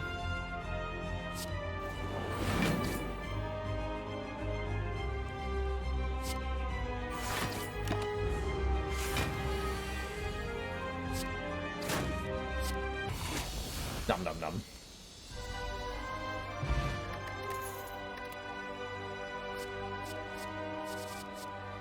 Half the reason I took Frozen Egg was in case we found a barricade. Also an offering in a demon form here. Barricade feels pretty good right now. Letting us retain block from turn to turn. Smooths out the whole we have a Runic Dome problem. Where we need to know if the enemies are attacking or not. With Barricade, we just block when we can. It does damage thanks to Juggernaut, and if the enemy's not attacking, then good. We just get to keep the block. We take it. And there's the Pyramid. Full Runic deck. Runic Pyramid says, at the end of your turn, you no longer discard your hand. We have plenty of energy already. Could take Pandora's Box to transform our upgraded strikes into Fens. I'm not that excited about. Could take Fusion Hammer to gain an energy every turn, which feels unnecessary. Or the Pyramid will allow us to like land feeds very reliably on multiple enemies with dual wield. We should be able to end the run with like 160 max health if we take the Pyramid here, and then combine that with our ridiculous blocking. We'll be fine. Let's do it. Let's do it. Lincoln one, more like dead one. Forehead. Let's see. Like 4 elites. Removal's not that important. Removal's not that important. Fights are pretty good because they give me max health. Like lots of max health. So taking a lot of fights this act seems like a good idea. It's right over here.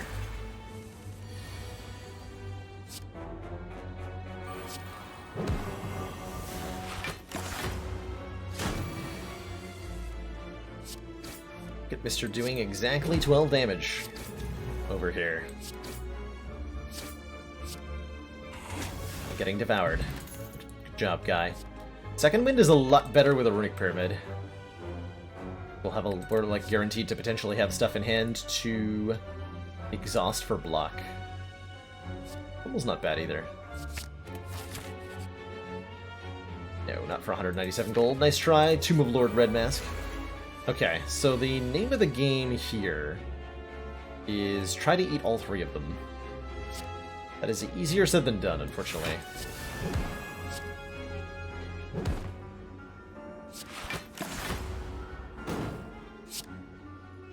Might not be able to eat the Exploder, depending on when certain things show up.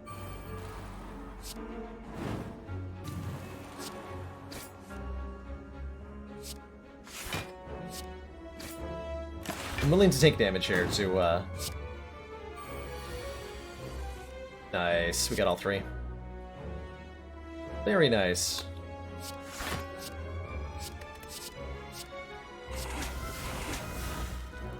Very nice.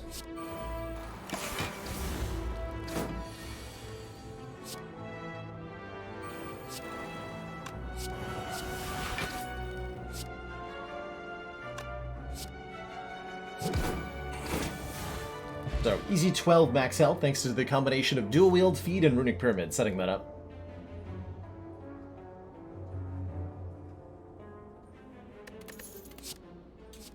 Disarm Plus is a very good defensive card. We're happy to take one. to do. More fights. More feeds. Alright. Again, the goal. Devour all 3 of these nerds.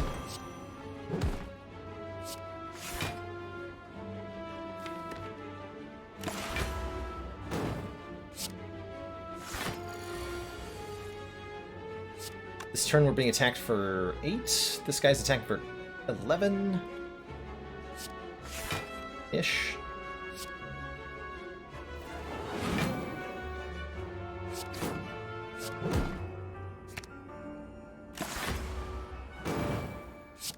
Might only be 2 feeds. Yeah. On turn 3, the exploder, explodes. And so... not worth... there's no opportunity to eat it. Disastrously. I play Juggernaut, I might kill the other guy. Awkward.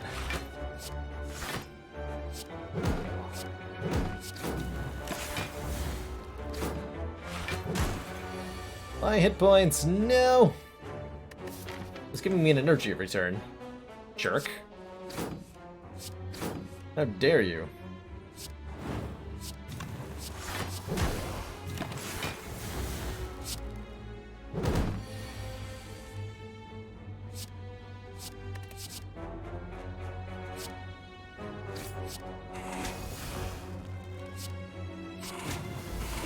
Delicious. Body Slam, Runic Pyramid with Barricade. Yup, I'll take a Body Slam. I've ever gotten higher than 200? Absolutely. Absolutely. As Carissa shows, our highest with a seeded run is 453. And then on an unseeded run, I've done like somewhere north of 200. I want to eat all 3 of these. Seems like a really bad idea to try, right?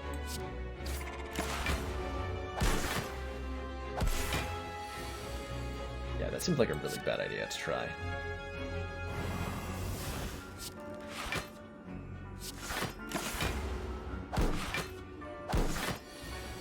The 400 health run started with, what? Started with feed and dual wield. And, like, armaments or something. And then was able to get Singing Bowl and... what's it called? Prayer Wheel. To enable some really hot nonsense. What do you use for the second wind? Times.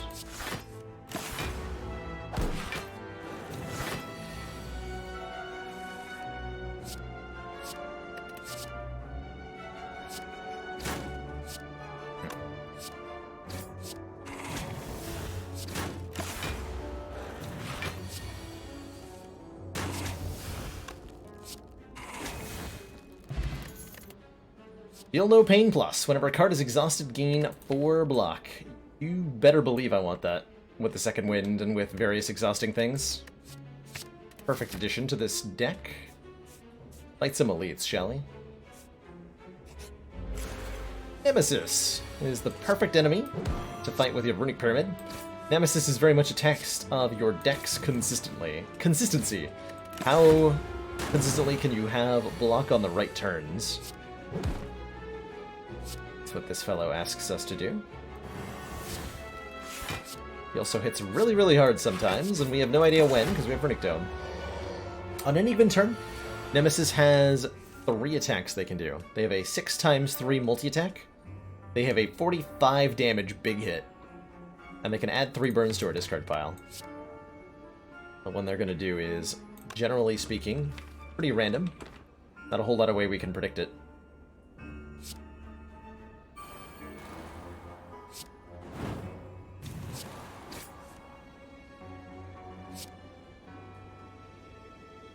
My second wins. Let's do things in the wrong order.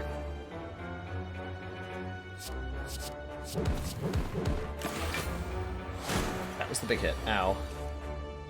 Please don't do that. That one hurts.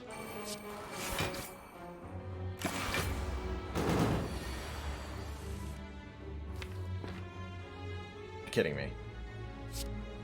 Well, rip feed too, because I didn't draw it. Bottom of the deck.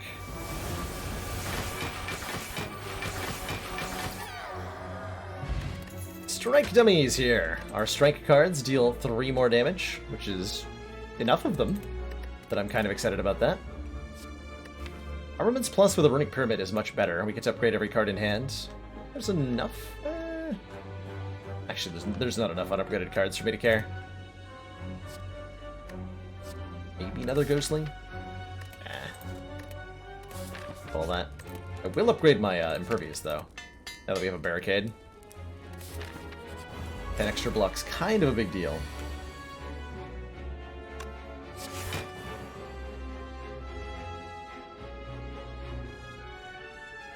Which one do I wield? Build no Pain or Inflame? I think the Inflame is gonna be my pick here. And then we kill him before he does anything to me.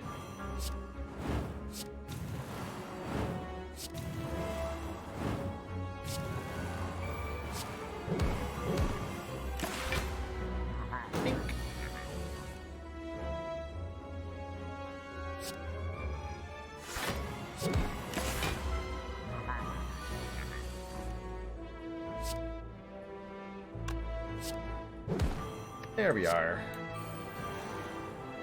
Low Barricade.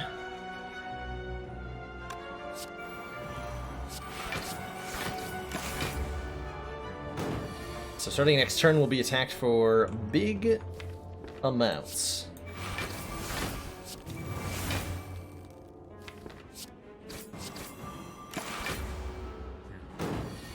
Starting with 30 damage this turn. And increasing upwards from there.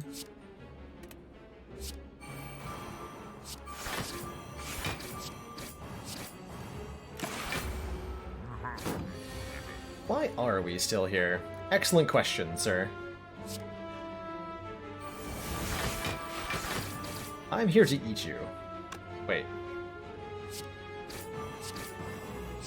Yeah, I'm here to eat you. Delicious! 1 turn of vulnerable to all enemies at the start of each combat is what Bag of Marbles is offering. This will bust through the artifact on the Spire elites too, which is pretty relevant. Alright, rematch versus Nemesis. We have Barricade on turn 1, so this can't possibly go as badly as last time, right? Also not gonna miss our feed. Good times. Good times.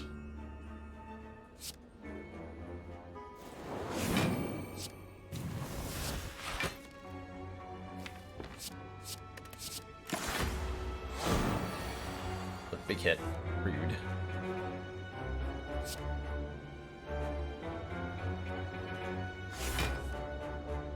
Contemplating just second winning these for block right now.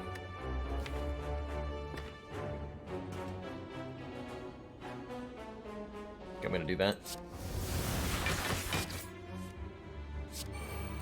Unfortunate order of drawing there. Oh well.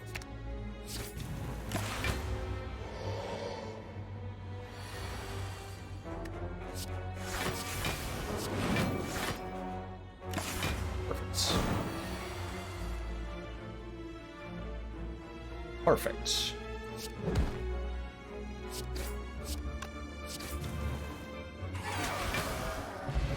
The Rumblin' Horn. When an enemy dies, notably going to help a lot in the Awakened One fight. We gain an energy and draw a card. Could take a second Body Slam. Honestly, don't think I need it. Let us just take a whole bunch more fights, get our max health above, like, say, 170, 180 for the end of the run.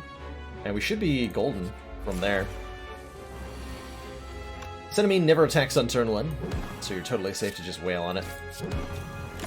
Gives you 3 turns of Frail and Weaken, and then on this turn it attacks for probably too much damage.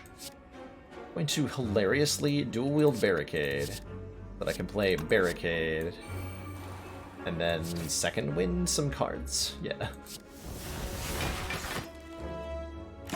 Still take damage? Yeah.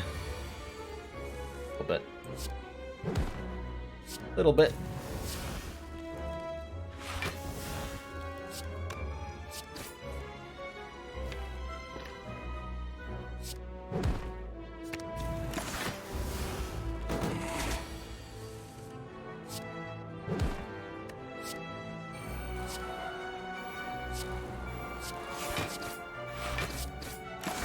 Just have all the damage.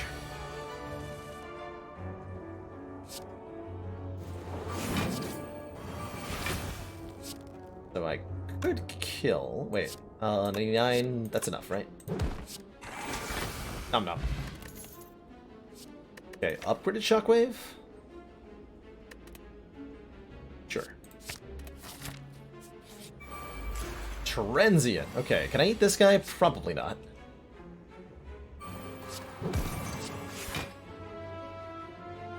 Transient's an enemy that sticks around for a few turns. Every turn they do more and more damage. They are jerks.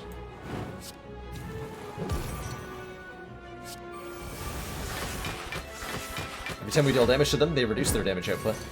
But it's pretty hard to just block against Transient. Really hard to just block against Transient. Juggernaut helps a lot, though, with making that work.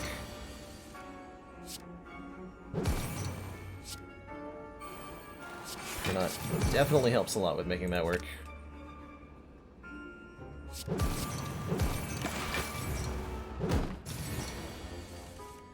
Which character do I think is best for 820 runs? For me, Clacker, that it's going to be Ironclad. Ironclad is the class I find most consistent at 820. But I think everybody is going to have a different answer to that question. Chronometrics, who hangs out in chat, our resident modder, is a very skilled player himself and says his highest win rate character is Defect. Everyone, based on their skill set, their preferences, their style, will probably have a different answer to that question. But for me, it's Ironclad. Why do I want a double tap? Like, kind of? Kind of. Double tap Body Slam, notably.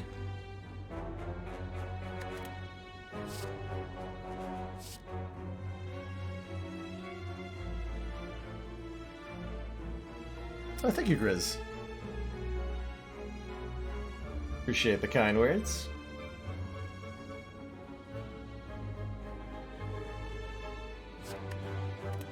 Yep.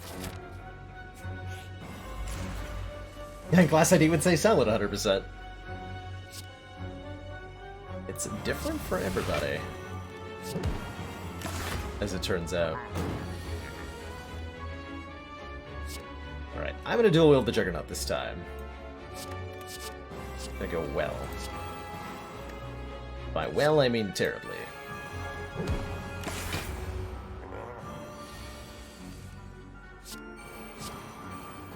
I do 28 damage every time I gain block. That seems like a lot.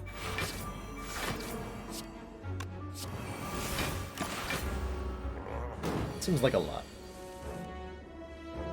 Hello? Barricade?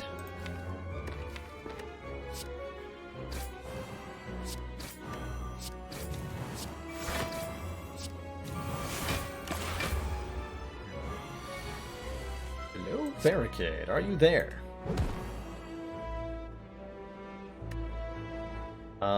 Second wind is gonna kill it. Like, outright, from 155, right? Because we would do 25 times 1, 2, 3, 4, 5, 6. 28 times 6 is more than 155. So I cannot second wind without killing Giant Head immediately and failing to feed. Amazing.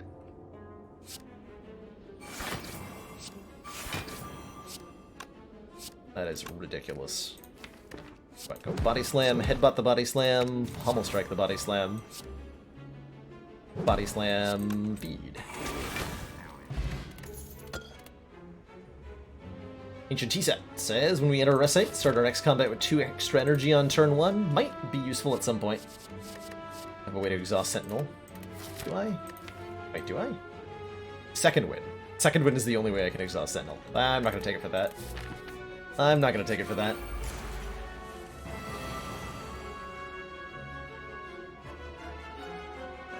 I should be able to eat all 3 of these. In theory, I could get 4 feeds this combat, but it's really, really unlikely.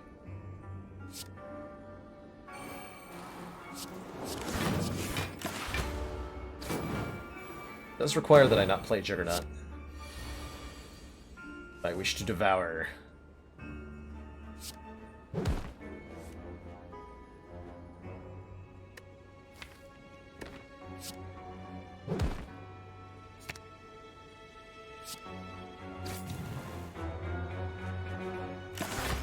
Second for a moment. Yeah. Oh, now I can't play second wind because I drew feed or a dual wield.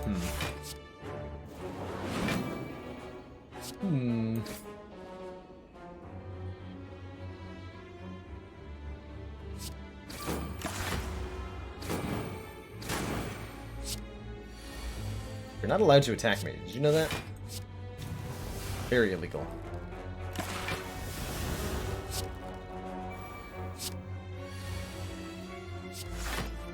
There's feed. Okay. So we dual wield the feed. Play second wind. Get rid of all this crap. And I devour. And I devour.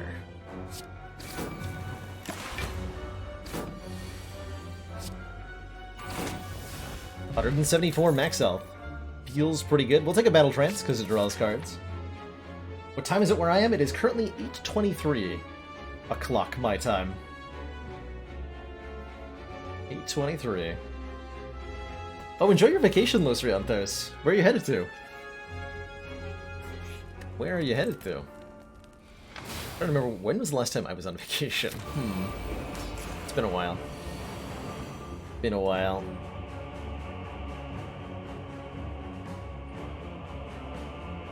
I have all the energy in the world. Wow. On turn 1, Awaken 1 always attacks for 20 damage. And the birds are buffing, so 20 over this guy's head. You can block with Weaken. You can block 12 of it. And that's where we're stopping, apparently. Is at 12. The debuffs on the boss here. Pick 3. This turn, Awaken 1 is either attacking for 6 times 4. That's a 25% chance, and a 75% chance of another 20. If we play the Feel No Pain, we'll give the Awaken 1 point of strength. Don't have a reason to do that yet. The birds are also each attacking for a little bit here. 2:24 a.m. over where you guys are. Nice. So I could kill a bird, and that would block 4 damage, but I want to eat the birds. We did the multi-tech. Okay, so guaranteed 20 damage this turn. Hey, there's a feed. Now I just need the dual wield. We can, in fact, eat the birds, and they will give us max health because they are not minion enemies.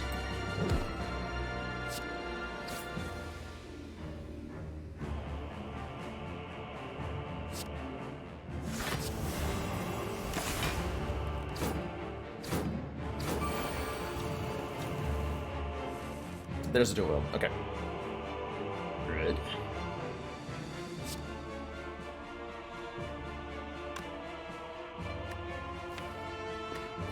I'd like to get Barricade down now. What powers do we play other than Barricade? Probably at least the Feel No Pain.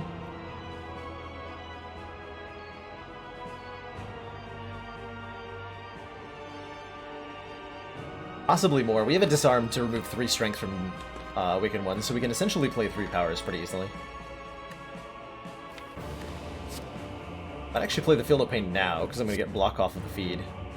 Yeah, I am. That made Juggernaut free? Well, I guess I'll play that too.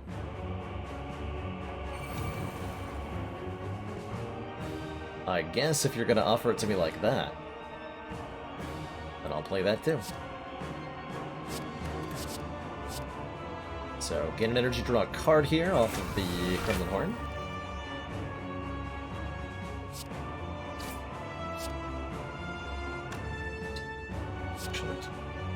Nice. Gain a point of strength. This becomes 21. There's our disarm. I can wait for a moment. We just have the multi-attack? Whatever. Just disarm it. Oh, that was the multi-attack. Huh. Alright, well. Barricade gets in play. That made him flame-free. You know what? I'm just gonna play every power. I don't care. I'm gonna beat this nerd. It's gonna be great. It's gonna be great.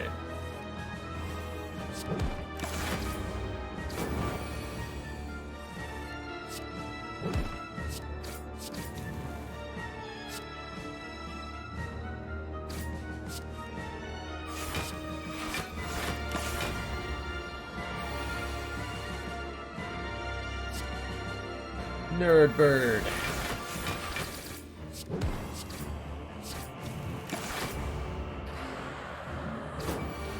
And the 6 scale is crazy, like 7 directions at once. Both the shuriken scaling and the strength scaling and everything else in the Juggernaut. Like, if I play second wind, the awakened one just dies immediately.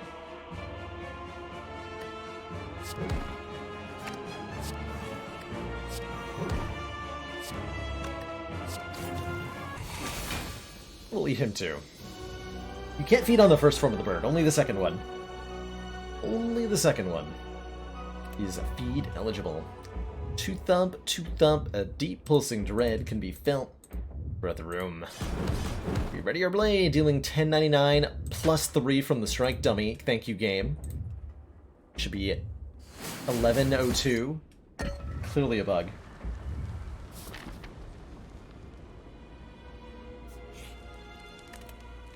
You're at full health, and I'm going to upgrade Shrug? Bubble Strike. Bubble Strike.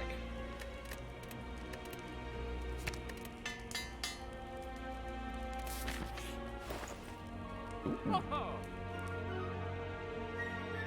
Some pretty interesting options here. Self-forming clay says when you lose health, gain 3 block next turn. Let us do some very silly things. If we're doing Juggernaut, then Rage can let us trigger that a lot of times in one turn against the Heart. Whenever you play an attack this turn, gain 3 block. Card removal is just fine, like, we wouldn't be upset to remove a strike.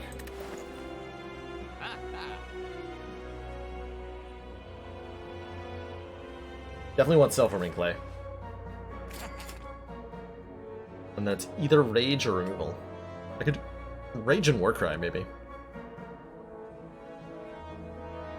Cabo Verde.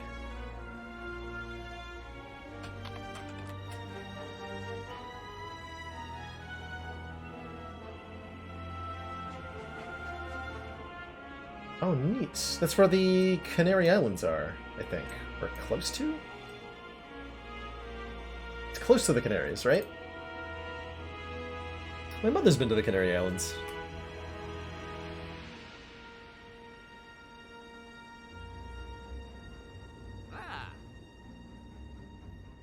Take that Rage. I would take a potion, but Sozu. Sozu is Nozu. Okay, so this is a little bit of an awkward turn for us, unfortunately, because we have no idea what Spire Shield is doing. We know exactly what Spire Spear is doing.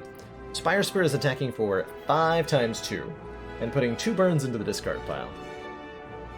Spire Shield is either attacking for 12? I don't know this one off the top of my head.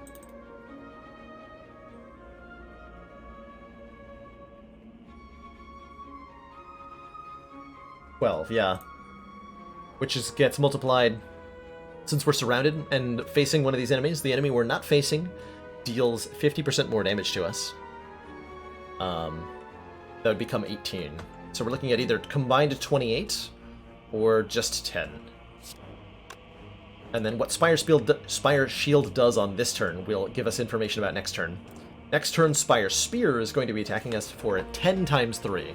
Doesn't become a 10 times 4 until Ascension 4, or Ascension 3, fortunately. Let's draw some cards.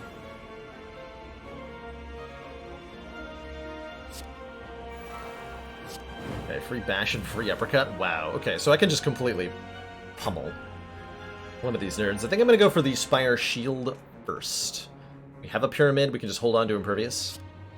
We go Bash, Uppercut, Pummel Strike. That dealt a ton of damage. Oh my god. That poor Spire Shield. Okay, he was going for the, well, he's dead now. Delete the Spire Shield from the game. Dual wield Juggernaut. Play the Juggernauts.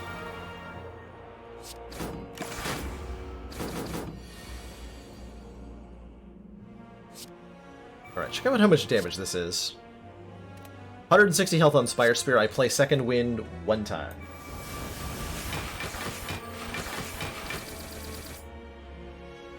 Rip.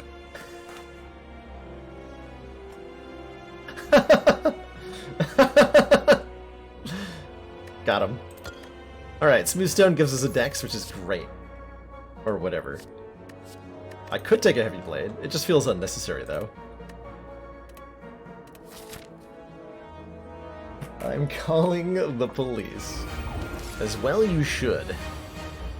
As well you should. Alright, I guess we just throw the Explosive Potion at the heart for 10 damage. If I let Beat of Death hit me here, unfortunately I will take a bunch. Every time we play a card, Beat of Death from the heart will do 1 damage to us. So we probably want to get our status effects down. Uppercut, Clothesline, and block, so that we don't lose our additional energy next turn. 4. Do almost 100 damage. We still do have this blood potion, which is going to heal for like 999 health, I think, is the approximate number. Okay, this turn's a little interesting. So the heart is weakened, we're vulnerable. There are 2 possibilities for the attack on this turn.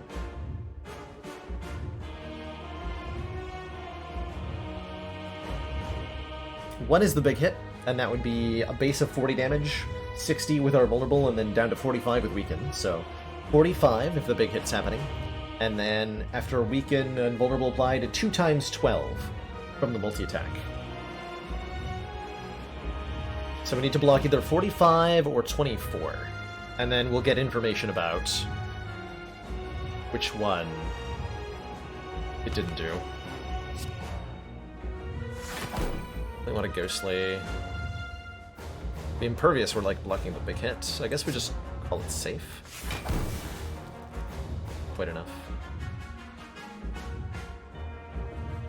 I don't want to leave some block cards for next turn, but why would I?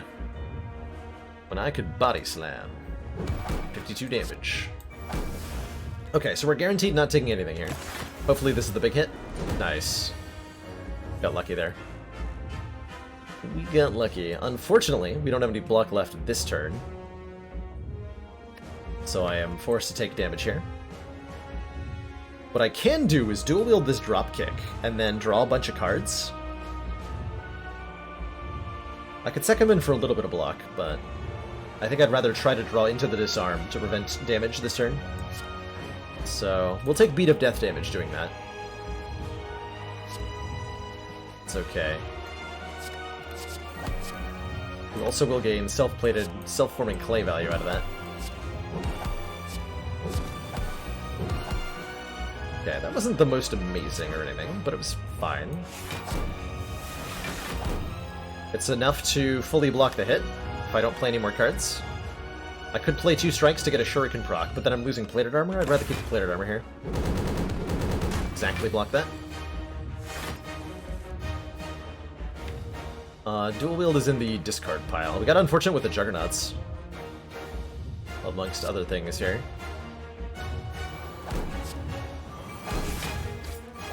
There's Barricade and Disarm. Disarm's not correctly timed, unfortunately, but Barricade sure is. Letting us keep this 30 block. We want to just demolish the multi-attack with Disarm here. So we want to headbutt, uppercut. Yeah, my good cards, I found them!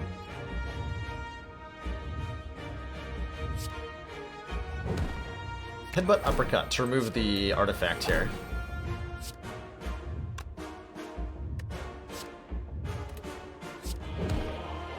So that we can disarm this thing. If it's doing a multi-attack, it'll now be 0 times 12. If it's doing a big hit, it's going to be like 30, a little bit over 30. And then this is going to be 0, so I can actually just get the Juggernauts down finally.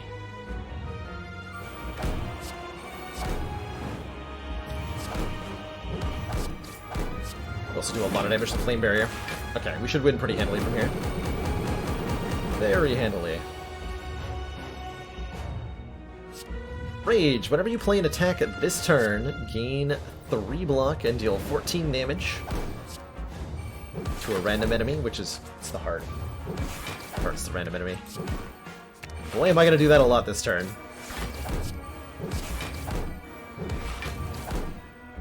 Boy, am I going to do that a lot this turn. Okay, we've achieved damage cap, unfortunately. Oh yeah, could I use this for energy, huh? Sure. Why the heck not? Why the heck not?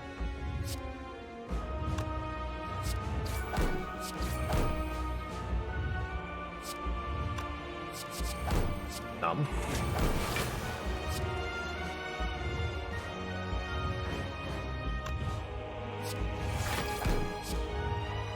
Numb.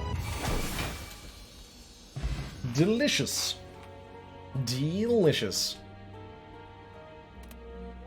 How do I know the random enemy is the heart? I guess with the Runic Dome, we don't actually know that, Demerant. There could be another enemy off screen that we might be hitting. We'll never know. We'll never know.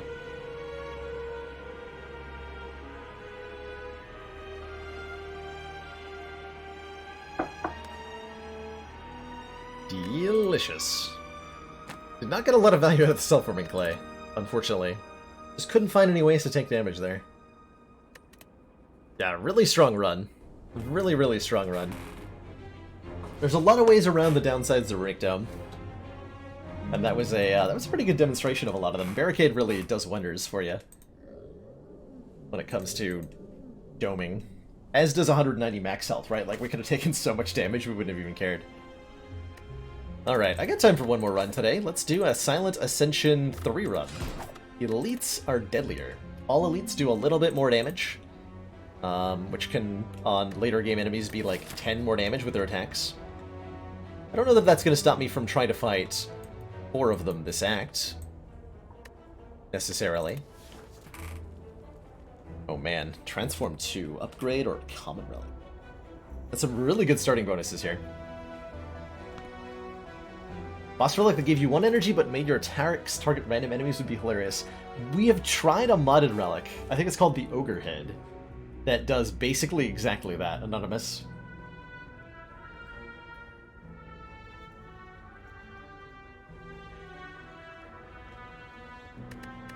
Basically exactly that.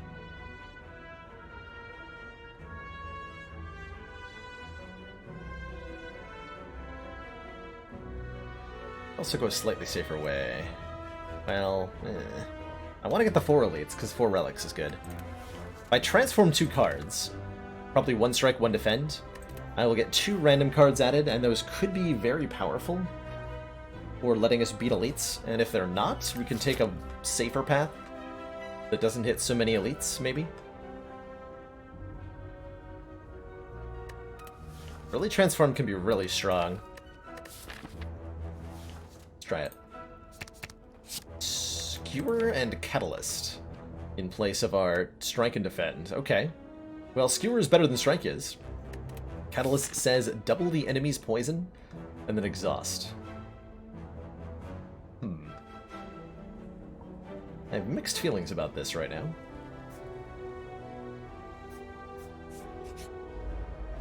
Catalyst is definitely a nice card. I can see what the enemies are doing. That's such an advantage. Wow, I shouldn't be allowed to do that. It's not fair. That is not fair.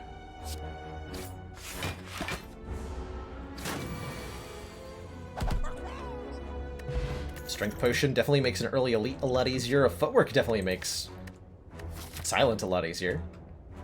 Making our block cards block for 2 more with 2 points of dex. Yeah, I'm down. Down for an early Footwork. No poison cards here. Poison cards would probably be a higher priority take than Footwork is, but I think the Footwork.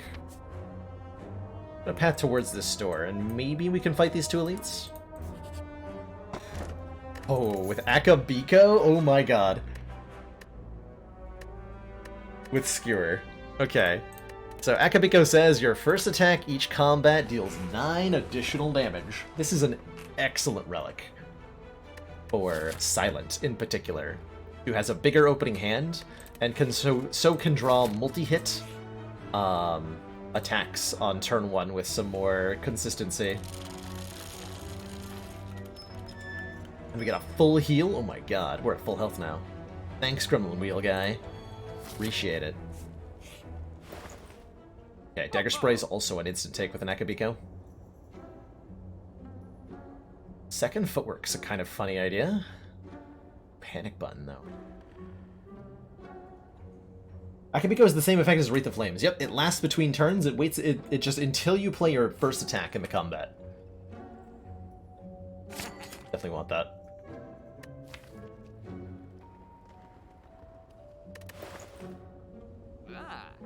I'm leaning towards Panic Button here. They gain 30 block card. There's a lot of block. We take a Poison Potion to go with our Catalyst. That's another option. Or we could remove a card so that we draw either Skewer or Dagger Spray on turn 1 is more likely if we take a card out of the deck. Skewer will deal 16 times X, that's right. And Dagger Spray will deal 13 times 2 to all enemies. If played as the first card. It's going to allow us to, like, walk through all these elites, probably. I want this Panic Button. I have a deep desire for Panic Button. So we just get to do this. In a lot of fights. Quick slash Blur. Blur Panic Button? Oh yeah. Blur lets you keep block for 1 turn, and combining it with Panic Button allows us to have... essentially allows us to bypass the downside of the Panic Button. Which is great times. Could kill one of these nerds with Skewer, but I'd rather get an amplified Dagger Spray off. So we're going to blur some block here.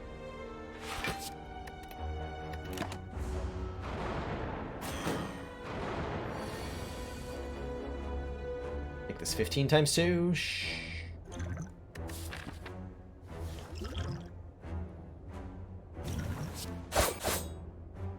Oh, that's so much damage.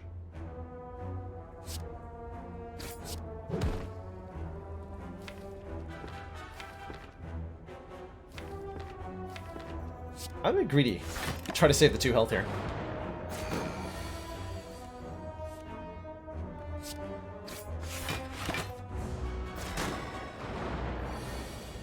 Hey, that worked out. Perfect fight. Centennial Puzzle. First time we lose health. Raw 3. Another copy of Blur to go with our Panic Button. And our Footwork. Yes. I think.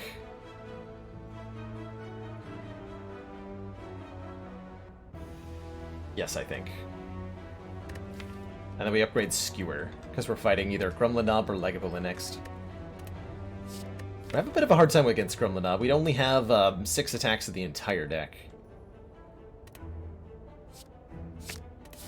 So Nob could be a problem. A Noblem, if you will, which you shouldn't. Don't say that.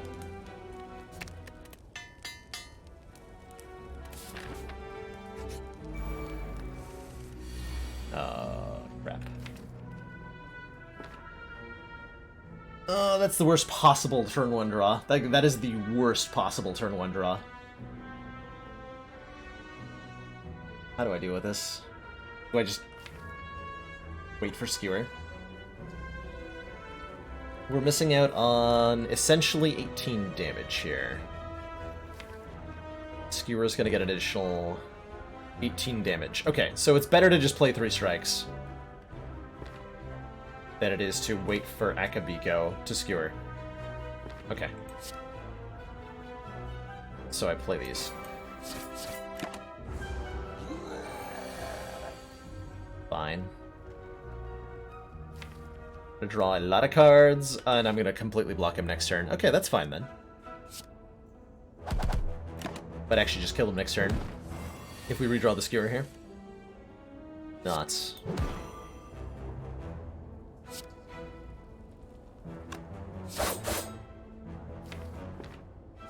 But I can go blur, panic button. Not to tide me over. Okay, pretty smooth fight. Cloak Clasp. At the end of our turn, gain 1 block for every card in our hand, and another Dagger Spray. Which is great because we need more front-loader damage anyway.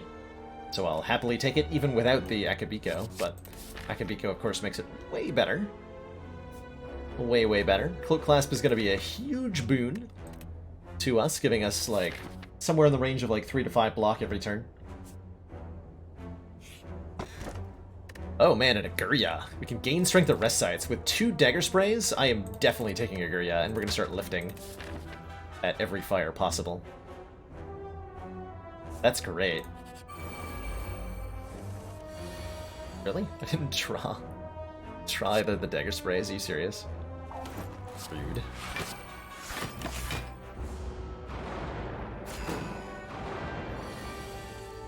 There we go. Still have a turn of panic button, or a turn of blur, so I can panic button here. T to draw Dagger Spray.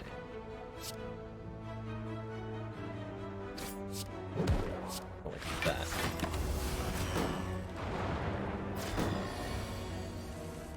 I was not guaranteed to draw Dagger Spray. What am I talking about? But now I am.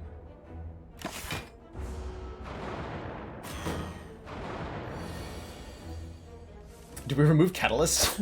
We should think about it at this point. If we find a terror, we probably should.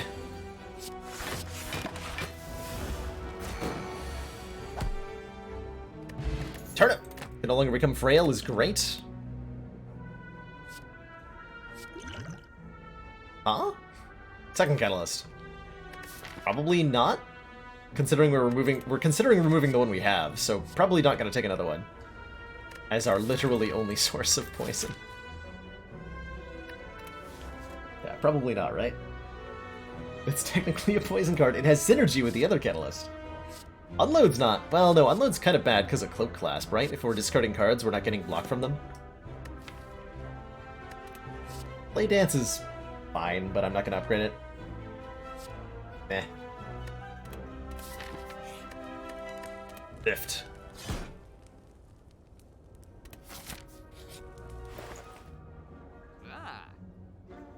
Actively do not want Backstab, hilariously.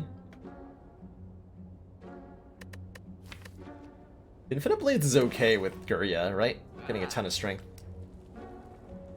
Or I could just remove a card, which would be the Catalyst? Just remove Catalyst. Okay, just remove Catalyst.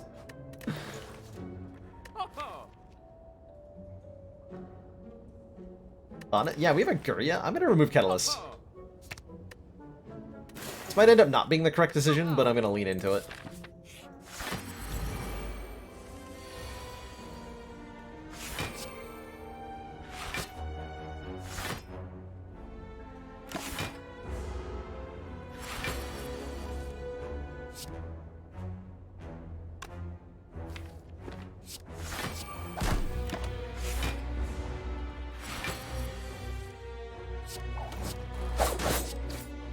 This is a metallicized Lagavulin. That's kind of terrifying, huh? That's definitely terrifying. It's not attacking me next turn, so we can just panic button here.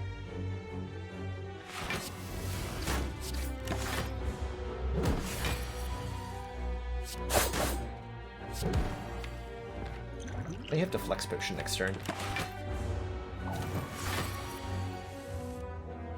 It's 10 times 3, it would become 45. It's actually not going to kill. Oh, if I Dagger Spray, though, this would be 18. Plus 15 times 2. That's still not enough to kill it. Unfortunate.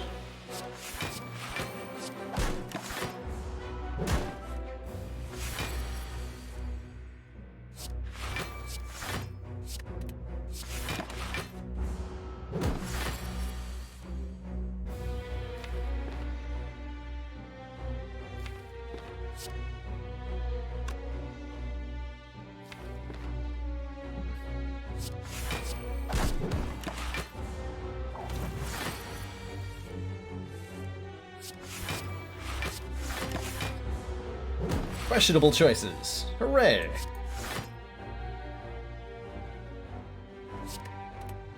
Oh, this is metallicized. I really gotta kill this quicker. Okay. Not too bad. Fossilized Helix prevents the first time we would lose health each combat. That's huge. Endless Agony is actually not bad, considering our Gurya. This is currently 5 damage times 2. I'd also take a backflip, although I think we're good on block. I do want more offense, especially for Hexaghost. Especially for Hexaghost. Let's take the Agony here.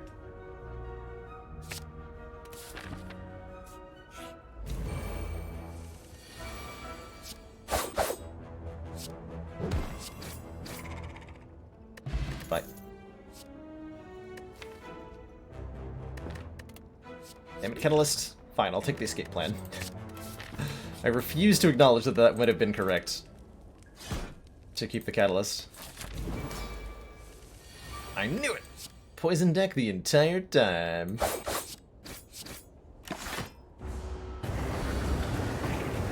Okay, here's where we find out if we can actually survive the Hexaghost. This is a pretty good Swift Potion. No, it wasn't.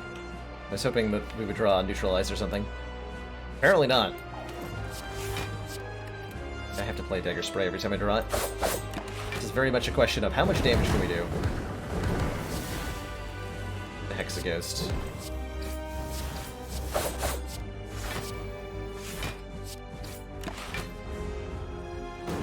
Before it does the Inferno. May end up just blocking through the Inferno turn.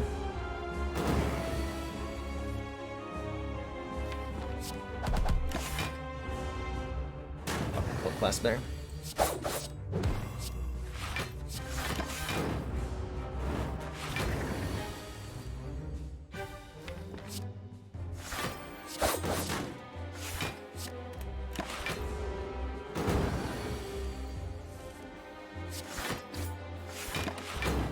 Okay, not good that we only did this much damage before this turn, but we did draw Panic Buttons, so that's nice. Could do that. May have to use this Flex Potion here, depending on how bad these burn pluses become.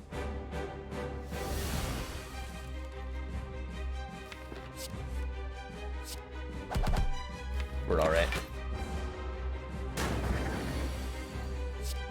Yeah, Orichalcum definitely would have been nice. I think we saw the Orichalcum in a store in Act 1, so it's not going to happen, unfortunately. Oh god, is this another deck where we take Phantasmal Killer to do our physical scaling? Maybe. Could also just take Die is a pretty good AoE, but we have really good AoE. We already have 2 Dagger Sprays with 2 points of strength, right? Maybe it is Phantasmal Killer. We would have to upgrade the Phantasmal Killer to 1 energy to make it particularly worthwhile, but seems hilarious, right? We'd really want some Retain to make this exceptionally good. Maybe we get a Runic Pyramid here. We did not. We do get either Cursed Key, to gain an energy at the start of our turn. When we open a non-boss chest, obtain a curse. Velvet Choker, energy every turn, but we can't play more than 6 cards per turn. Or Astrolabe, transform and upgrade 3 cards. The Escape Plan, the Endless Agony, etc. make the Choker a bit of a non-starter for us. If we wanted energy, the Cursed Key will do acceptably. Or we could get some upgraded cards. Move strikes. Maybe like 2 strikes, 1 defend or something. Curse Key's really nice. Go for the 4 energy deck here. That'll make Phantasmal Killer playable. It'll make Skewer hit a lot harder. Especially if we draw it on turn 1. Sure. Sure. I'm down for that. I am also down for fighting several elites this act. So I can only fight actually 2, no matter what my pathing is. Unfortunate. Get a handful of fires in addition, no matter what, as well. Get 3 poison cards from Astrolabing. Well, good thing I chose not to. Stinky poison cards. Hello, fools. Come to your doom.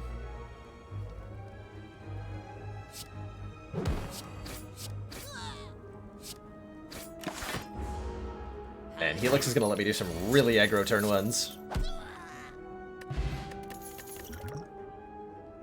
Acrobatics. Draw 3, discard 1. Sounds like the sort of thing we want to incorporate as we get more energy. A backflip would be good too. Anything that increases the number of cards in hand also blocks for us, courtesy of Cloak Clasp. Which is kind of amazing. Happy to trade a skill potion for a relic. Those blurs are being helpful, and 130 gold is a lot, so... Ranwid, you can have this potion. And in return, he gives me the Toy Ornithopter. Hilarious. When we use a potion, heal 5. You tricked me. Ranwid, you tricked me. He just healed for 5 health and then gave me the relic. I guess he really needed 5 hit points, huh?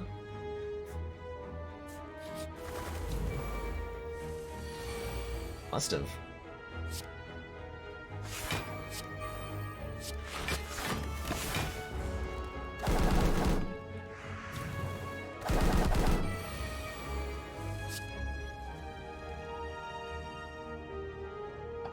How much damage does this do?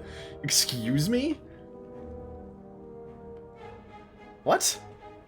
42 damage X times. Oh man, we're gonna get some really big numbers this run. I like it. I like it. Yeah, Endless Agony does 30. Only 50 against a bird. No Dagger Spray is painful. I'm not gonna pass on my double the damage though. Just gonna delete this bird now. Got him. Okay, goodbye.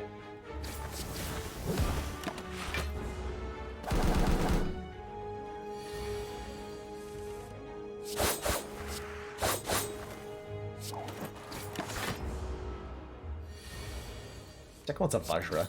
More strength, please.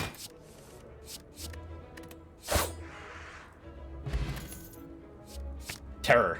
I just snap pick Terror. Apply 99 vulnerable. That's like the card.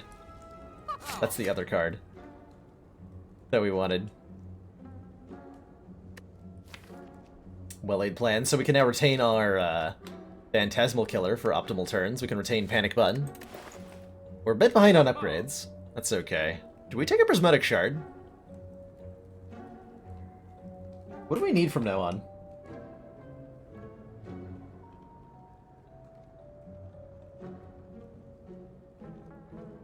I think we do take a Prismatic Shard. Because what we want right now, if we really want to get this silly, you know what we want, guys? We want Wrath Stance. That's what we want. Double our damage again. To times 4. Or whatever. Give me that. Give me that. And then I probably want a block card. Dodge and roll seems good. Dodge and roll with blurs is one of my favorite combos, actually. Get dodge and roll. Upgrade a card. Heck yeah. I'm gonna upgrade Phantasmal Killer. Because that's the kind of deck we are. We're an upgrades Phantasmal Killer kind of deck.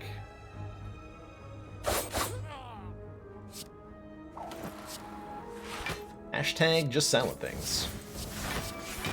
Also a retain block for 2 turns kind of deck. Oh, I'm so sorry.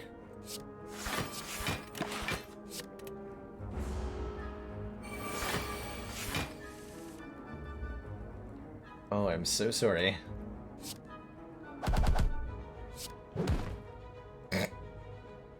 Got him. Incense Burner. Every 6 turns, gain 1 intangible. There's some strength!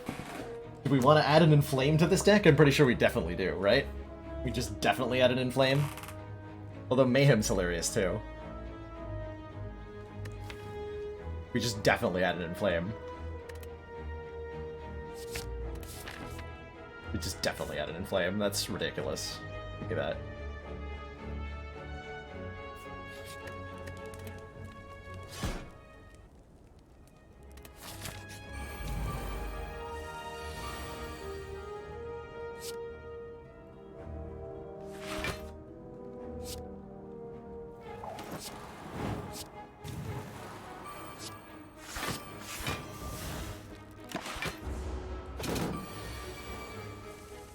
Oh, I'm so disappointed that I did not draw a Skewer.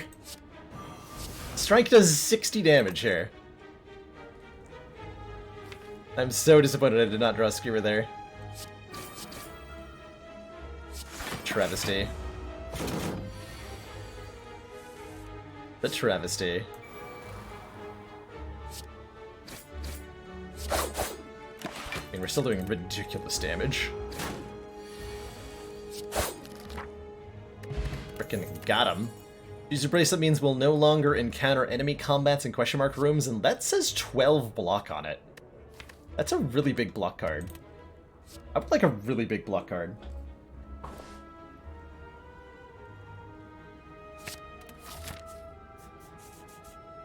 What am I still looking for this act? Upgrade all strikes defense would be good. That's fine. Small chest, no removal upcoming, skip.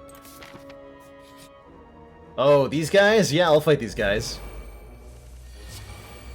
The Red Mask Gang, they're called. Most dangerous men in all the land. Some say they've robbed hundreds of travelers of their... Oh, they're dead. Well, we got their masks now, which I guess means we're the leader now? Apply 1 week to all enemies on turn 1. A hold plus. I don't have Wrath Stance yet, but I want it. I haven't seen Thwack in a while. Thwack is still here, but Thwack now has a little bit more restricted conditions under which you can spawn. You can only see Thwack in the second half of the act, which we only had 1 chance at. So you cannot find Thwack in the early question marks, and so that does make it rarer.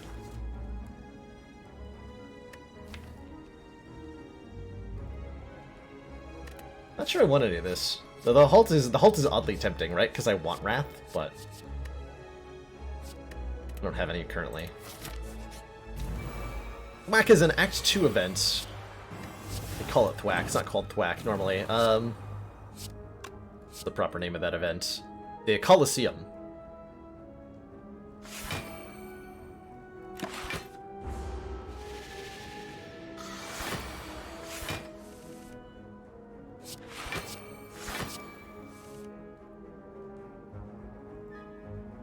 How much damage? Not enough.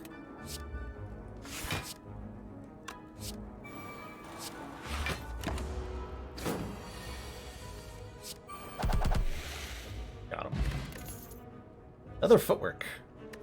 Or a backflip plus. The Thwack Arena.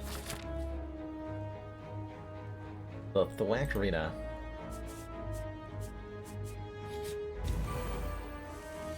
I've ever smoked bomb the first fight in Thwack before. Yes. I had to know what it did. I think they changed what it did since I did that, by the way. So I don't remember what it does. God. This deck does so much damage.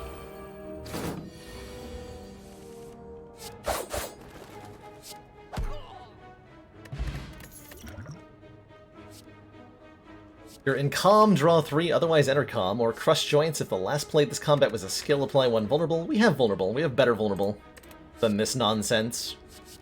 And entering Calm does actually nothing for us, so we'll skip all this.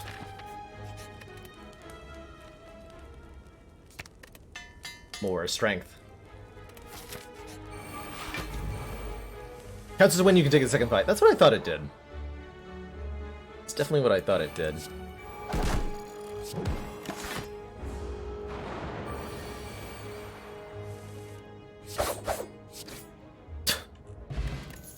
Okay. Second Terror plus. Honestly, I like Foresight a lot. At the start of your turn, Scry 3 is nice. I need a way to get out of Wrath? Yeah, I have a way to get out of Wrath. I play an attack card and I leave Wrath because the fight's over. Is how I leave Wrath, I think. Creative AI is really fun here. This will give us silent powers every turn. So we're going to get copies of, like, Footwork, Noxious Fumes, Afterimage, 1,000 Cuts.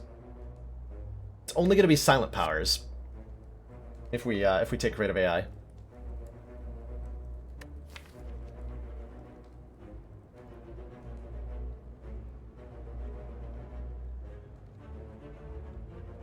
The Creative AI is a little slow.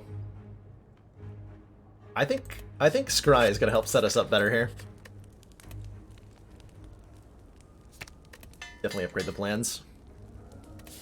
Alright, Collector. I got bad news for you. Got really bad news for you.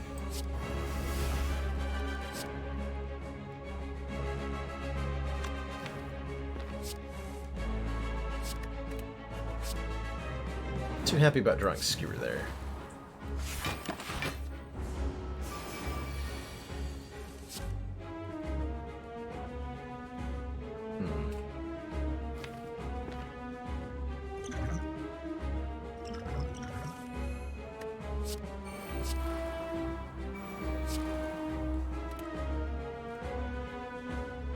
Could just buffer this hit. Do I really care that much about a Akabiko nonsense? I think I do.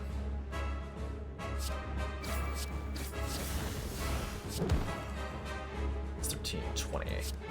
Easy. Take one from Cloak Clasp.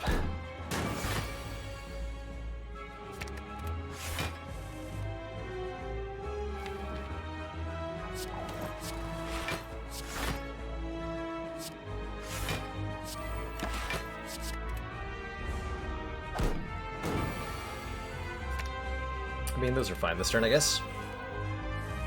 Deal 20 damage to all enemies twice. That seems good. That seems really good.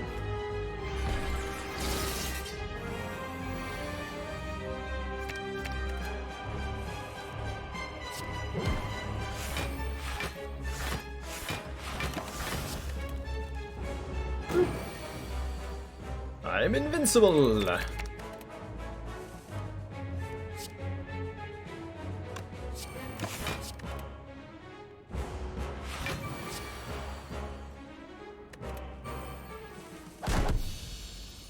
Like I queued up the skewer before the scry went off there. Well, GG Collector. Man, this deck is ridiculous. What do we got here? Thunderstrike. Doing damage based on every lightning we channel. We already had a Thunderstrike deck today. We don't need another one. Alpha. Shuffle a Beta into the draw pile, which then adds an Omega. Omega lets us put a power in play, dealing 50 damage every turn.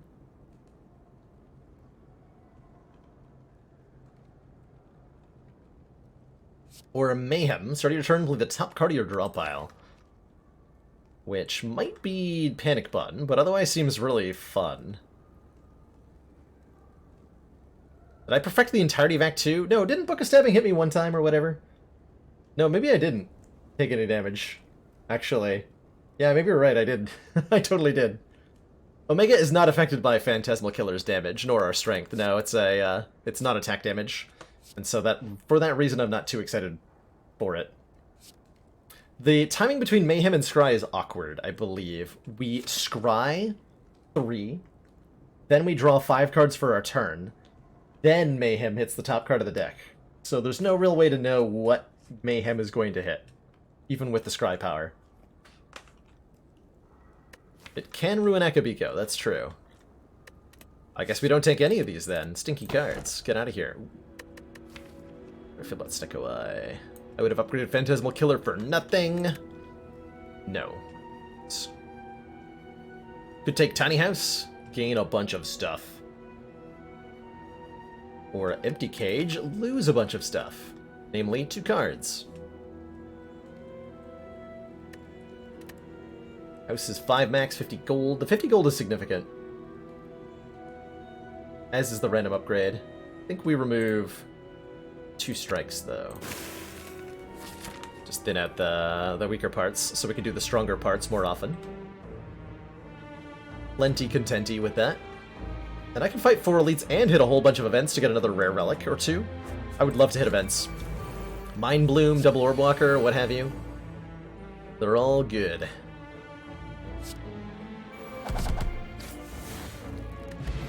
Fight. True Grit Plus. 9 block Exhaust a card. Huh. We had Exhaust to this deck? I don't think we have enough powers for Force Field, do we? We have 1, 2, 3, 4. We do have enough, actually, that Force Field Plus is kind of good. I think a Force Field Plus.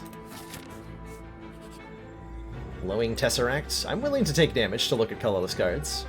I don't have any reason to be at full health, right? No, I don't. We're looking for things like...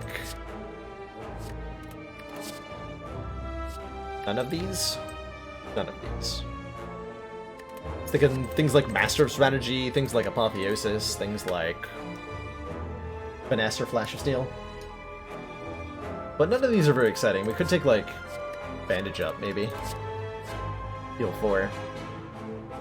Panacea could let me negate the Flex Potion debuff. Is that enough reason to want it? Oh, it also lets me block, Panic Button. Okay, that's a good enough reason to take. Let's take a Panacea. Don't really care for Bandage Up.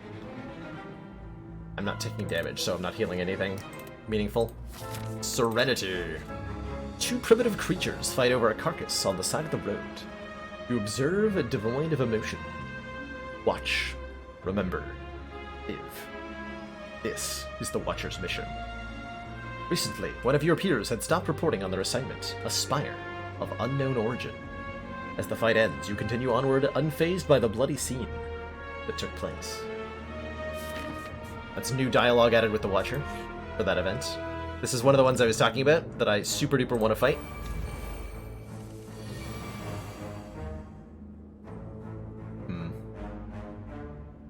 I think I just...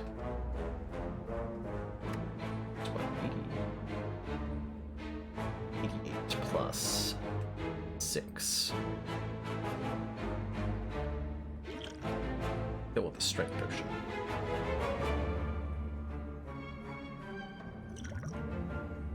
Come. 96. Okay, so we Strength Potion. Oh yeah, I had Ornithopter for healing too, right? I don't need that bandage up.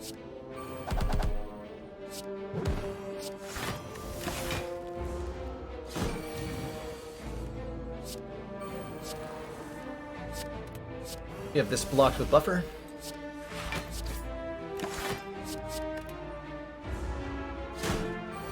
This is a pretty easy fight from here, if I do say so myself.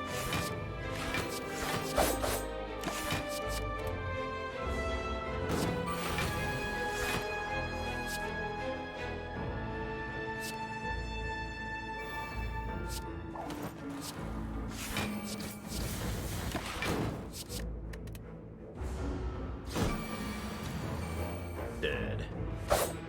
27 times 2. Wow. Mango! Gain 14 max health, putting us all the way up to 77. We could take a Perfected Strike, or a 3rd Dagger Spray. Honestly, 3rd Dagger Spray seems incredible. TBH. TBH, 3rd Dagger Spray seems really good. Yeah, let's take another one. Take another one. Lose 4 max. Back down to 73. Dawn, our friend the Red Mask, gives us 222 gold. At the Tomb of the Lord Red Mask. Gonna go ahead and upgrade... Honestly, maybe Panacea. But probably... Probably Footwork.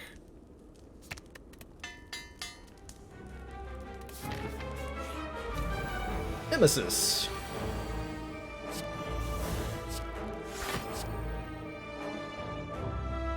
Nemesis is a bit of a jerk.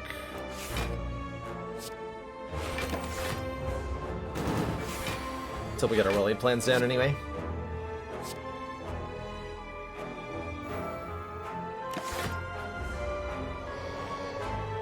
Nemesis is intangible every other turn, so we're, yeah, at the mercy of our draws. A little bit. So much for Phantasmal Killer. That's fine, though. We have a buffer here.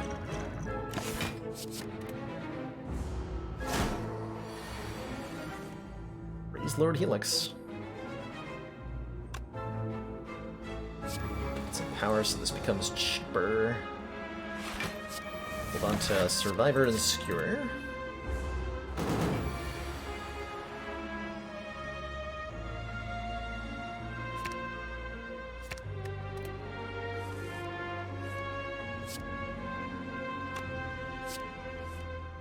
Times 4. Not gonna get much better than that.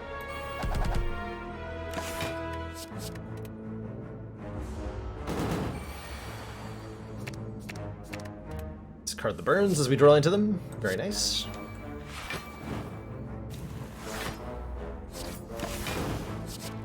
Should have a kill here, no problem. Good fight. Helix really smoothed that out for us. Yeah, just casual 60 from one dagger spray. Jesus. Raganosf? Raganosf is nice, right? Sure. Into fall. Well, I guess we're losing either Survivor or a dagger spray. I just added a shrug. I don't mind losing Survivor. No, I don't mind losing Survivor here. With the retain, or actually with the cloak clasp, Survivor's blocking less than it normally would. This is decreasing our cards in hand. I have to open this chest to get the blue key. So we'll take a Shame Curse, which is fine because we have a turnip. So Shame is just an injury. You get a return, gain 1 frail, but can't. We're immune! Invincible, I tell you. I have to lose my buffer unless I'm willing to not play all these attacks.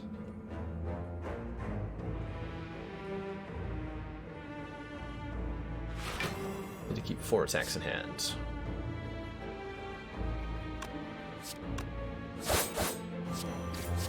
That's 2. Okay, keep the buffer there.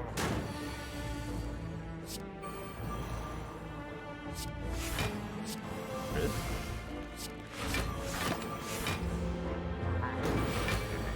Good. Do we care about Panacea? I don't think so.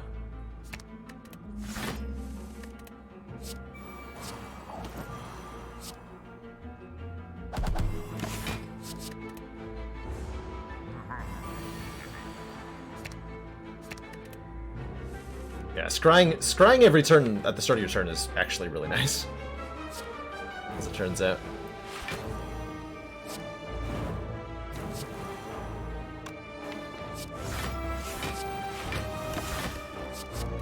Okay, we're gonna set up a really good offensive turn here. Phantasmal Killer.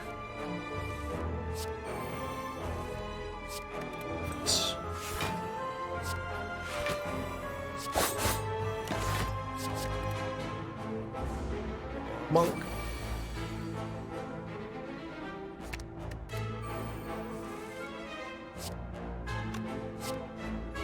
That's 48 times 4.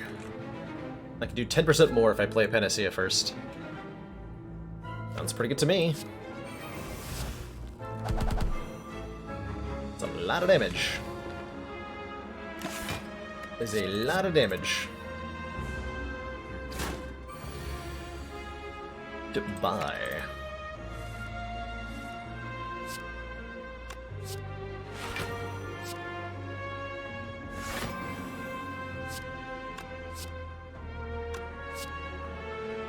Not sure if this is going to be a kill or not. 21, 2 times 4. I don't think this is going to be a kill.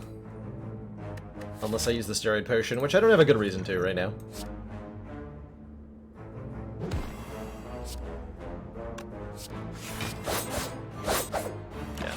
shield.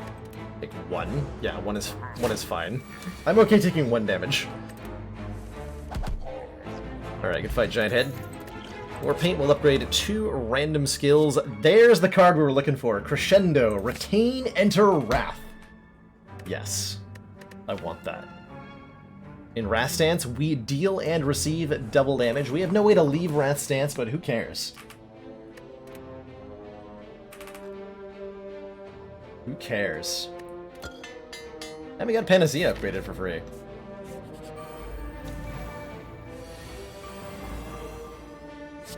Got him. Good fight. Warcry Plus is kind of neat. Take a Warcry Plus. I'd take a Charge Battery too, but eh. Eh.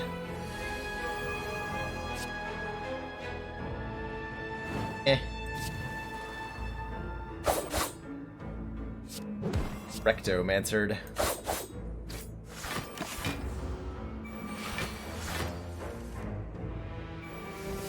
Oh. I care.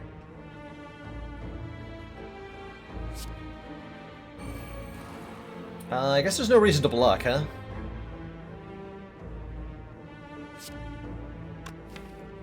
Just raise the discard pile. We're drawing quite a few cards. I think we go with that.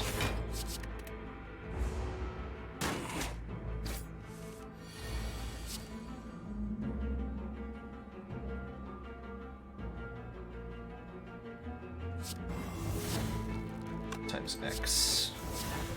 That's 3 short of a kill.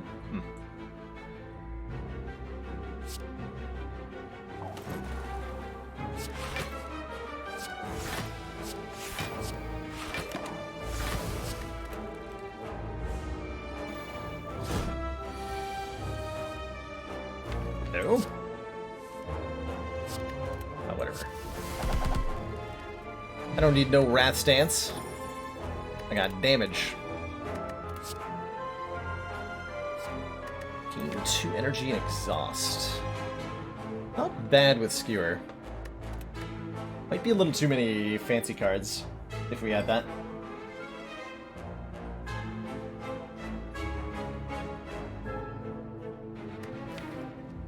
I can draw 3 cards with Shame, only if I've taken damage. Unfortunately. There's a Fossilized Helix. Full-Headed Plus is a worse backflip, yeah. But does not scale with, I mean, it's 2 block per turn every turn? I guess? Not very good.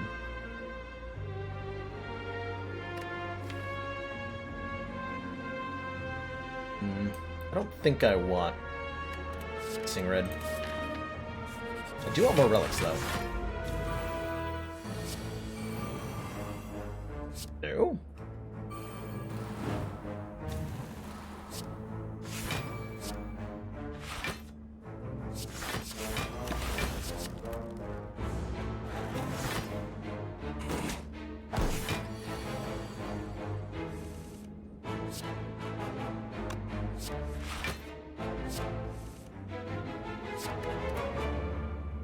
All right, I'm gonna end this. I'm gonna end this fight with 1 card. Well, 1 attack card anyway.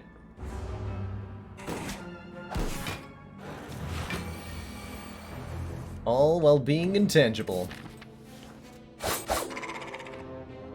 Got him.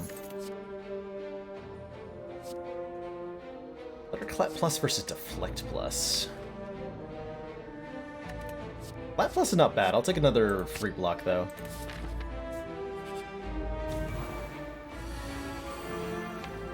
The Wrath card for double damage? I can't have. It'll automatically retain. No, it was in my hands. Can't have been. Man, none of these do anything for me? I think I actually play the Neutralize so he's weak next turn. Awkward as that feels.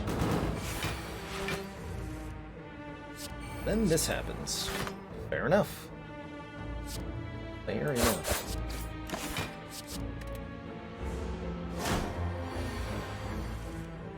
Okay, now we can draw 3 with this. That'll do happily. Very much happily. So the goal is what? Get lethal in 2 turns or whatever? So I should be able to hold on to Dagger Spray, Dagger Spray. Crescendo will hold on. Yeah, Crescendo automatically retains, since that's what the card does. Pretty nifty.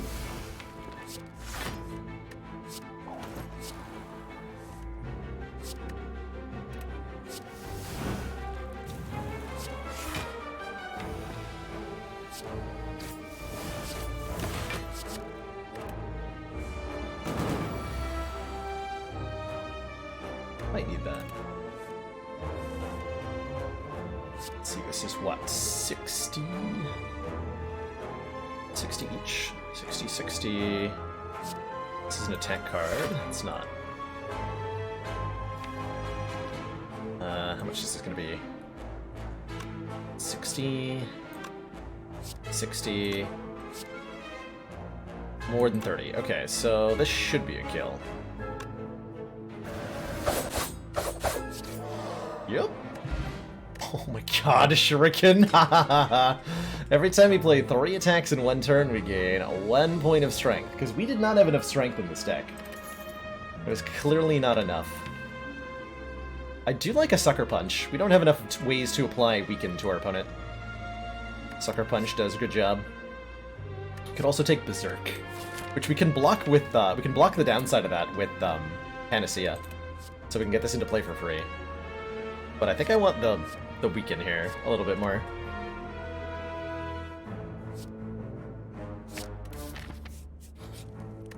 Grab our recall. Alright, Awakened 1. Or wait, you're not Awakened 1. Well, whatever. Donu and Deca. Whatever your name is. Do I just Crescendo Phantasmal Killer? I'm thinking about it. I'm really considering it.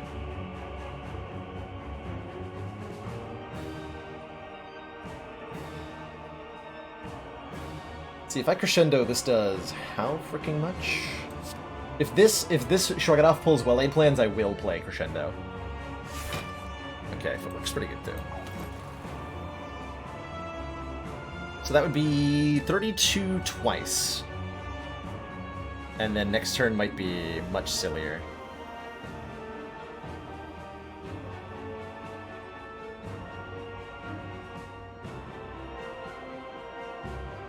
Crescendo will retain, the Dagger Spray won't. That's the main problem. And I would want to do the 72 to both of them right now.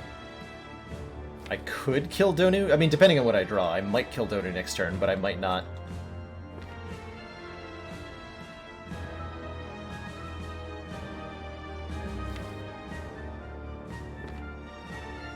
Losing out on 9 times quite a bit. Do we play the Dagger Spray and lose Ankabiko?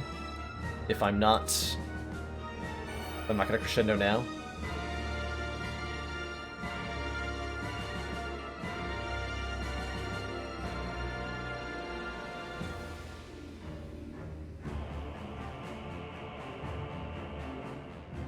Or I Crescendo now and just Dagger Spray strike Donu, which is gonna do over 100 damage. And then we have buffer next turn. I want to see how the YOLO play goes out. This might kill me. But I gotta know.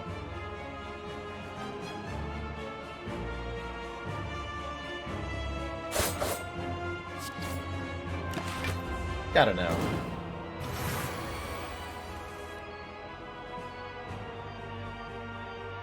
I 1v1 Deca next turn. Maybe?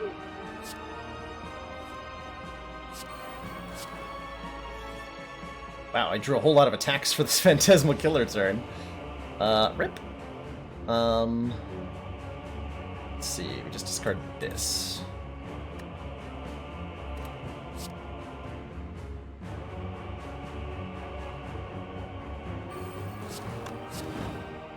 Six times 2. So I can actually full block that.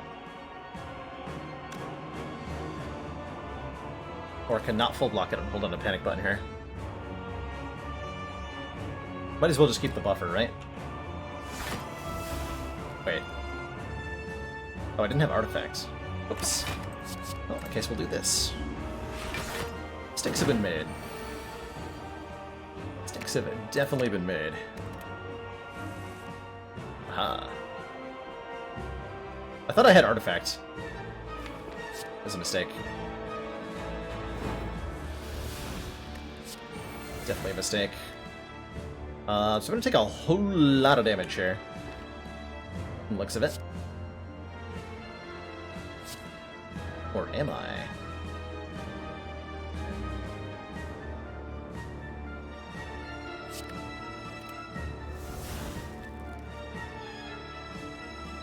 So definitely double dagger spray. No matter what, no matter what.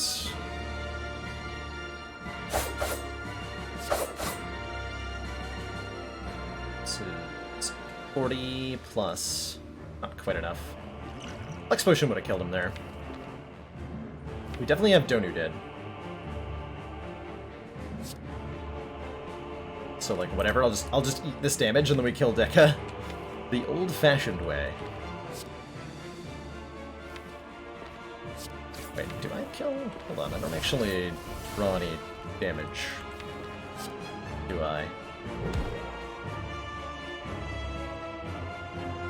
This is 5.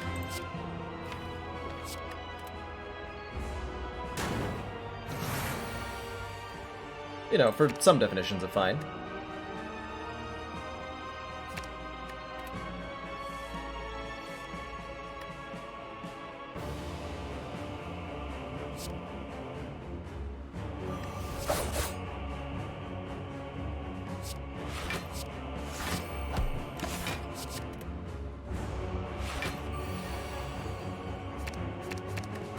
Draw damage! Hooray! Got him! No problem, I even lined up Incense Burner correctly. Easiest game of my life. And we're at full health, because we're only on Ascension 3. Two thump, a deep pulsing dread can be felt throughout the room is this. The heart of the Spire is this. Source of this evil is this. Way too much attack damage? Probably. Probably. I have 700 gold somehow. Not really sure how that happens.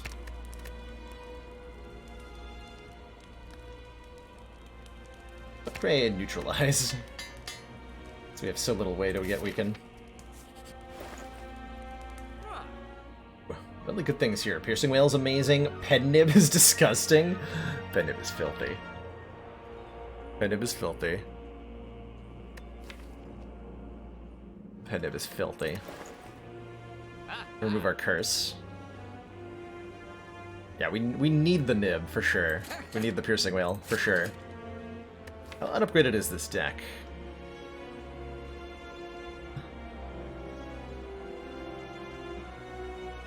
Stuff that Apotheosis will improve. Not a lot of it.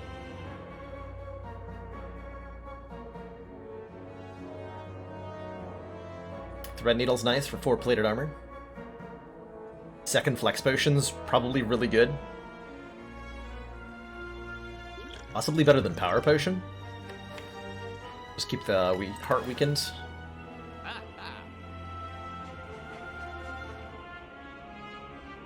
I like Flex Potions more than I like anything else.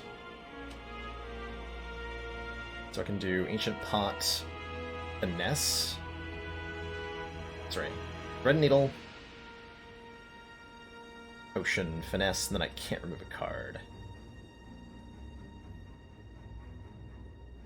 Relic to the right of Thread Needle is the Hand Drill. When we break an enemy's block, we apply 2 vulnerable to them. The reason why potions are sparkling, Orano Skyman, is that the sparkly ones are uncommon potions or rare potions. Potions have different rarities, common, uncommon, and rare, and the uncommon and rare potions will sparkle when you see them in shops and after combats. That was recently added, like, last week in the beta branch. So, very recent change. Hey, Matt Calder! Good to see ya. I'll give a quick shout out to Matt. Matt streams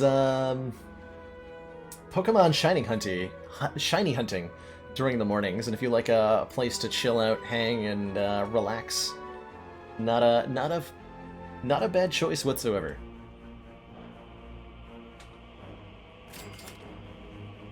Not a bad choice whatsoever.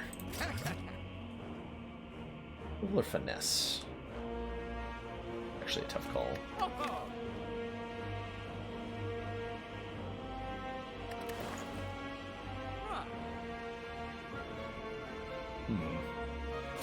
The finesse. Keep the curse.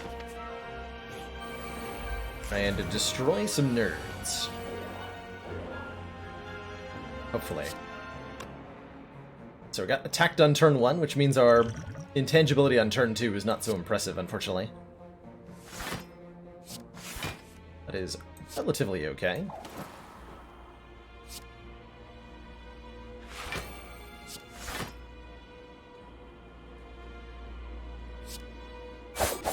Some damage.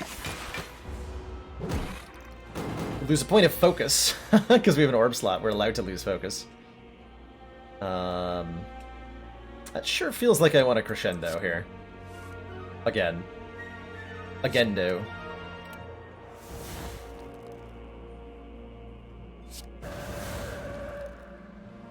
$26 times 3 is 78 exactly.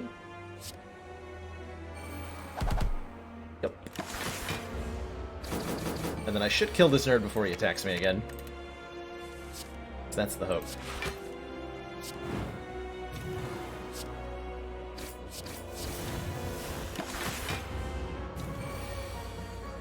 Beautiful.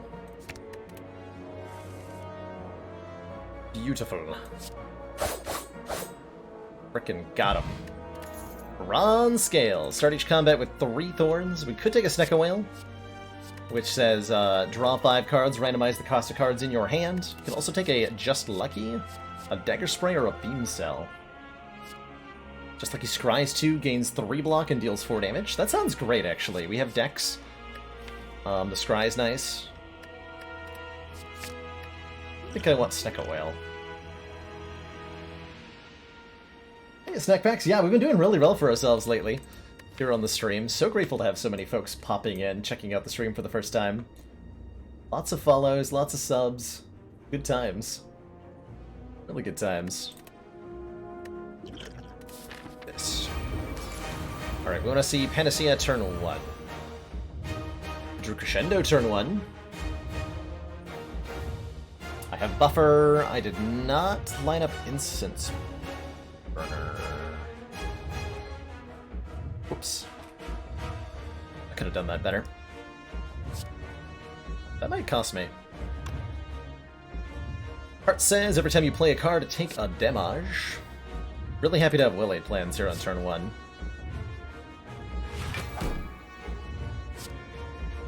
Really happy to have Will-Aid plans here on turn 1.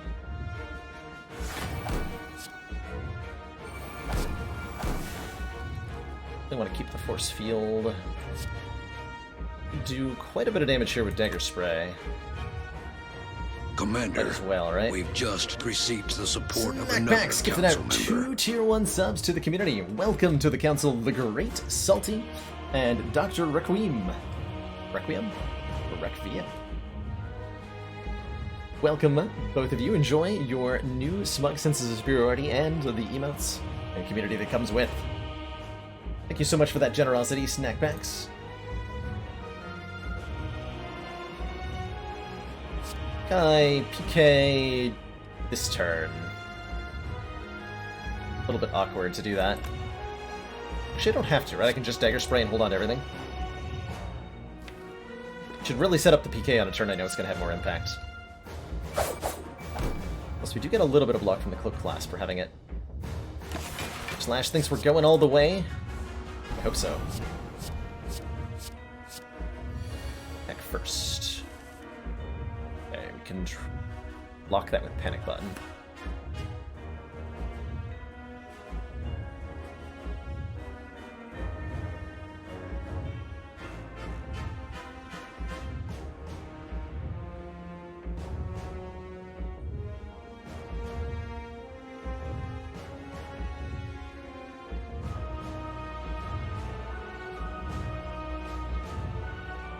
I'm trying to figure out if we go into Rat Stance here. Well, not this turn, but next turn. It'll give us 3 turns of double the damage. If we do that. There's no reason not to panic button. Well, that's not true, because I won't be able to play cards. My panic button. So we should definitely see what's on top of the deck here. For sure, we should look at that. There's Panacea. Okay, we want that. Super want that.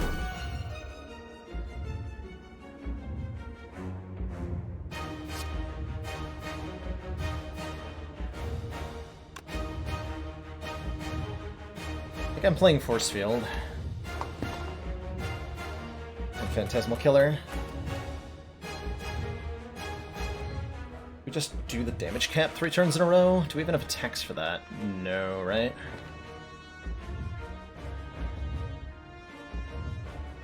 Pendib. Oh, Pendib is ready here, huh?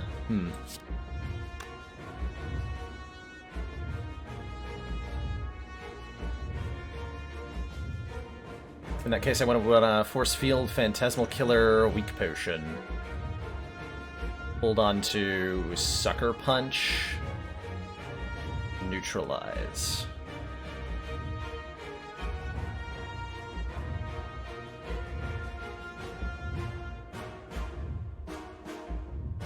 But I have to be able to generate block next turn.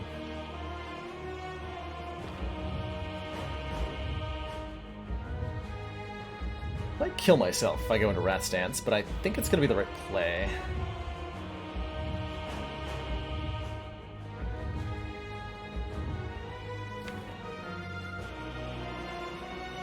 I could hold on to Panic Button for next turn. That would probably be, like, smart or something. Wondering if there's enough damage. Is this... Am I looking at, like, 900 damage? How much damage am I going to do with Dagger Spray? That's an important question. Just, like, normally. We're going to have 13 points of strength. So it's plus 4. So 17 times 2 base times 1.5 times 2. 51 times 2. It's a lot of damage. I don't think I get to Crescendo yet. We do Phantasmal Killer, for sure.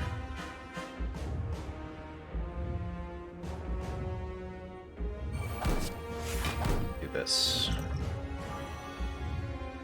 Hold on to Sucker Punch, Panic Button.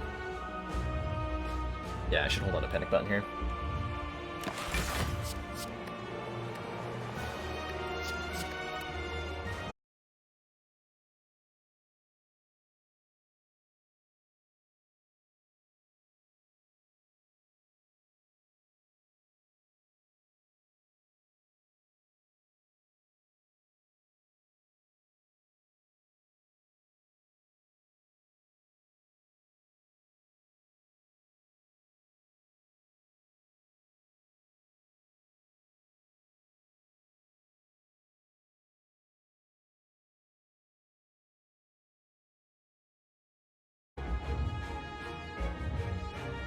Okay. Alrighty, we're back. Apologies for that interruption, everybody. We're here. We're staring at an awful lot of damage. And I have a pendant. Panic button for a Panacea. Okay. So I do put Panic button to play. Alright, I think I'm gonna go YOLO here.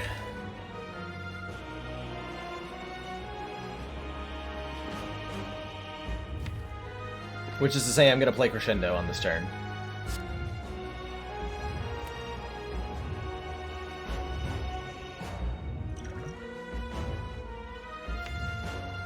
Doesn't matter what order I do this in, so we're going to go Panic Button first.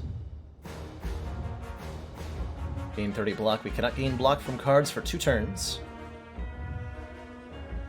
How do we get Crescendo? With the Prismatic Shard. Man, if I'd lined up the Incense Burner, this would be a much easier fight.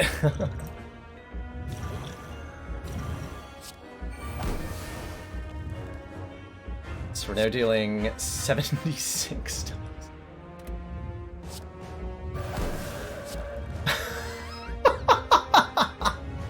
Oh, man. Could have kept the strength? Oh, I did. I did. I'm gonna screenshot this. Because I don't think I've ever seen Dagger Spray do that much damage. Okay, that's the damage cap.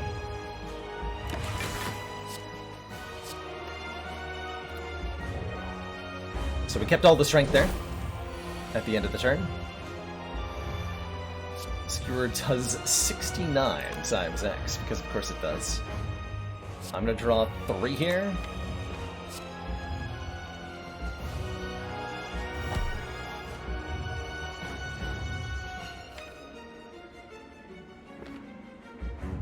Well, that's not good.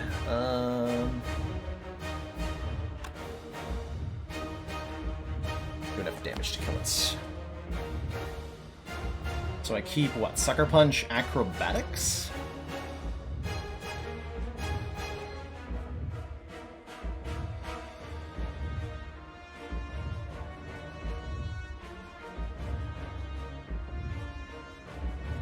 I think. You just play the Skewer here. And then we have only 2 attacks? Oh god.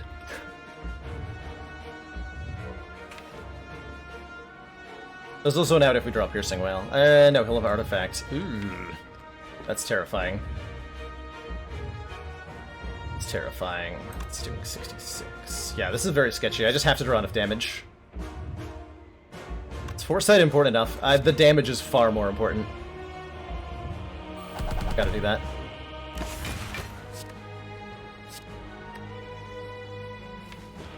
Good news is I might be able to block.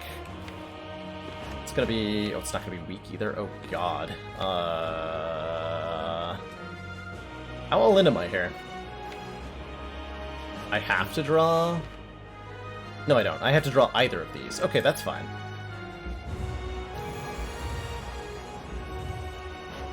Well, because...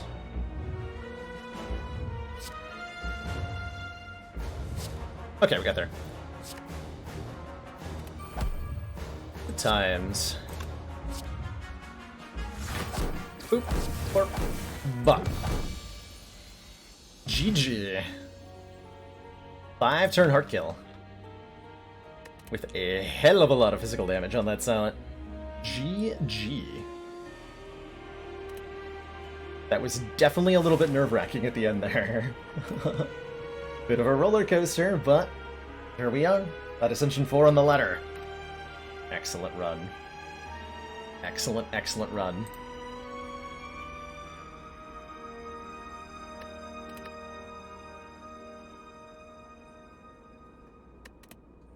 The best poison deck you've ever seen. We removed Catalyst. All of this because we chose to remove the Catalyst. I think I like the choice I made in the end. The Spire sleeps, and so shall I. This is where I'm going to sign off for the night, everybody. I'm going to say thank you, everybody, for joining me. It's been an absolute pleasure streaming for you all tonight. If you're new here, my name's Balelord, and I like to slay the Spire. Going to continually attempt to defeat the heart on every difficulty level back-to-back until we succeed at it. However long that's going to take, we'll do it. We will do it. We're going to be back not later than 4 p.m. Eastern Standard Time tomorrow. The strong silent type. Pondo. That's a great dad joke. That was a great dad joke. If you'd like to be notified when we're live, you can join us on Discord, follow me on Twitter. Those are both updated when the stream goes live. You can also just follow me on Twitch, which many of you choose to do, and thanks to everybody who does that. That does support the stream. As always, thanks also to everybody who supported the stream today, whether it be through subs or whatnot.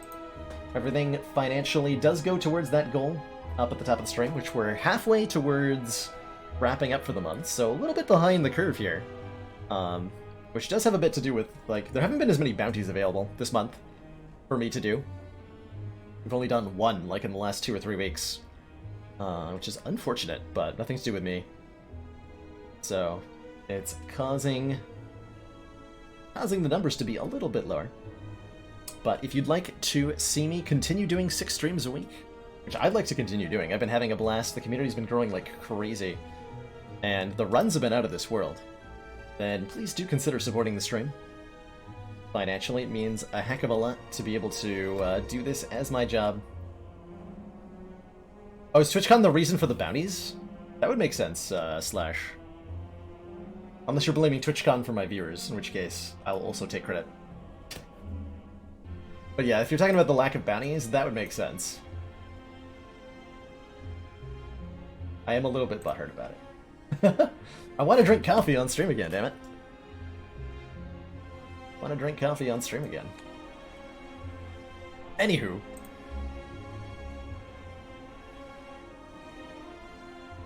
Oh, that's good to know, actually. Anytime there's a convention, the bounties don't happen. Annoying. Oh well. I'm sure there'll be more at some point. That's gonna be it for me tonight. Thank you so much for watching, everybody. Have an awesome night. We'll be back tomorrow. Some more Slay the Spire action. Ta-ta for now.